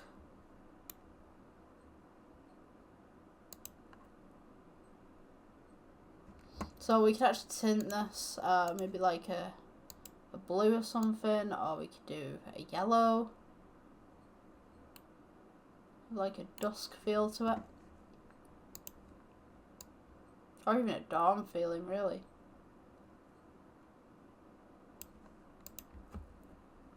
Yeah, I like that one. Okay, so, as regards to your backdrop, we could do some shader tab kind of things with that. The floor, also, we could do shaded tabs with that. I'm just going to go ahead and set the shader tab up so that I can show you guys what I mean by that. But first, we're going to add a plane just on top here.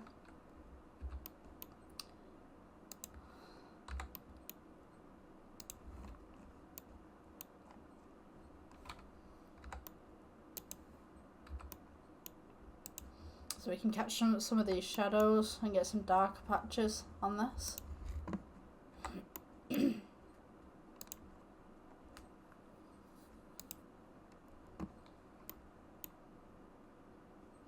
Oh yeah, my computer's being super slow right now. Okay, so what I'm going to do is I'm going to elongate this building a little bit before doing anything else. So Shift D, and we could roughly just get it in place over here by eye if you wanted to. Oops. Okay. So you see we got these intersecting vertices right here. So what you need to do is just click on these two walls and just delete them. When my computer allows me to do it. There we go. Right, so delete this one.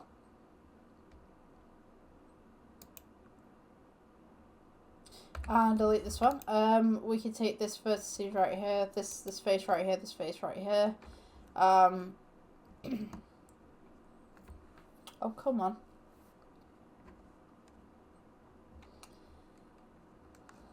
Are we just going to scale them? Press G just to realign everything. So then we've got this this kind of huge corridor kind of thing going on.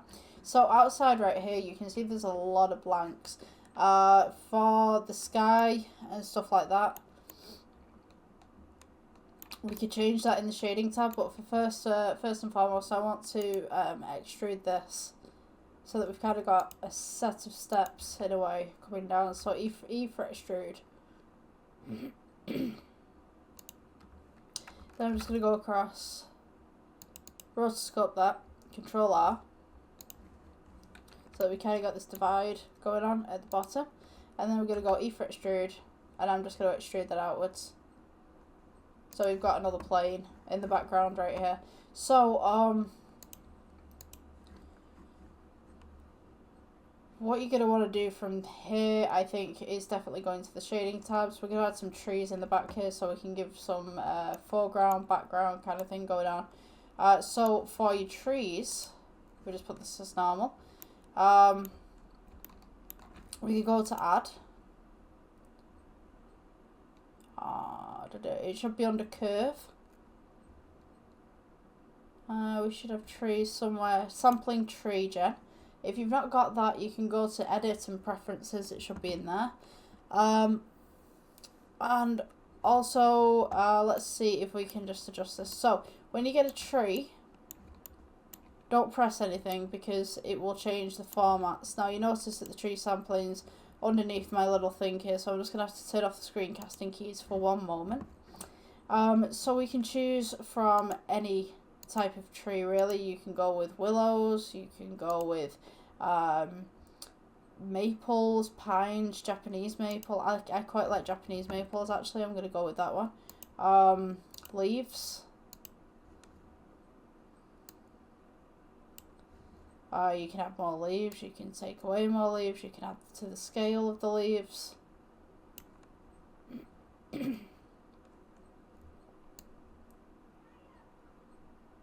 So if we just add some leaves to these trees, and that should be just the basic tree that we could use for this project. So I'm just going to press G, move it over, put it in the background. There's no point in putting it anywhere where you can't really see it that much. Could put the tree slightly in here so it looks like it's growing in. So we could have these leaves as, if you go to the material tab, just put the leaves just there, make them slightly metallic, and then have this as brown.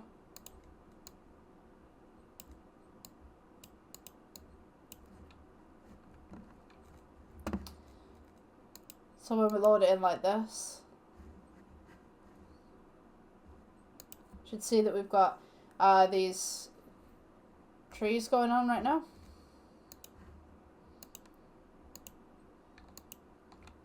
We're just going to duplicate these, just rotate them a little bit, just to give them a bit of randomness.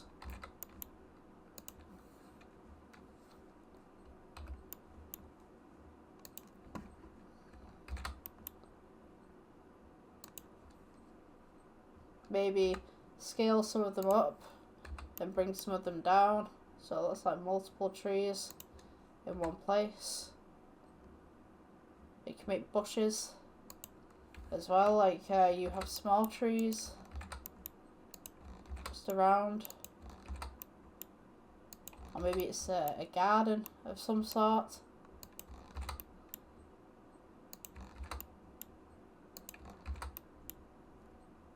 Don't have to be perfect for your first go.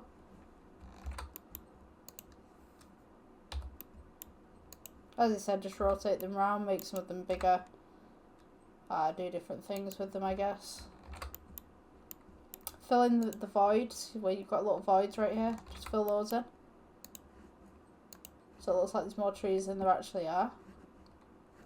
So when we press render for this, should be looking something like this.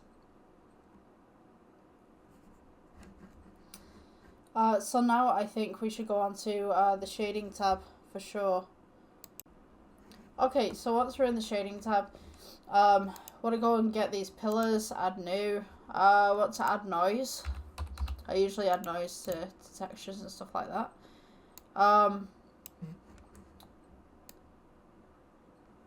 This will give it more of a stone kind of look. Want to go on to bump. Just switch your colour to height. So you've got this kind of very bumpy texture, very stony kind of texture. And then we want to add the colour ramp. So add colour ramp. And then we can make these as dark or as light as we'd like. So we're going to call this the grey pillar, I guess. Change this one, go for grey, go for grey. I mean, you could do this for all of them. I think you can select multiple and then ask it to go for grey. Hold on. Let's try this, shall we? So go for grey. Oh no, you have to do them individually. which is a bit of a pain. I should have done this before I duplicated them, but to be honest with you, I just wanted to get the setting in first.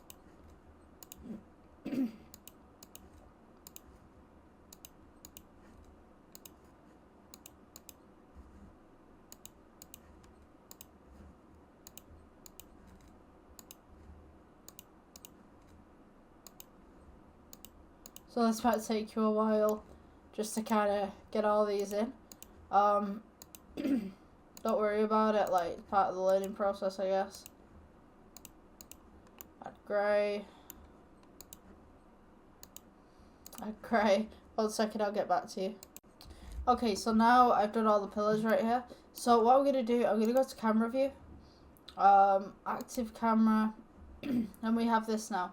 So this plane right here, I'd like to add some stone textures to. So I'm going to just go new.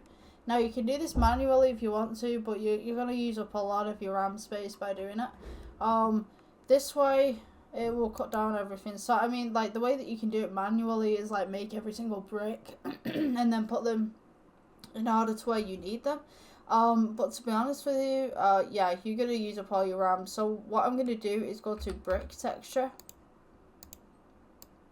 I want color to base, and then we're just going to scale it down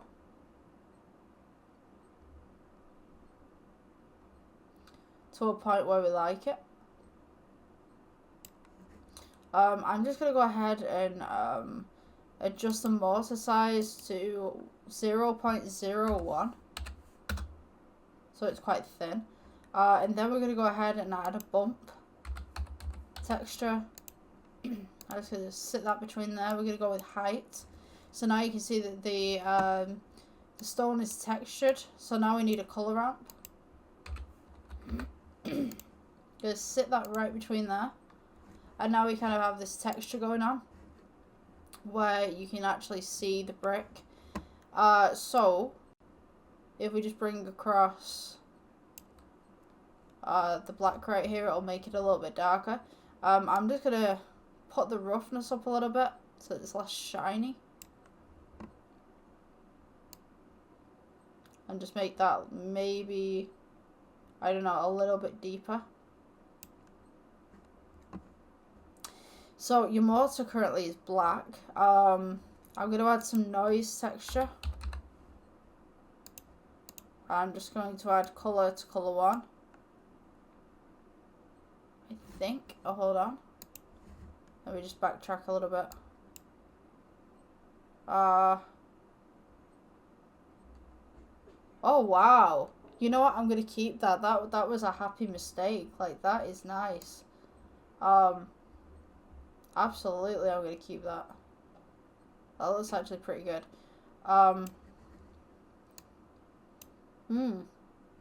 Okay, let's add a bump to that, see what happens.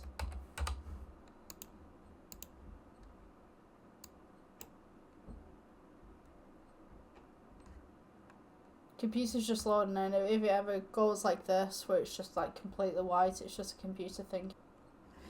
Okay, so the next bit that I'm going to be working on, I think, is just kind of pushing these a little bit just to bring up this pattern in the floor. I quite like this. This is pretty cool. Yeah, I kind of want to make a little bit of a step right here, so you kind of got this difference between these two pieces right here. So I think I might do some grass, maybe. Let me think. I need something that's just going to pull these two parts away from one another. And I think maybe I could do water. That would be pretty cool. If I just edit this, just select this face, just bring it down a little bit. Maybe a pool or something right here.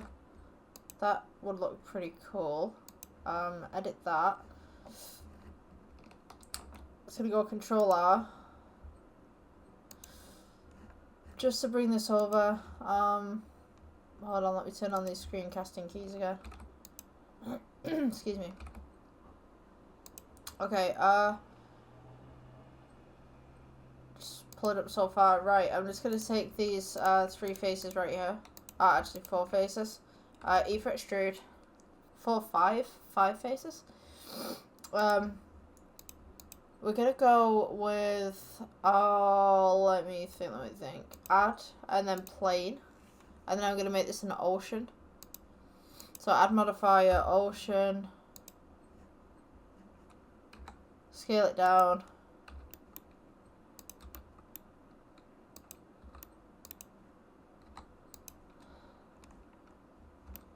We're just gonna get the right pattern for this. So just repeat your X and your Y's a couple of times. G, just to bring it over. Scale it down so the water's kind of got some sort of edge to it.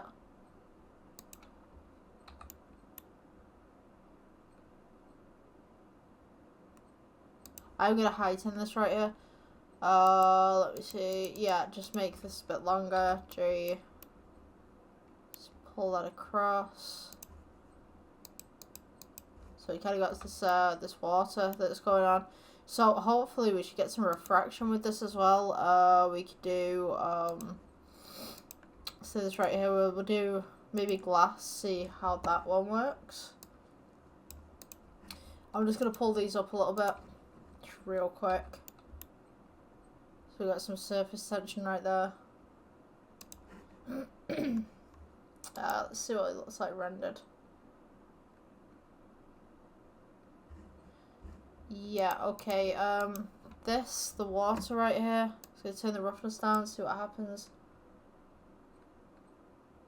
And maybe we could turn the light up a little bit.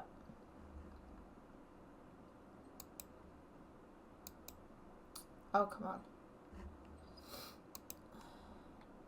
Maybe 2000. Oh, that's too bright. It's a little bright. I got my dog mum cup. Absolutely love it. Right, I'm just gonna go to the regular render and just turn this down a little bit. Maybe we go 1500. Excuse me. Click shadow caustics as well.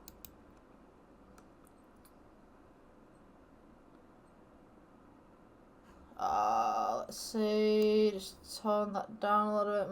Max bounces.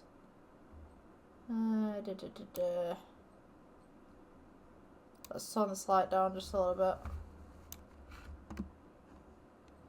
Maybe we could go for like 1000, maybe 100. Actually, no, yeah. Yeah, 100's working pretty well. Wait, it's too much. I feel this pathway is just a little bit too light. There's too much going on right now. Let's see. Yeah, that works. Okay, so there's a little bit too much contrast here, and I think that flow's a little bit too shiny, but I'm just going to dull it down just a little bit. So you kind of got that marble kind of feel to it. But I feel that it's just too blown out. So maybe we could adjust this light just a little bit. We could do something with this. Shadow caustics, cast shadow. Let's just tone this down a little bit, and maybe we'd add some orange to it. Just a slight bit of orange. Maybe that would work.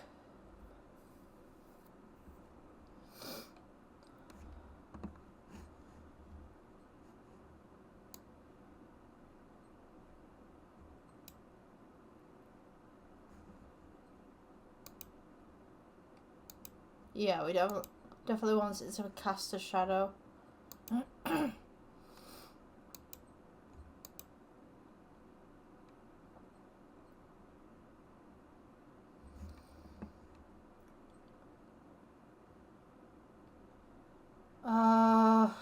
Yeah, the water, we need the caustics to work on the water. So we're just going to go to objects right here.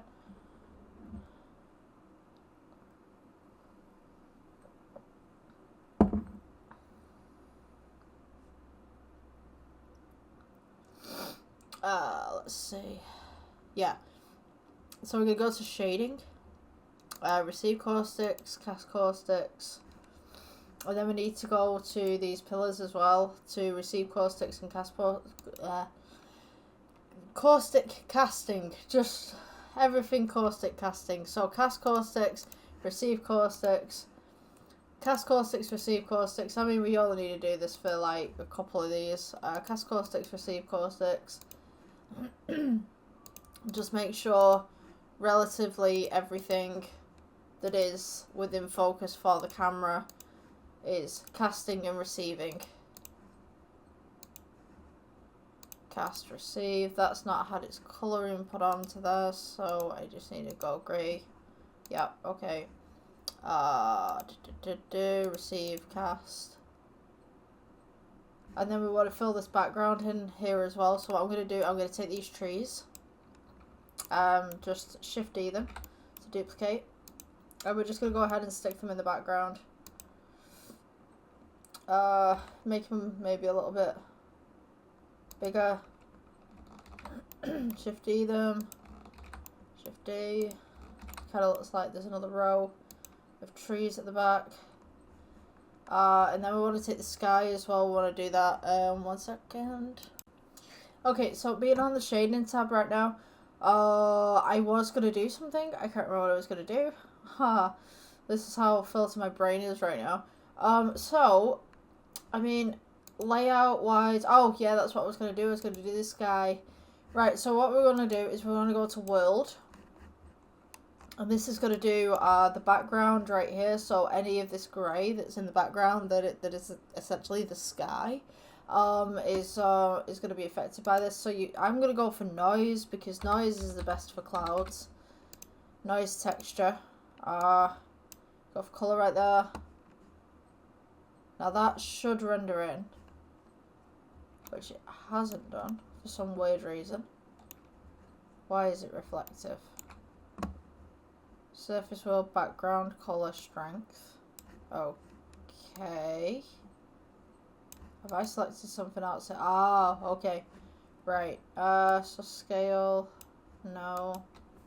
I've selected something that I shouldn't have, but I don't know what it was. Hold on. Okay, so if I just go to the colouring right here, that is really weird. So we got grey. Ah, okay, I was on the wrong setting, my bad. Right, so, for this, we want white noise.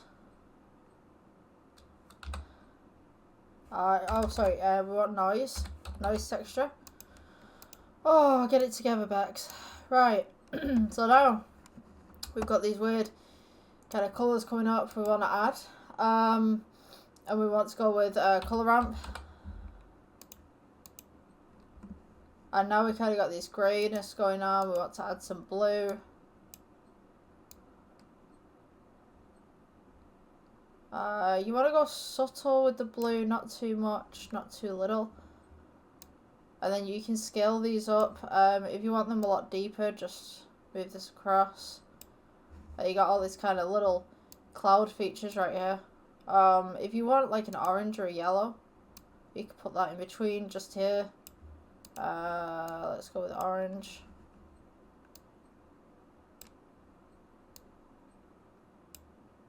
You can mess around with this.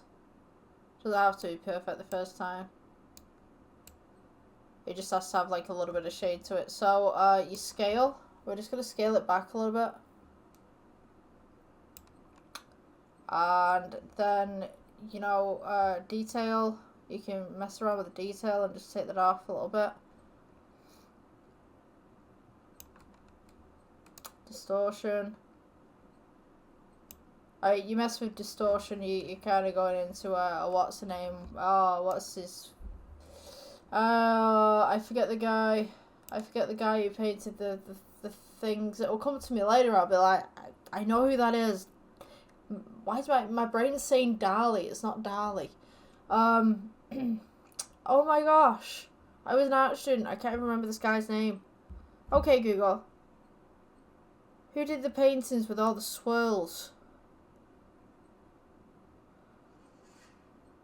Ah, Van Gogh. Vincent Van Gogh. That's who I was thinking of. Yeah, if you distort this, it'll go Vincent van Gogh-y. Yeah, I told you my brain's not braining today. So yeah. You can have like all these little patterns going on. I'm just going to lower the scale down just slightly. So we kind of got some wispy clouds going on.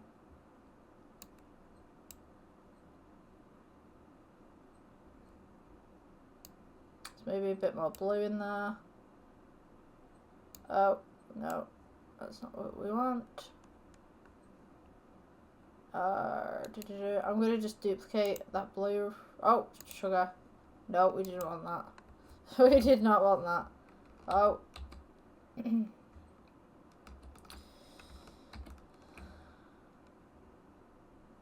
Okay, so. You can kind of get some clouds from this. You see where I'm going, the basic premise and stuff like that.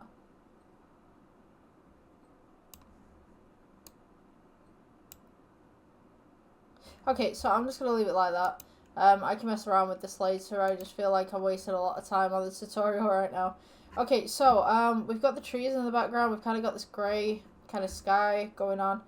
The next thing that maybe we want to do is just put some trees at the end here, or some sort of pathway that extends so that it looks a little bit longer, so it takes the eye to that part. So we're going to go layout. We can just extend this base part here, I guess. Just scale it outwards. Just bring it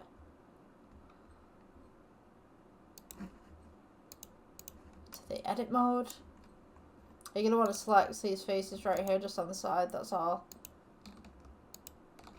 And then just E to extrude across. And then maybe we'll take some of these trees as well and just put those lining the edges right here. It kind of looks like you're walking into a forest or something. Just rotate those 90 degrees. Bring them over.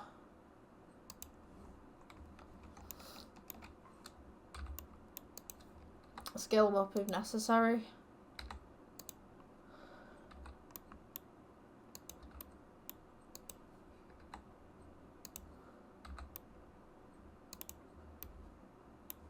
And then we can like Shift D, duplicate, just kind of get some background on that. And then we can take this Shift D, rotate it again 90 degrees. And then that'll be kind of like the back of what we're looking at. Okay, so we're getting back to this now. So the roughness, I mean, like, I'm just going to try and make this water a little bit more reflective because I kind of want some reflections going on in here. We want some shading, maybe that's the thing that I need. Let me see. Thinking very hard about this because I would like to have some sort of reflections coming here. Let's see, what can we do? We can do the OCR. Maybe that's a thing. Would that work? Kind of see through the water a little bit. I did see something being affected over here, so maybe that's a good thing.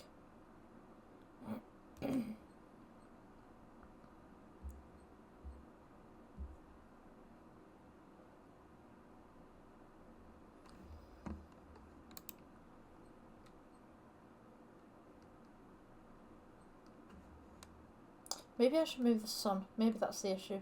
Maybe the sun might help with that reflections a little bit. But I'm going to put some mountains in the back here because I just don't like that background. So we're just going to go to add and then plane. We're going to go for modifier again and we're literally just going to add ocean. And I mean, like, it seems like a weird thing to add an ocean. But to be honest with you, it really works for hills. It's kind of one of those weird things that's like, don't touch it, it works. I mean, we can take this, and we can put this in the background, and look. Just about here, if I zoom in.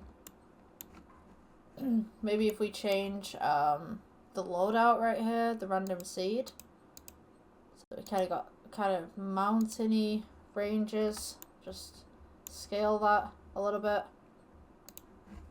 And maybe tilt it. See what I mean? Just scale it out.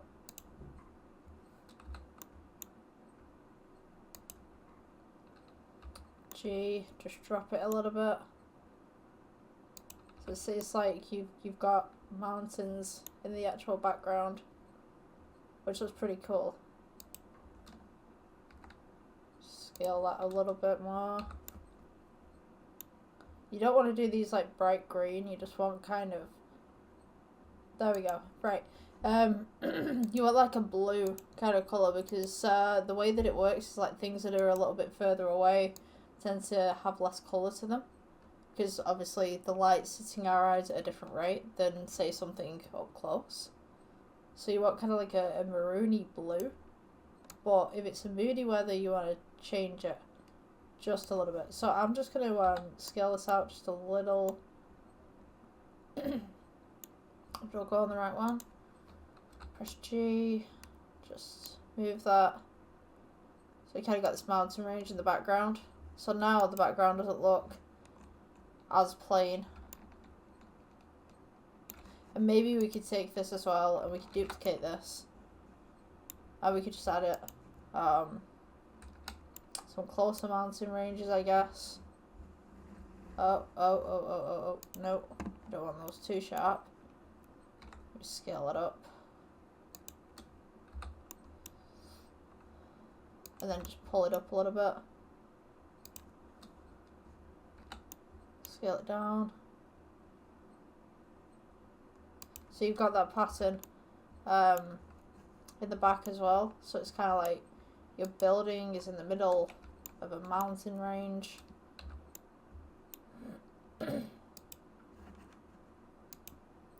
Gives it a little bit more perspective. I'm going to take some of these trees and just duplicate them up again, so we don't have any gaps.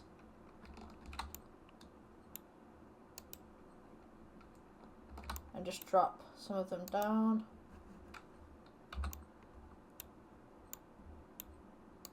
Just make them a bit bigger as well, so we've got some depth going on. So the next part that we want to do is we want to make some a depth of field actually. So what's going to be blurred, what's not going to be blurred, so that it looks a little bit more detailed. Okay, so I pulled this up to the big screen so that I can show you guys what you need to do. So if you go to the camera, once you have your camera in position, if you don't know how to do that, just go to a place, like zoom into an actual place. Oh my gosh, I made a mistake. Hold on, let me fix this. I didn't press the grey thing. But yeah, you basically go to a place on your little model. You go to align view, align camera to view, and it'll put the camera roughly where you need it to be. Okay, so depth of field wise, we're gonna go here, click depth of field, and you've got this dropper tool. Now you can choose absolutely anything from here, and it will focus on that particular point. So to blur the rest of it, you just mess around with your f-stop or your blades or whatever like that, your ratio or your rotation, depending on what you would like to focus in on. So for this particular piece, I think I would like to focus in on maybe this particular pillar right here. So I'm just going to turn down the f-stop right here, and you notice that this is the only thing that will show up. Now if I cancel this off and I select this pillar for example, you'll see that we only see the focus just here. And then if I cancel this off again and we go to the pillar at the bottom here, you will see that the whole exterior is blurred. So what you want to do is depending, this is your art, you know, depending on what you want to do. I mean, even if you select the floor, you know, you're gonna have some blurred here as well. But this is your piece. Wherever you want to put the camera focus is totally up to you. The f-stop, the lower that it is, the more blurred everything will be. The higher it is, the more in focus everything will be. So if you just want a little bit of blur, you just come here, and you just do this little bit of blur. So you got this perspective going on. If you want a massive blur, you can do that as well. So if we go to the render tab right now, and we'll let it just render out. When it depixelizes itself, we should see your focus. So what I'm going to do to this as well, I'm just going to find the sun, and I'm just going to edit the colour on it, because I feel that I would like more of an orange. So, where are we? Sun, here we go. I'd like something that's a little bit more deeper than what we currently have. If you go to the colour wheel, you try and change it, I mean, you're going to spend a lot of time trying to get the correct colour, but if you go to the side here, it'll just lighten and darken the colour that you already have. So, you know, whatever works for you is great. So yeah, I think I'm nearly done with this, for sure. I would have liked to have a little bit of refraction here from this. That would have been cool. Kind of some lights coming up, I guess. But it doesn't seem like it can do that. I could change this from glass and maybe, let's see, principled, make it metallic, just pull the alpha a little bit, maybe that would work. I think that looks better, pulling the alpha a little bit. I'm going to change the base colour to this, because whilst it's nice having it as the same colour, I would like something different. Let's see whether I can do that actually. Just select this piece. This is where my computer's starting to slow down. I'm going to guarantee that my audio is probably not even syncing up to my camera right now. I'm going to guarantee it. Just for this tutorial, I'm just going to do some tweaks. We're just going to select the face where the water is, just underneath. I'm going to change this out for something else. So press plus, new, assign. I'm going to make this a grey colour. And then I'm going to come back out, click the sky to unselect everything. And hopefully that looks good. You can still see the grid reference on there, but yeah, I'm going to make that water just a little bit more clearer as well. Maybe make it grey. Let's see.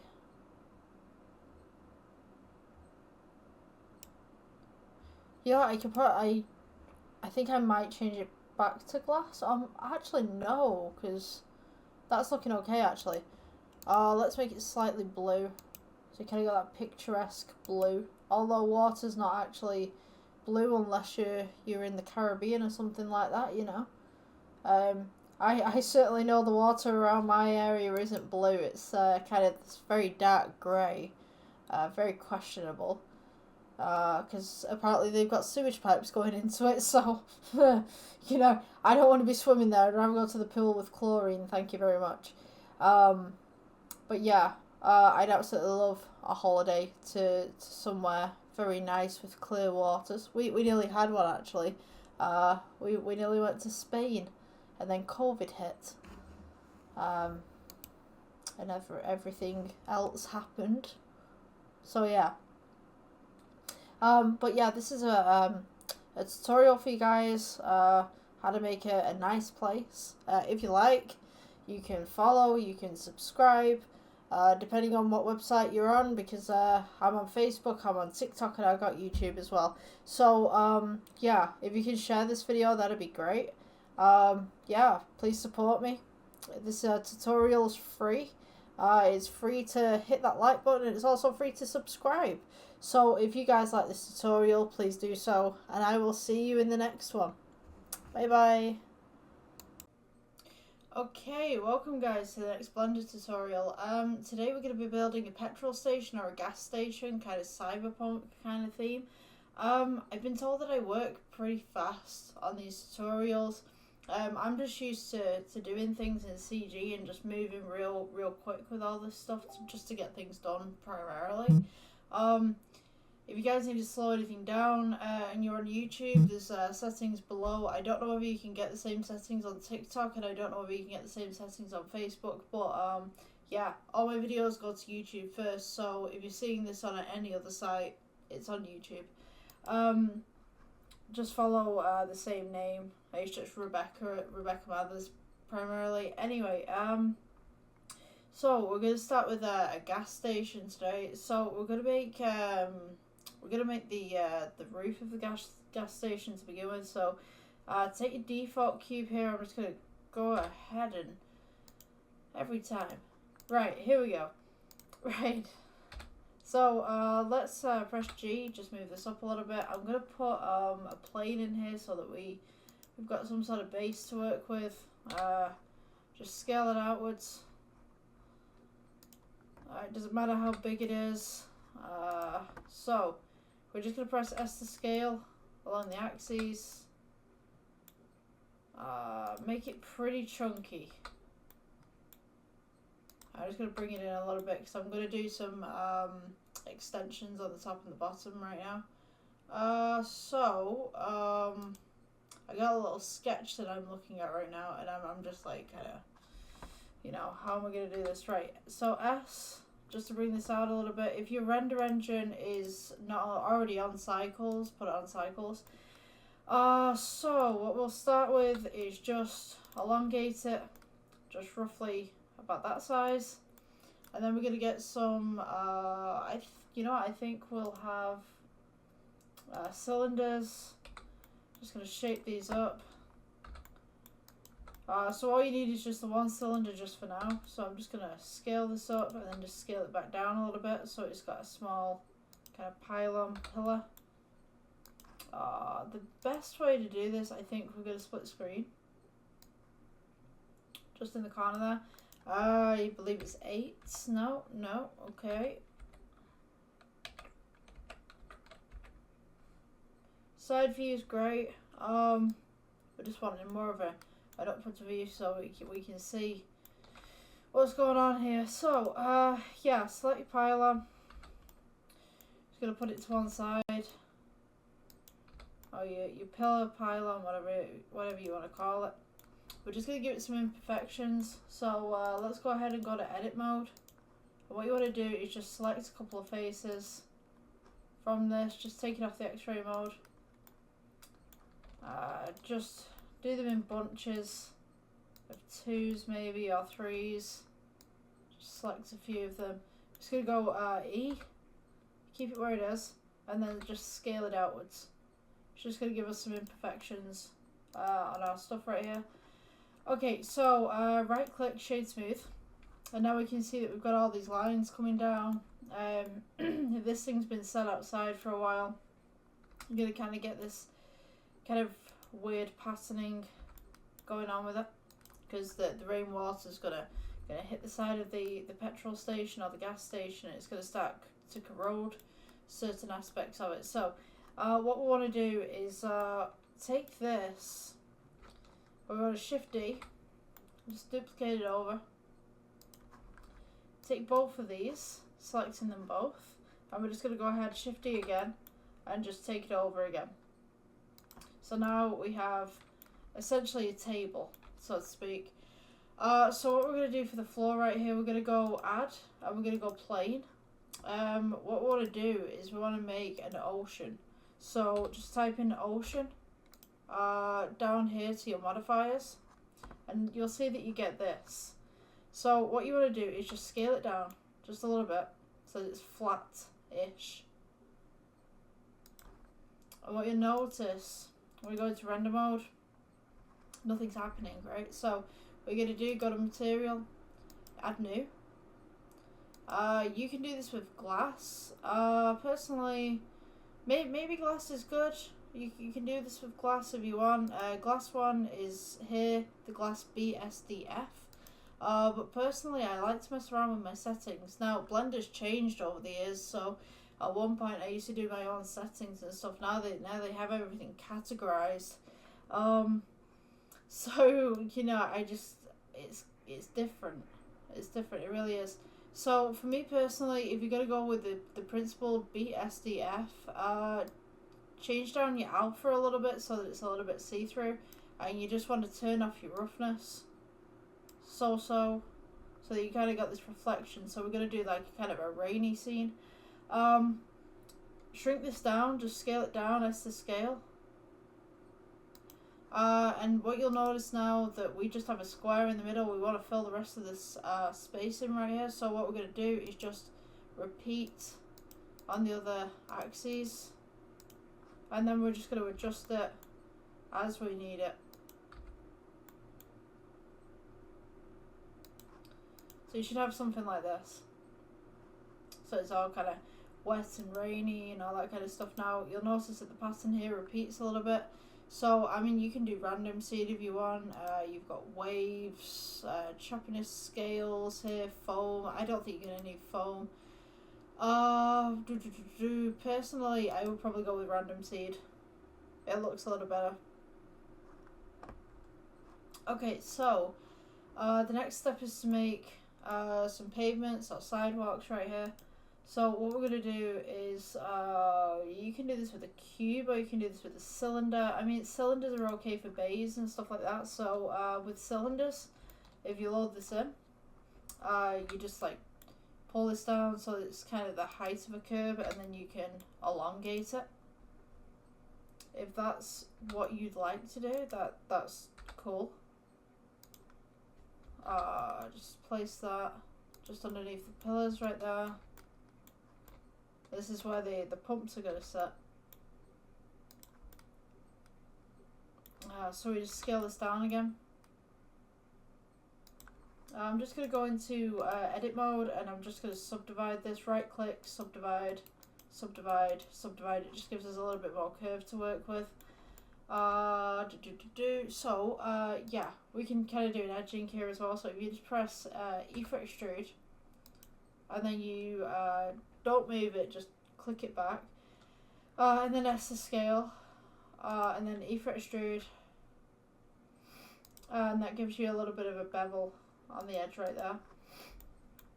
Excuse me, I've got a bit of a cold. So we're going to go Shift D, and we can duplicate this over, but if you want some texture on this, I mean, you can put the texture on to begin with, or you can do your textures at the end. I generally do my textures at the end. At the moment, it just kind of works out for me a lot better. It's something that I've just recently learned how to do. Because if you do the textures at the beginning, I tend to get like muddled up with which textures are what at the end of the day. Yeah, so we have these two bays right here. Now we want to make maybe some neon lighting, or we want to make this look a little bit more gas stationy. So I'm just going to go edit mode right here, select the stop face. I'm going to go E for extrude, scale it in, E for extrude, scale it in, and then we can go E for extrude, but don't move it, and then we're just going to scale it in just slightly. Make sure that it's equidistant around the outside, and then we're going to go E for extrude again, and just bring it down. Just don't clip it when you do so. So now we have this kind of little roof going on.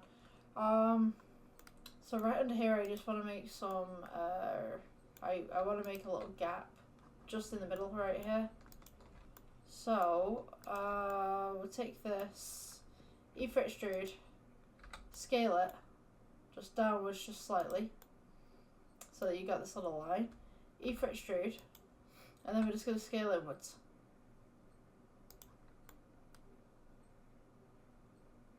I think that's correct. Yeah, okay. So, this little bit right here, we're just going to have this as strip lighting, so we want to go to the material. So this original material right here is the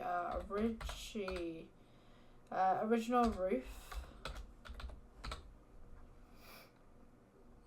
You want to press plus.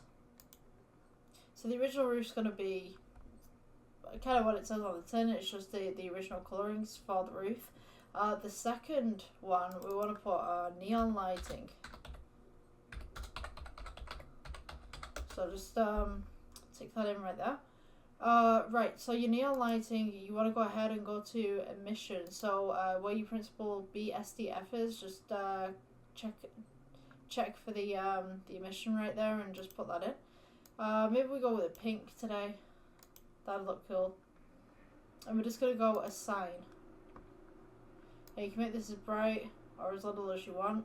We're just going to put it maybe midway. I'm just going to get rid of this lighting right in the middle here because it's a bit of a distraction for me personally. So I want to see how the lighting reacts without external lights.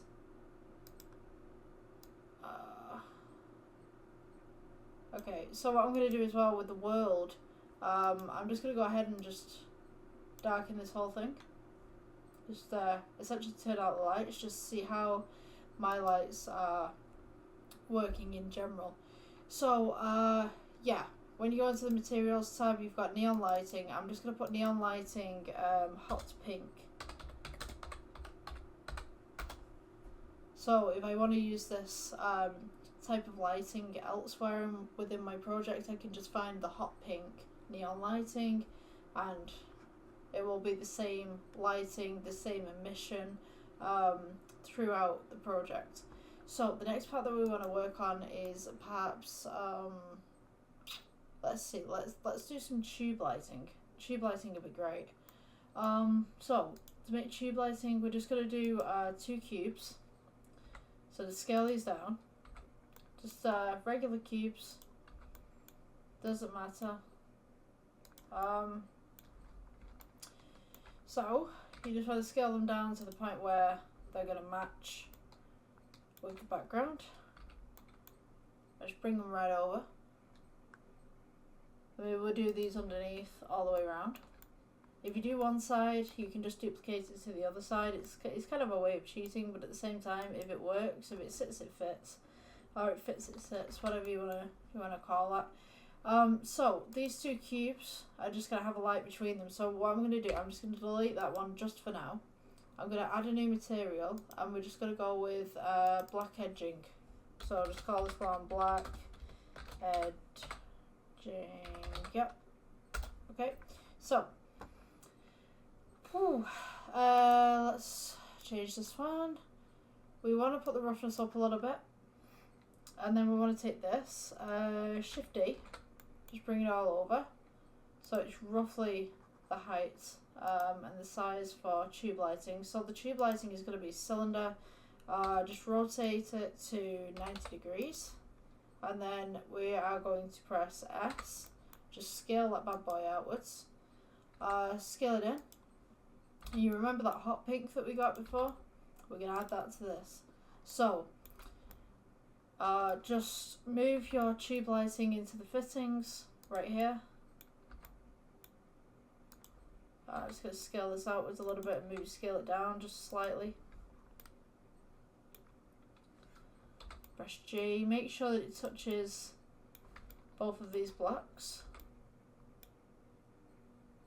I'm also going to do some wiring in here as well. I think that would be cool. I'll teach you how to do some wiring. I think I did it in like one of my previous tutorials. It was like telephone wires or something. Scale it down just a little bit. I mean, this is your project. You can put that wherever you'd like. So, as I was saying about the pink, so we got this object selected right now, which is our tube lighting. So you're just going to go neon lighting hot pink, and there you go. There's your neon lighting right there. And as I said, if you turn it off, you can turn it back on. You can do whatever you want with it.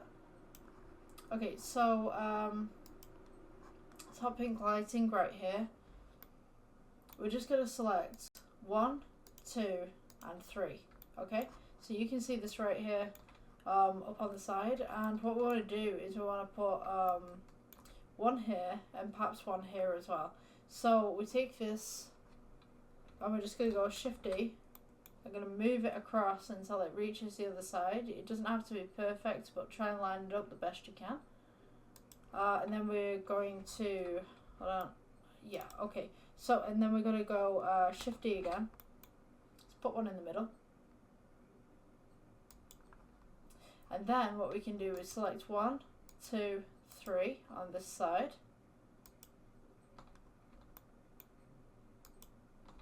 It'll let me.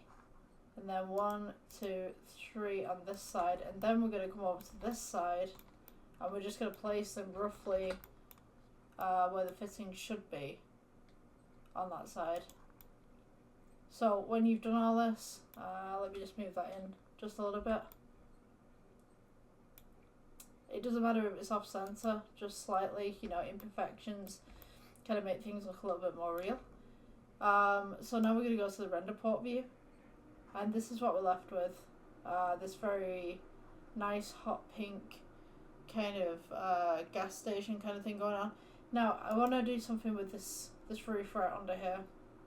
Let's give it a little bit more detail. So we're just going to go to edit mode. I'm just going to go on regular render. This one right here. So we're going to select his face underneath here. E-fret extrude, don't move it. And then we'll scale it inwards at the same height. Make sure that it's equidistant again around the outside. And then we're just going to go E-fret extrude. Just on there. Now I don't like the way that these pillars are set, so what I'm going to do, object mode, just going to select all 4 pillows and just pillars and just kind of pull them out a little bit. So we kind of got that pattern going on. It doesn't matter if they come on the outside right there, because it kind of just looks like some architectural, blooming it, get my words out today, architectural design. Okay, so yes, on this part we want to do some texturing, but I'm going to leave the texturing until later, once I've built everything else, and then I'll teach you how to do all the nodes and stuff like that to make your scene look even better. So leave it the way that it is. The next part that we want to do, let's see,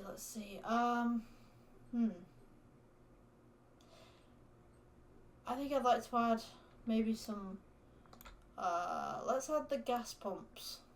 Okay, so we're going to go to cube, and you only need to make one of these, thankfully, and then you can just duplicate it all the way across the scene. It's laziness, I get it, but if you want to tweak it and you want to make multiple of them, then be my guest. But personally, I will duplicate things and I'll change them slightly so they look like different gas pumps. But to be honest with you, all the gas pumps in my area look the same anyway. So let's go to edit mode. We got E-fret extrude. I'm just gonna pull it in right there. Press G. E-fret extrude again. Just gonna pull it right in there. And then we're gonna go Control R. And then scroll your wheel once. So you got 2 lines. Then we're going to start doing some, let me see. I'm going to pull these inwards a little bit. So just go to the edge select right here. So you want to select this one and this one. And then we're just going to press S and just pull them towards each other. Then we're going to go Control R again and split it into thirds. Then what we want to do, want to make some little screens, maybe. Okay. And then you obviously want where the pumps are going to be and stuff like that.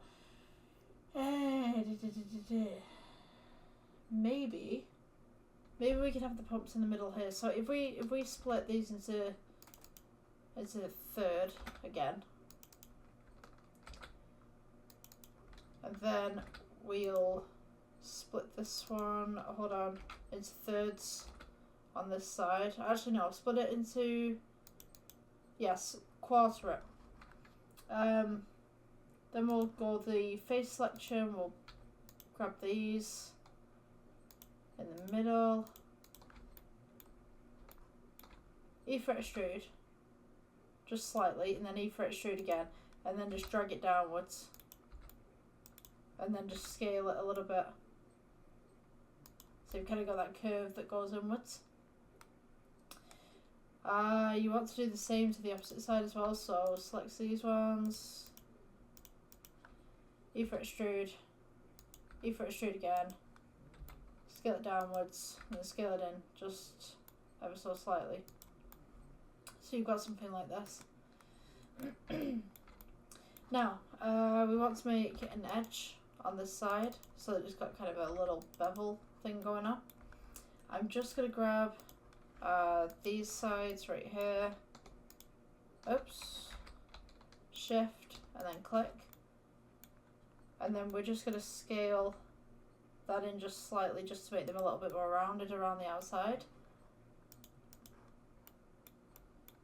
I'm just going to shade smooth as well, maybe. Maybe shade smooth. Yeah, it looks a little bit up. It looks like it's been sat outside for a while. Then split this and maybe we'll make some screens right here for each of the pumps, so to speak. I know there's 4 screens and there's 3 pumps, but maybe one of them's like a payment kind of screen, touch screen or something. So we just take those, or maybe it's an advertisement board. Maybe those are advertisements. You know, use your imagination. So yeah, before you take that, actually select the opposite side as well. So you just want to go E for extrude, keep it where it is, scale inwards, and then this side should do the same as well. So you see this is scaled inwards, and then we come over to this side and this is scaled inwards also. So just scale that to the side as well so it's straight.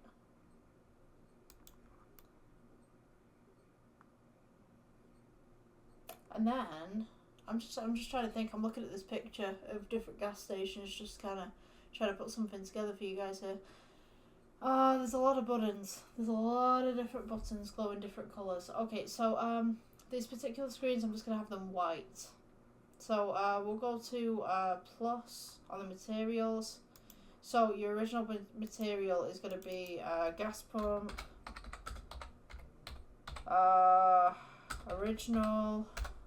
And then we're going to add another one, plus, and then we're just going to go gas pump screen. This one's going to be your emission. And then we press the sign as well. So this is what it's going to look like.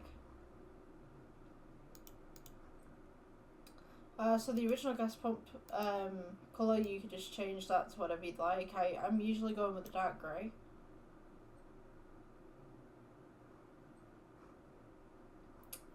Let's see. And maybe take this roughness down and just add some metallic. Because remember as well, we're working with a wet floor that's just rained, so maybe the rain has come underneath and it's hit everything. Which means that we have to alter the pillars and we have to alter the little sidewalk bit here as well. Yeah, okay, so that would be the basic kind of pump outlook there. You can put different things on here if you've got images and stuff like that. For me personally, I'm just going to leave it the way that it is for this tutorial. We're going to go edit mode. And I'm going to add some stripes to it. I'm just going to add some side bits.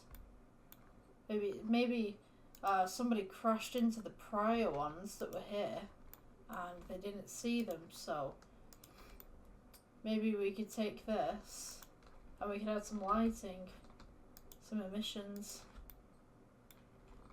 into the sides. You know, you kind of gotta use your imagination with this. Tell a story. Tell a story with your designs. You know? Why does your gas station look the way that it does? You know? Is your gas station abandoned? Is your gas station currently under repairs? You know? Tell the story. So, we're going to put gas light. We will do a sign and then we will do emission. So maybe on this one we could do blue. Maybe blue might look like a really good colour to do. So I'm just going to press E for extrude. Just keep it where it is. S for scale. I'm just going to bring this out a little bit because lights are going to have a little bit of a bevel to them, just around the outside. So this is how it should look. Looks pretty funky. Maybe we'll put some more screens just here to define these little parts. So let's go edit mode. I'm just gonna take this little section here, maybe take this little section here, and maybe take the floor section as well. Okay, so if I change it to this one, you guys can see what I'm doing. So take this section here, take this section here, this section.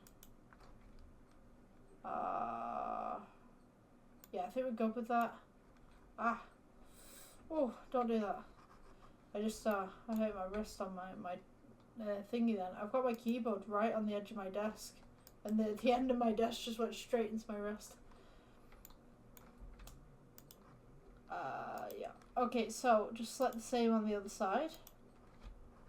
And then we're going to go plus again when it allows me to. New. And then we're going to call this one gas lights. W. Let's go with emission. And then assign for this. I'm just going to go back to object mode just to see what this looks like. And then render. It looks somewhat okay. Maybe the lights are out on this one. Yeah, it's something you could do as well. You could like mess around with the lights a little bit. One of them's on the blink. Okay, so now we want to add the little pumps to the sides, and we also want to add maybe some boxes and stuff like that, discarded gloves or whatever like that. So let's go to regular render. I'm just going to make this a little bit shorter actually, and then maybe give it a neighbour.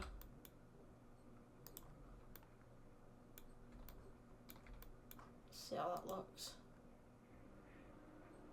Yeah, somewhat. It's so-so. Okay, so just move this up a little bit.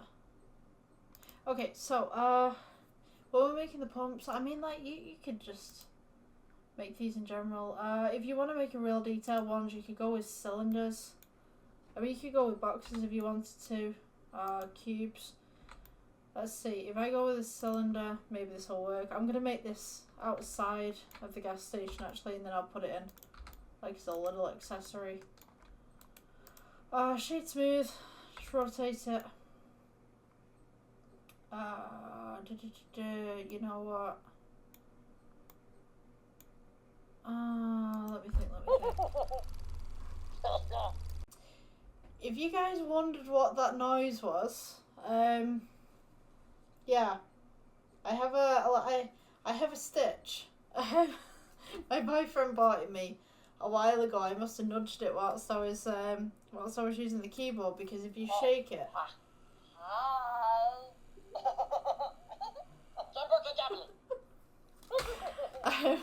Yeah, I'll move this off my desk.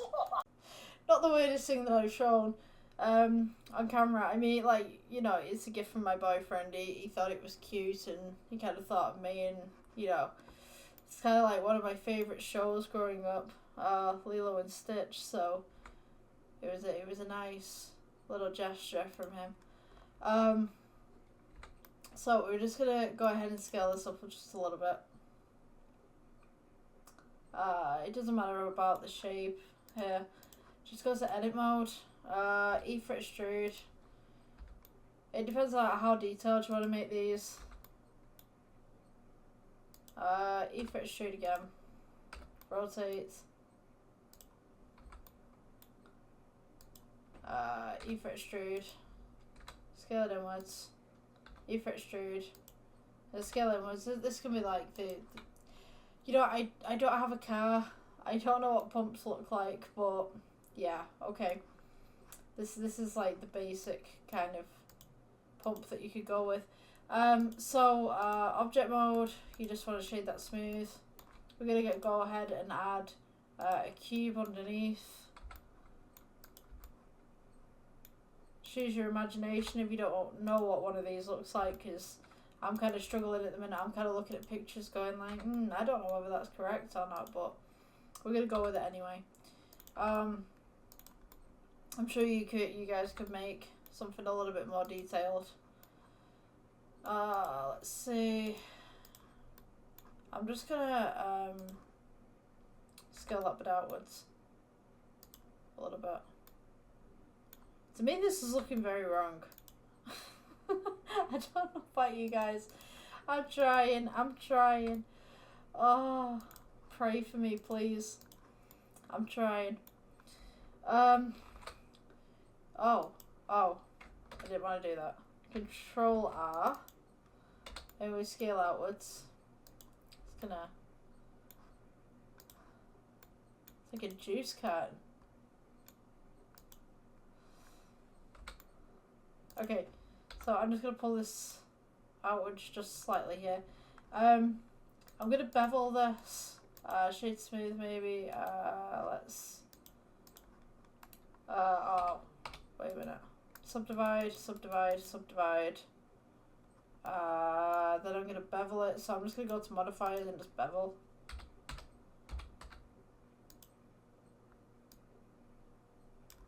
Yeah, that'll do. Okay, so yeah, basic pump, I guess. Handle kind of thing going on. I'm just gonna go ahead and go to sculpt mode a minute. So maybe, let's see, clay. They've changed the settings on this yet again, and it's like I look at this and I go like, what am I doing? I'm used to the stuff at the side. It's kind of annoying.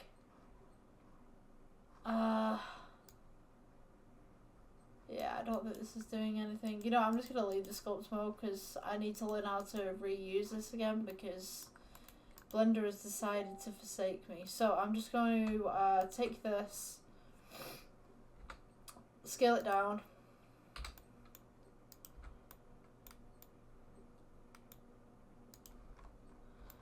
We're just going to put it into the pump right here.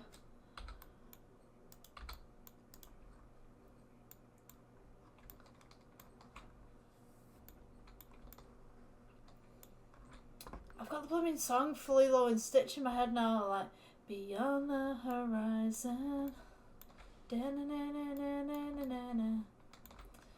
Okay, so we're gonna add a material to this. I'm just gonna make these two black, just so that they kind of fit with the theme.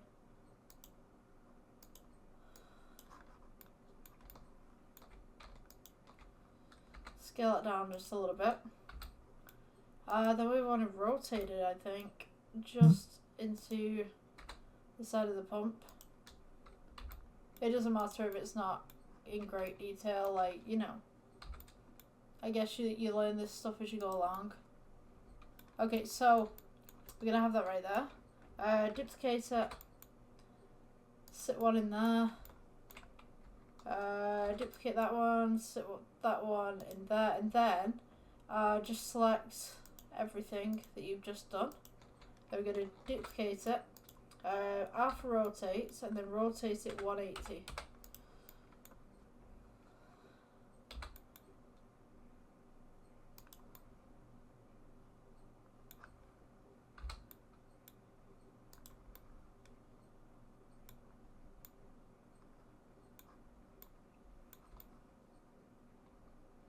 Yeah. Right, okay, add. And then we're going to go with some cubes at the bottom. And these are just going to be standard kind of cubes because we're going to be adding some lines to these as well. So you just want to put the cubes at the bottom. To be honest with you, I'm going to grab the pumps. So you want to go 1. I'm going to change these to black. 1, 2, and 3, and then just grab these and then just duplicate them to the opposite side. Okay, so we have that done now. So I could also put some little lights here to indicate which one is unleaded or whatever like that. So we're just going to take this cube right here and shift and then click this cube right here. So we're going to go add. You want to go with curve, knots, and then you want to go with the bottom one, which is catenary. I probably just butchered that, catenary. So now you see that there's this line that goes in between. So right here you've got the settings for this. So you could have different steps with this, you could have different lengths with this, you could randomize it if you wanted to. Bevel's a really good one. Let's bevel it on the outside. Let's see.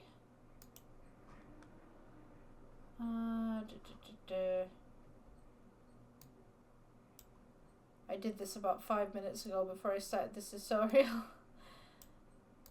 I literally extrude. Here we go. Extrude. Just slightly. Right, a little bit of an extrude. Just make that a little bit more flatter. Then, let's curve it. So just bring this down a little bit.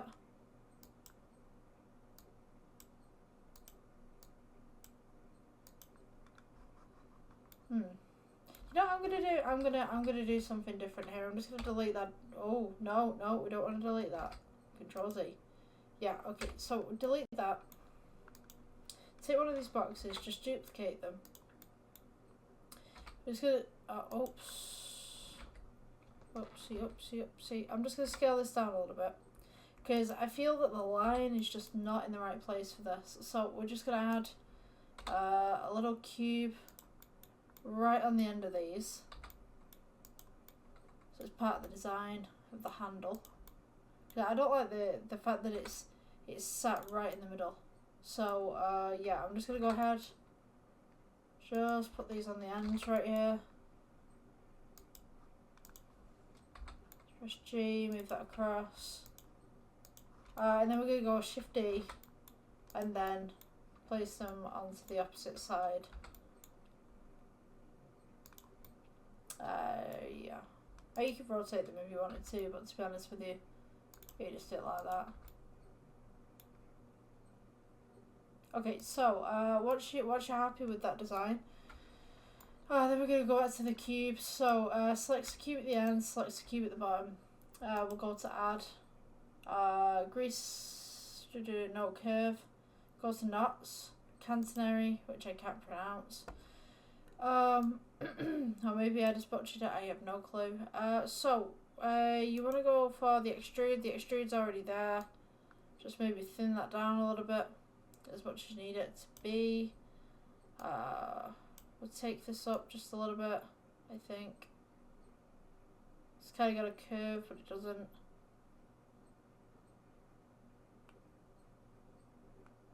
Come on. Could be really at any length. So we're just gonna go with black edging on the side there.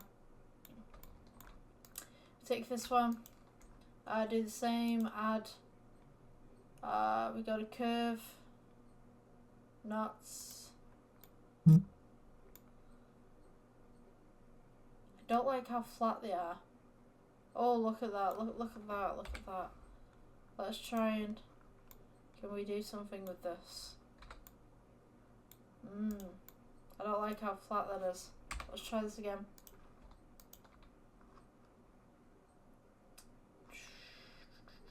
Add. Oh, comes curve, knots. Yeah, okay.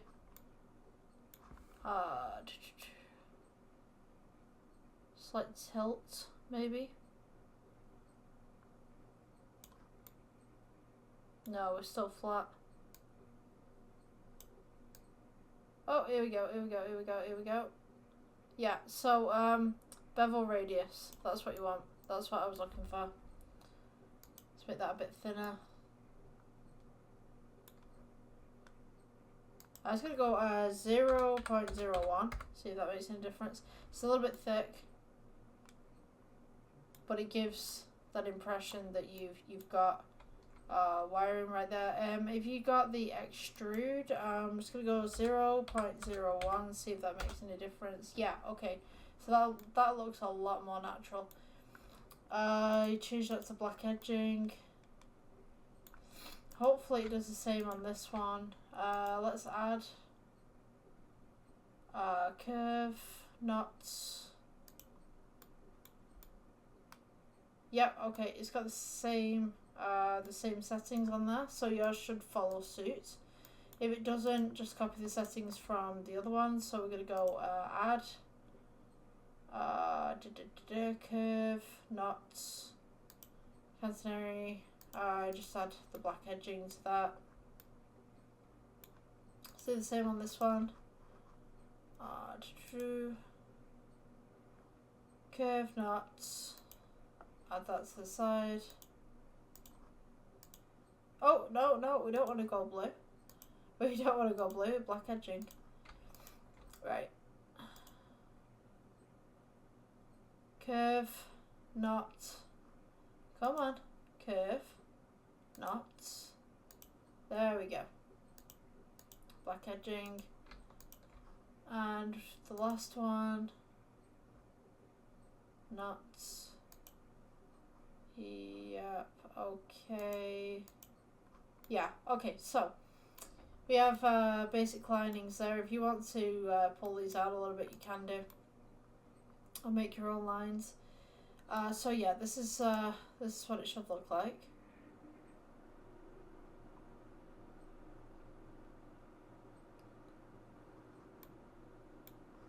And what I'm gonna do actually is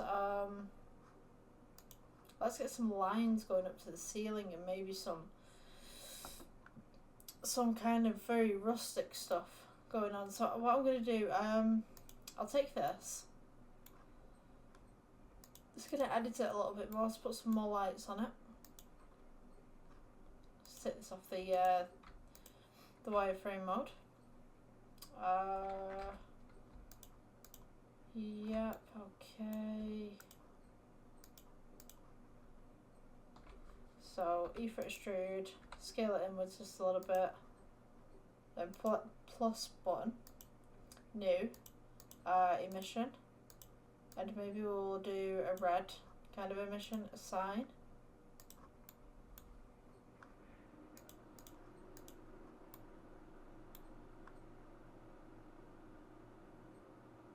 Okay, I'm going to turn up this the lighting on the side, I think.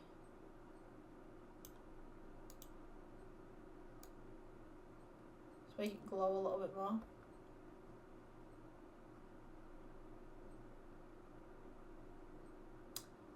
And then we'll make this walkway right here that we've got.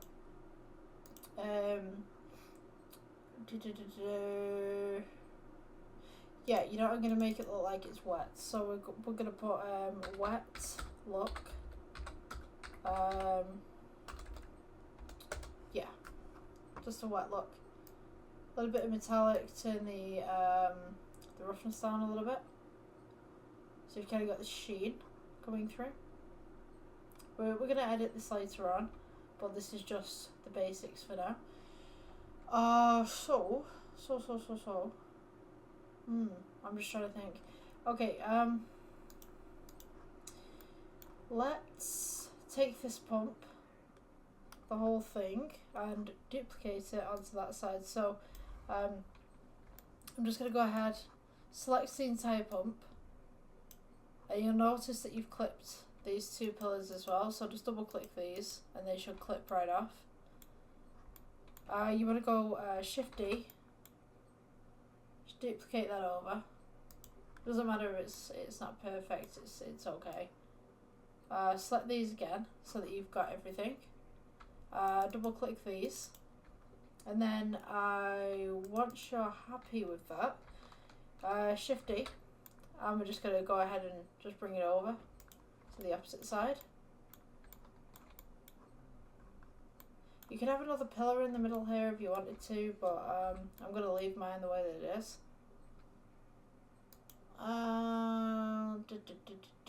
Trying to think. Okay, so we want some cables that are going to be kind of flying around all over the place here, and maybe just, it's a mess. It's owned by a guy who's a really bad electrician, and he's really bad at doing what he does. So we're going to put some crazy lines everywhere, because this guy is more bothered about profits than he is about keeping his gas station in a healthy manner. So I'm just going to go ahead and put some cubes all over the place, and I'll show you what we're going to do with them. Make sure that they're not intersecting anything, and your lines don't intersect anything, it just makes it look way better. So I'll take these two and just duplicate them everywhere. It's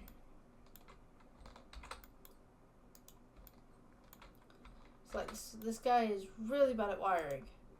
Okay, so what we're going to do, if I put this onto the side right here, I think this is too wide. I think we need another station in the middle, to be honest with you. I think I'm going to do that, to be honest. So, just double click these off. That one I can't double click off, but I will delete it. So if you just shift here, put that roughly in the middle. Actually, it doesn't look like there's a lot of room for two cars right there. So you know what? I'm gonna get rid of that. Ignore me. Just experimenting with different directions here. So okay. What we're doing? Oh yeah, wiring. So select this one. Select this one. We'll do the add curve knots catenary. Notice that it's all the way down there. So we're gonna bring this up a little bit. If it'll allow us to, come on.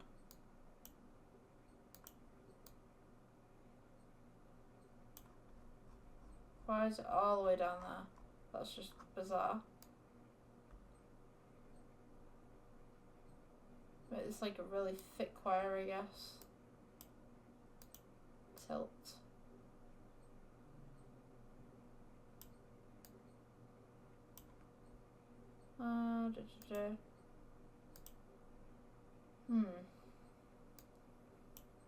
That's a bit of a conundrum, because why is it all the way down there? That's just a bit weird. See, tilt.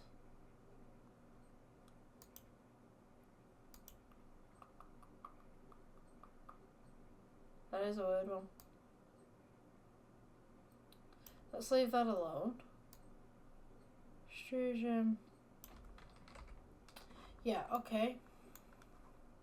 Let's try this again.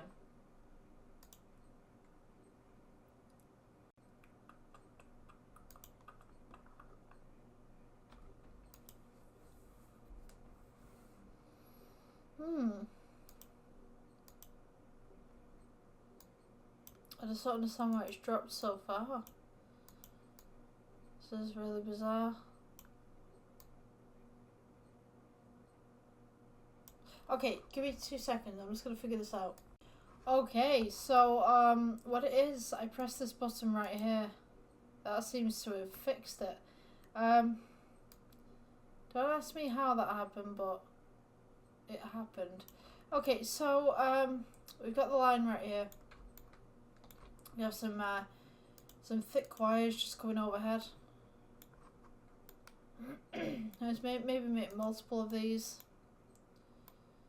So you kind of got this very disgruntled gas station employee who can't be bothered to wire things properly.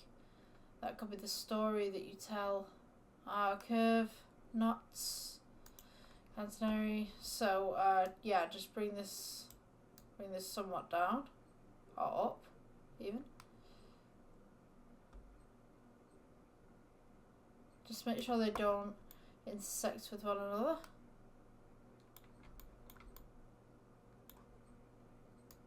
Or clip each other. let's go with curve, knots. Yep, okay.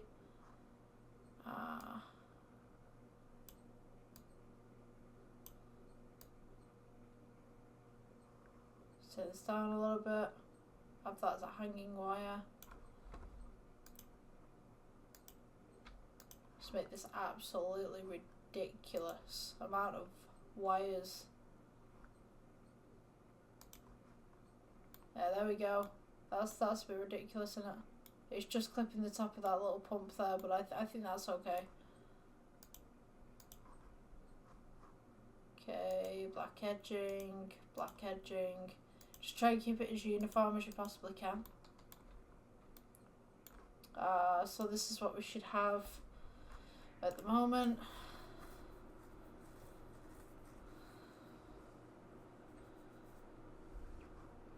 We'll change the floor as well and everything once we're doing all the texturing and stuff like that. Let's see. Maybe we'll put some sidewalks at the back here and maybe some poles and stuff just to kind of give it some sort of street level. That'd be cool. Let's just go with G. Oh, where's my default cube? Add cube. There we go. Stretch this over. Scale that in.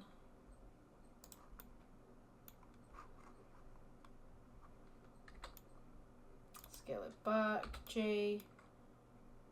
Just bring that over there. So, I mean, we could make some smoke on here, or we could do some other things. I'm just going to take this one, Shift D, and just put it up on top, and then I'm just going to scale it down a little bit. So it kind of looks like the place has got an antenna kind of sticking out of it. Again, we've got a lazy service person who doesn't want to do their own wiring. So they kind of have this weird set of antennas on their roof, I guess. So I'm just going to go G.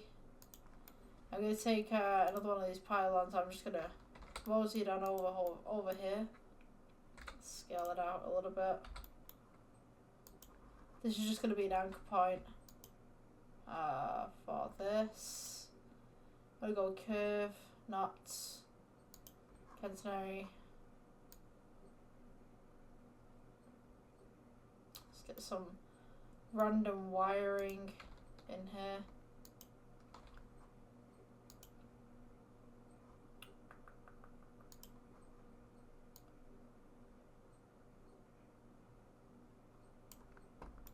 So I'm going to set up the camera as well, actually, whilst I'm here.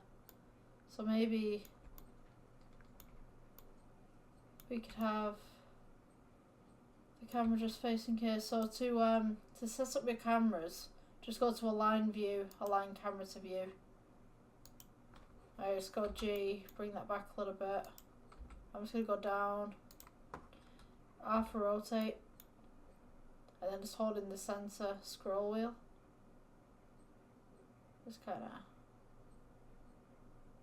If you don't know about framing, it should be a crosshatch, so you want to get your objects to one side. G, if that's the side there. I'm going to elongate these a little bit, the floor, scale it outwards, get some depth of field in here a little bit. Okay, so shove it like that. That looks okay, right? No texture in it within it at the moment. You know, I got to do all the node stuff, but that looks okay. Maybe we get some blue lighting on top and maybe some stars in the background and some city lights. That'd look cool. Okay, so let me think. I might make that black edging a little bit more reflective, actually, so it picks up on some more of that light. And obviously these pillars as well, they need some sort of shine on them. So let's go new. Let's go wet, black, etching. It's ghosting me. It's doing that thing where it's like it'll do one letter at a time. Let's turn this a little bit more metallic. We've got black. Oh yeah, you wanna hit a sign too. So you kind of wanna take that roughness down a little bit because obviously it's wet scene. Let's go wet black edging. Where's my wet black edging? Wet black edging. There it is. Okay, so these pillars as well need a little bit. So we want to go pillar wet. Let's see, a little bit metallic. Not too metallic that it's a mirror, but enough metallic that it looks some sort of weathered. So take all four of them, just try and find that again. So you want pillar, so let's go for P, should be in alphabetical order. Where are we at? I can't see it. How bizarre. Right, let's go back on this one. I bet someone's seen it in the comment section. They're like, it's right there. He's behind you. Yeah, pillar what? Should be pillar what? Yeah, my computer's been a bit slow at the moment.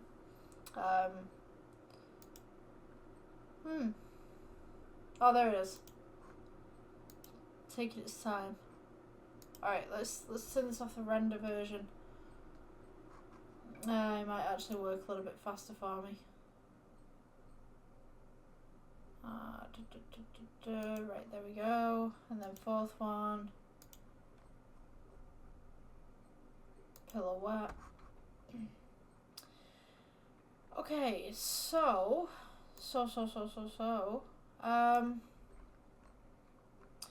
well, maybe we want some blue neon lighting somewhere. Maybe like there's a sign on top of here, like for car wash or something.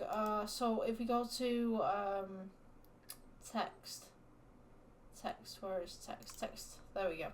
Okay, so G, just bring it up so you can see it a little bit. Just scale it outwards. Just go to edit mode and just go gas station. I can't even see it. Oh gosh. Station. Yeah. Okay, so let's go with A.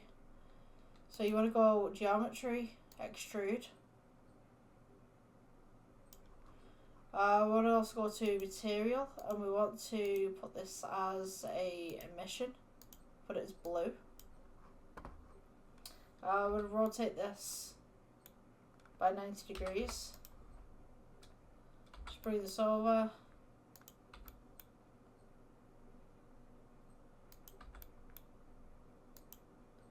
We could probably give it a nice little name or something like that if you wanted to.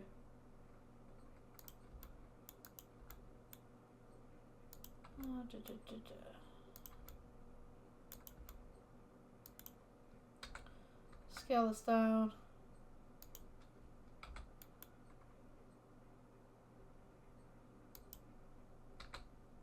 You know what I'm going to do? I'm going to name it because it looks a little bit weird.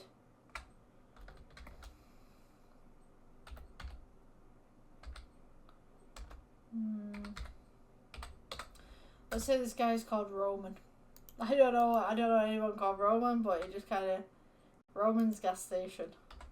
Oops, G, don't press H.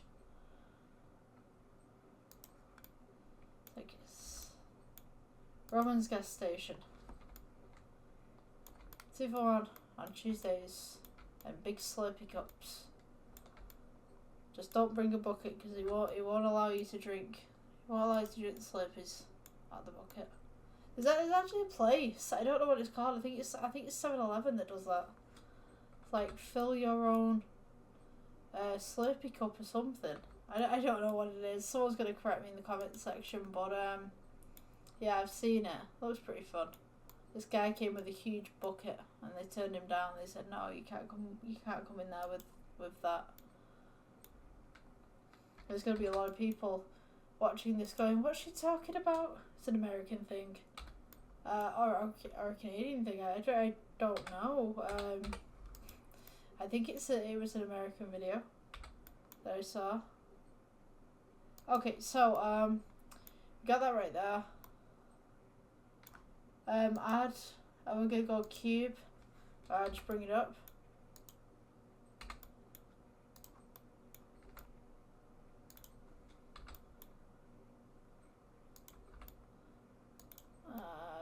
Go across. Scale that. Scale it down a bit. I'm gonna do some supports actually. It's kind of like just pull that in the back there. Maybe scale it just slightly upwards.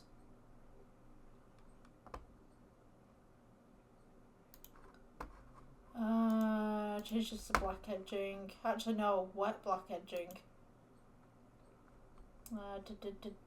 Yeah, wet black edging because it's outside. Go to the opposite side.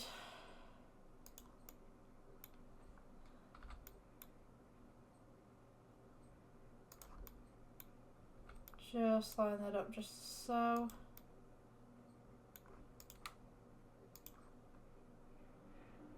So something like that. I'm going to take this bottom here and just make it a dark grey so we can see the water when it allows me to.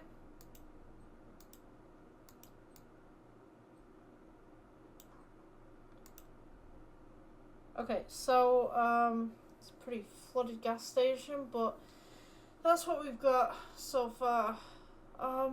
Let's do some texturing.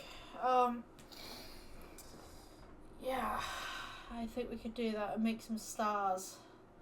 Stars would look great on this. Okay, so the next part we're going to be looking at is the nodes and maybe some light pollution from some stars around the edge as well. So to do your stars, we're going to go to the Objects tab right here. Go to World Settings. Just drag this across with Shift. Add, and then go White Noise. Actually no, go Noise, no. Normal noise, regular. Go to Color, from Noise Section to Background. Where have we gone? Going to render right here, we can see the background. You want to go ahead and scale this down a little bit. So you kind of got some white noise going on in the background. And then what we're going to do from there is we're going to add color ramp. So with this, you want to try and get rid of as much white as you can and have more of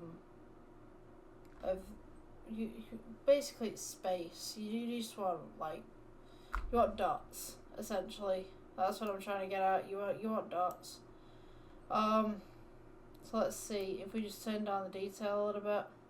Actually, turn up the detail maybe. Scale it upwards a little bit.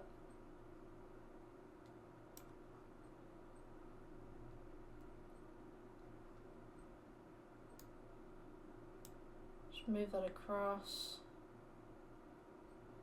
You don't want it too much. You just want just enough.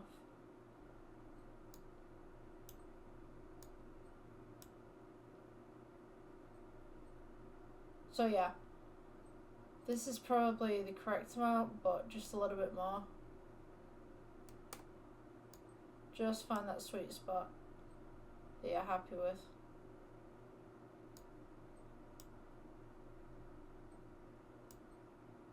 Oh, we nearly hit it, we're nearly there. There it is.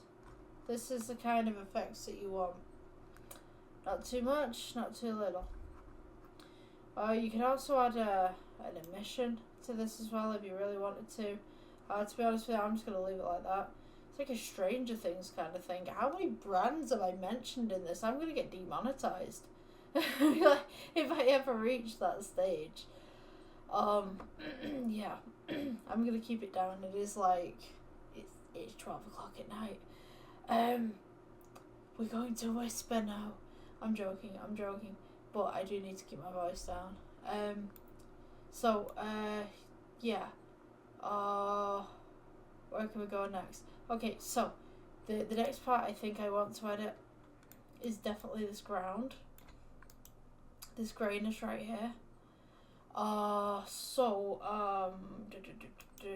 I can get the right one. Scale this outwards just a little bit. We're going to take it off the world settings and go back to object. Add noise.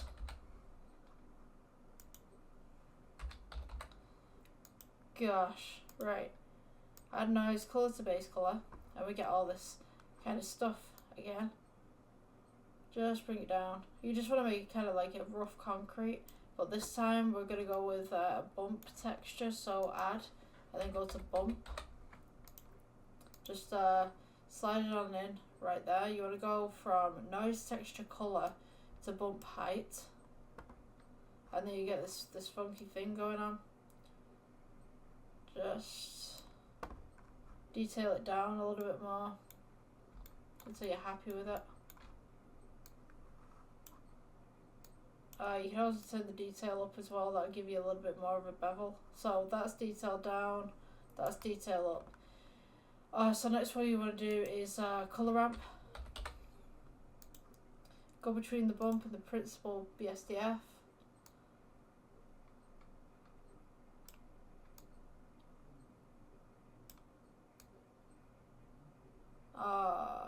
Yeah, just sit it right about there.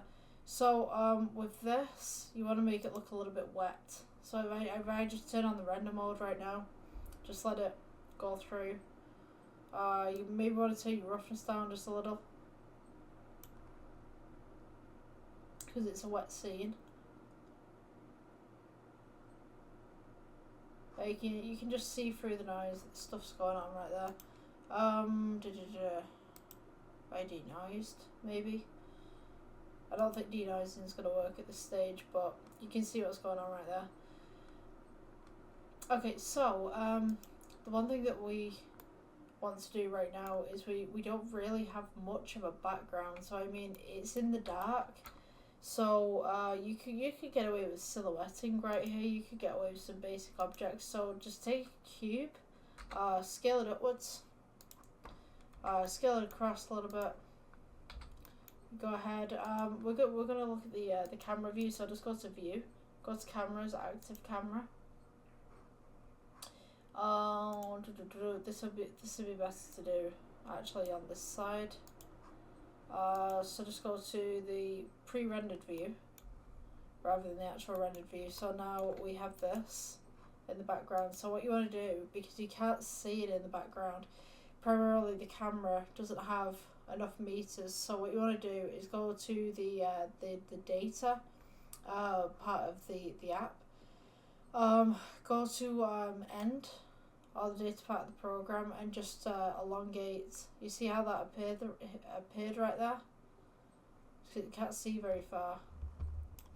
So take this, we'll just go with black edging, and just start putting things in the background and make it close, far away, whatever.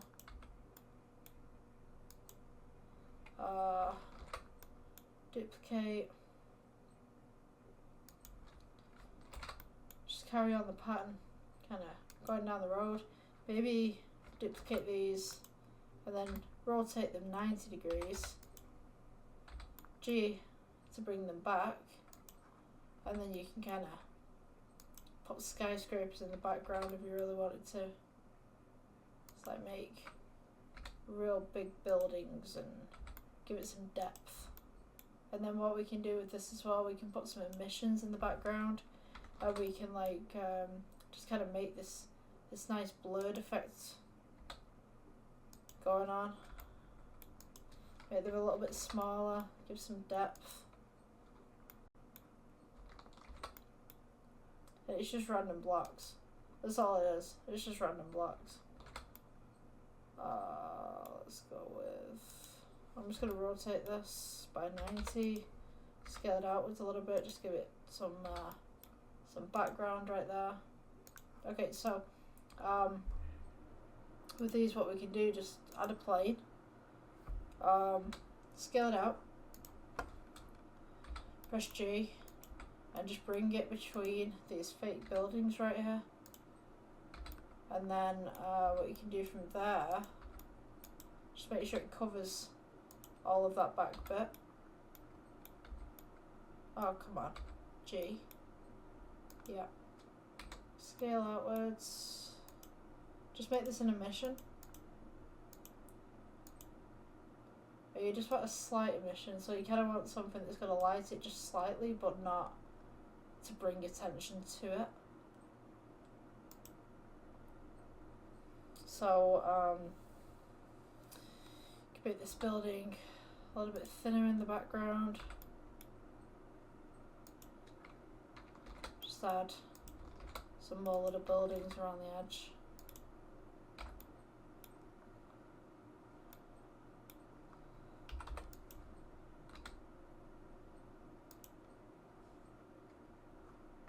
So it looks like you get a city, but you don't actually have a city. I mean, you could do some more details back here if you wanted to, but to be honest with you, when you're doing depth of field, all this is going to blur out anyway. So with depth of field, just select your camera around the edge right there, go to depth of field right here, use your little eyedropper tool, and just select where your depth of field is going to be at. Just give it a couple of seconds.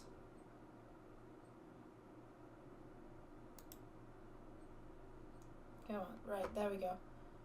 Okay, so going back on your camera right here. Let me see. Depth of field, you can turn it down to 0.1. Basically, the lower the number, the more the background will blur for your f-stop. So now you can see it's just the gas station that's in view. If you don't like that, you can go choose something else.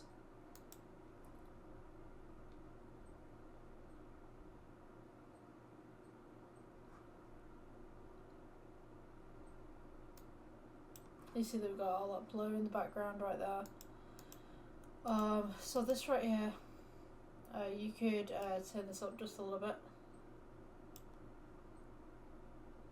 Just kind of highlight the city, or you can turn it down and you can get rid of the city if you really wanted to.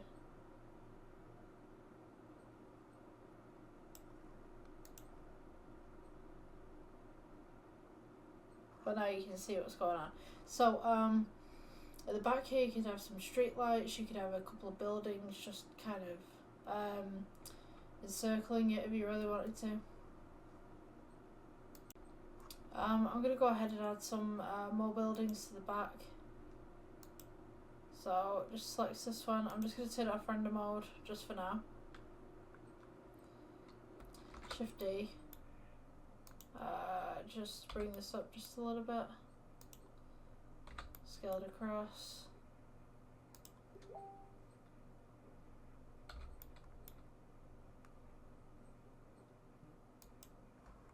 And maybe we'll add some lights in the background as well. Let's see. I'm going to add these in spheres. It just kind of makes everything look a little better. I found at least. So just put some spheres there.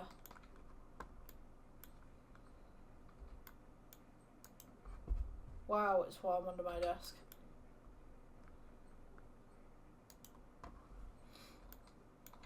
It's all that heat coming from my computer. Usually my office is like the coldest room in my house. So as soon as I start doing anything on my computer CG related, it just like whoosh. So we're going to go new. I'm going to go light emission.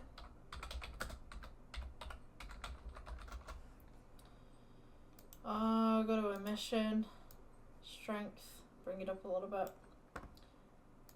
Now what we should get, because it's out of focus, is kind of like a bush kind of look. It's not a technical term. Gotta turn that down a little bit. It's too distracting. Maybe make it orange, just a little bit.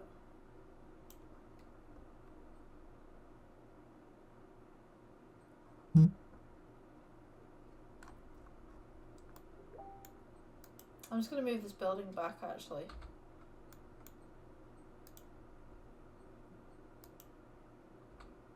Just move the lights.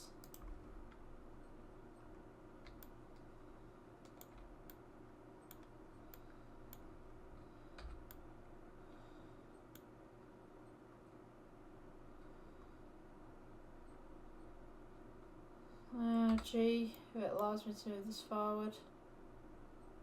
Okay, let's see what that looks like. Let's bring that up. Bring it across.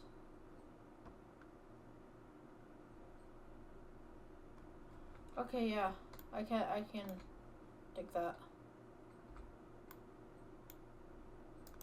Okay, so with Shift D, press 1. Maybe, no. Okay, we're gonna go -10. Shift D, -10. Shift D, and then -10. Shift D, -10. Shift D, -10. So we kind of got this row of lights going on.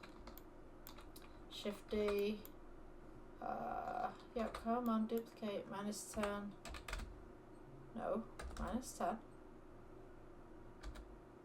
yep, okay, Shift D, -10, and Shift D, -10, Shift D, it's taking a little while. Come on, -10. Yeah, I think I'm going to end up exceeding my RAM right here.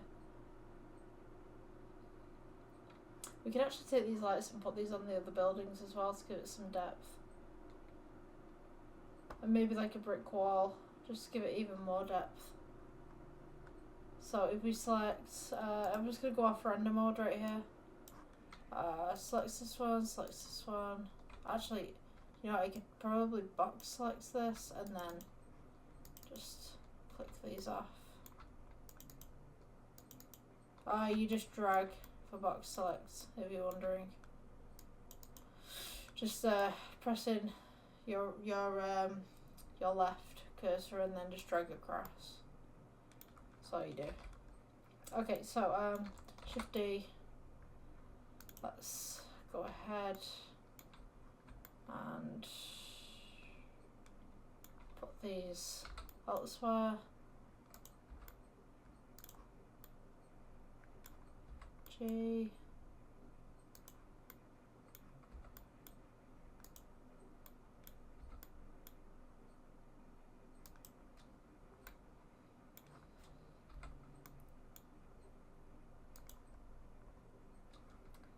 Shift D, move it across.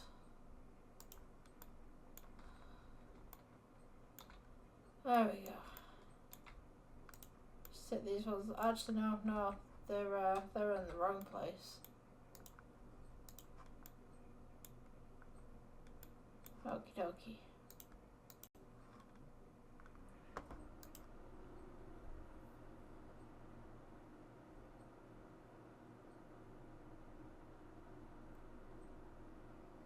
We kind of got these lights going on now in the background. Adds a little bit of depth. Maybe we could add a little wall here, a little wall here. That would be pretty cool.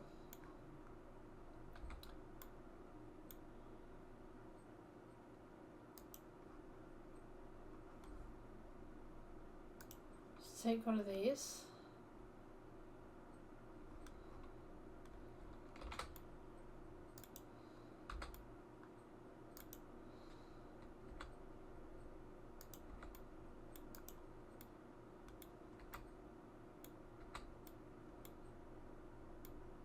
Scale it upwards. Rotate it 90 degrees. And just bring this in.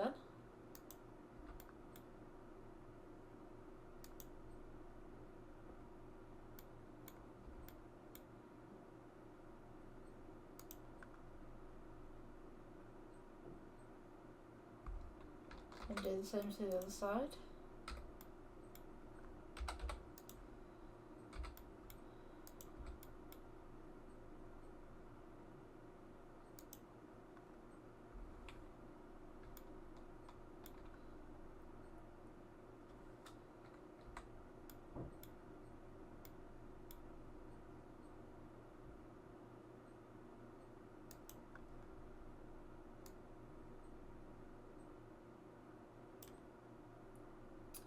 I'm going to change this actually from black edging to something else. Maybe go with the red one. Actually, no, that's an emission. Actually, I don't know. I don't know that that's pretty good for a car parking lot. Actually, neon hot pink. No, let's not go with that. Maybe blue. You know, I like the original. I like the red. The red's good. But I don't think for a wall, maybe. Let's get rid of this one, and then we'll make this into a brick wall.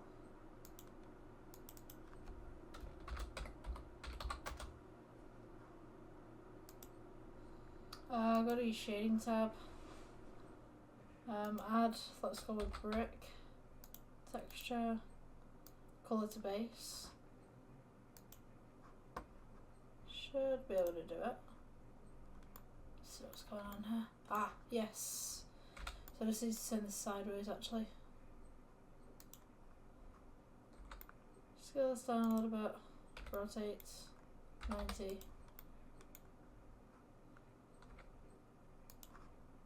View. Active camera.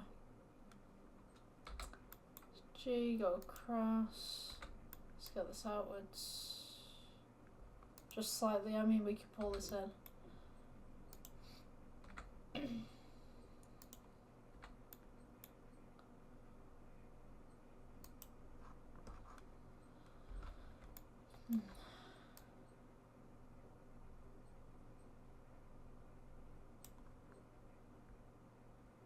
See brick width.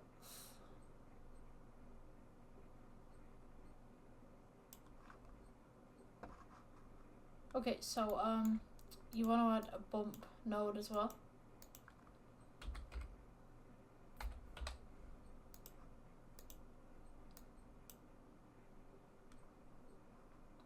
And then color ramp.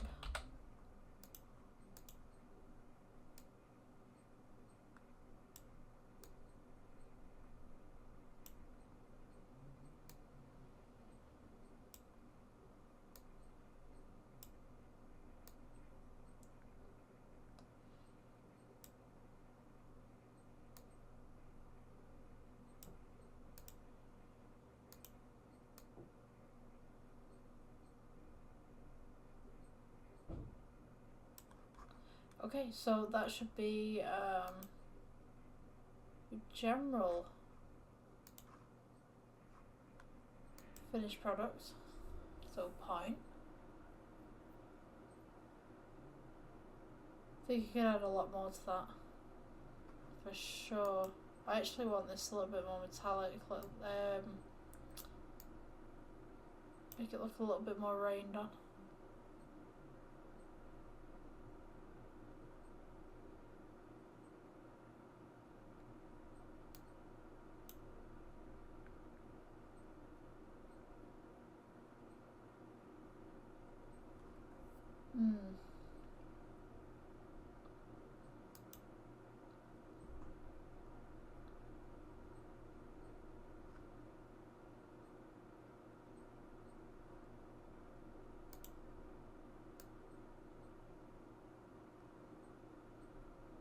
Should turn these up a little bit as well.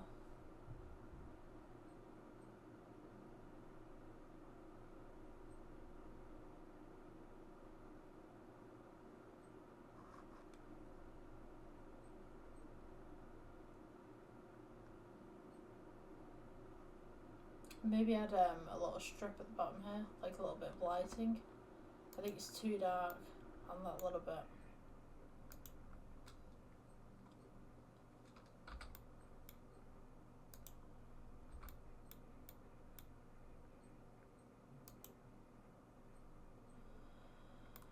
Let me think. See.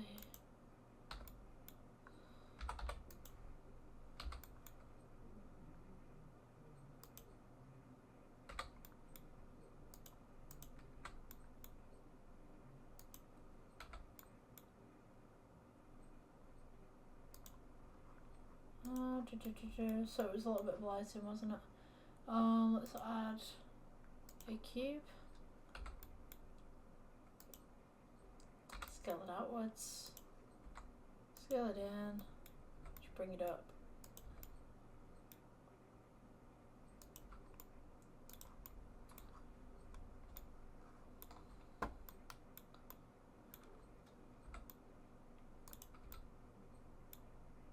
Then, at this point, we can add maybe the blue light, or the red light.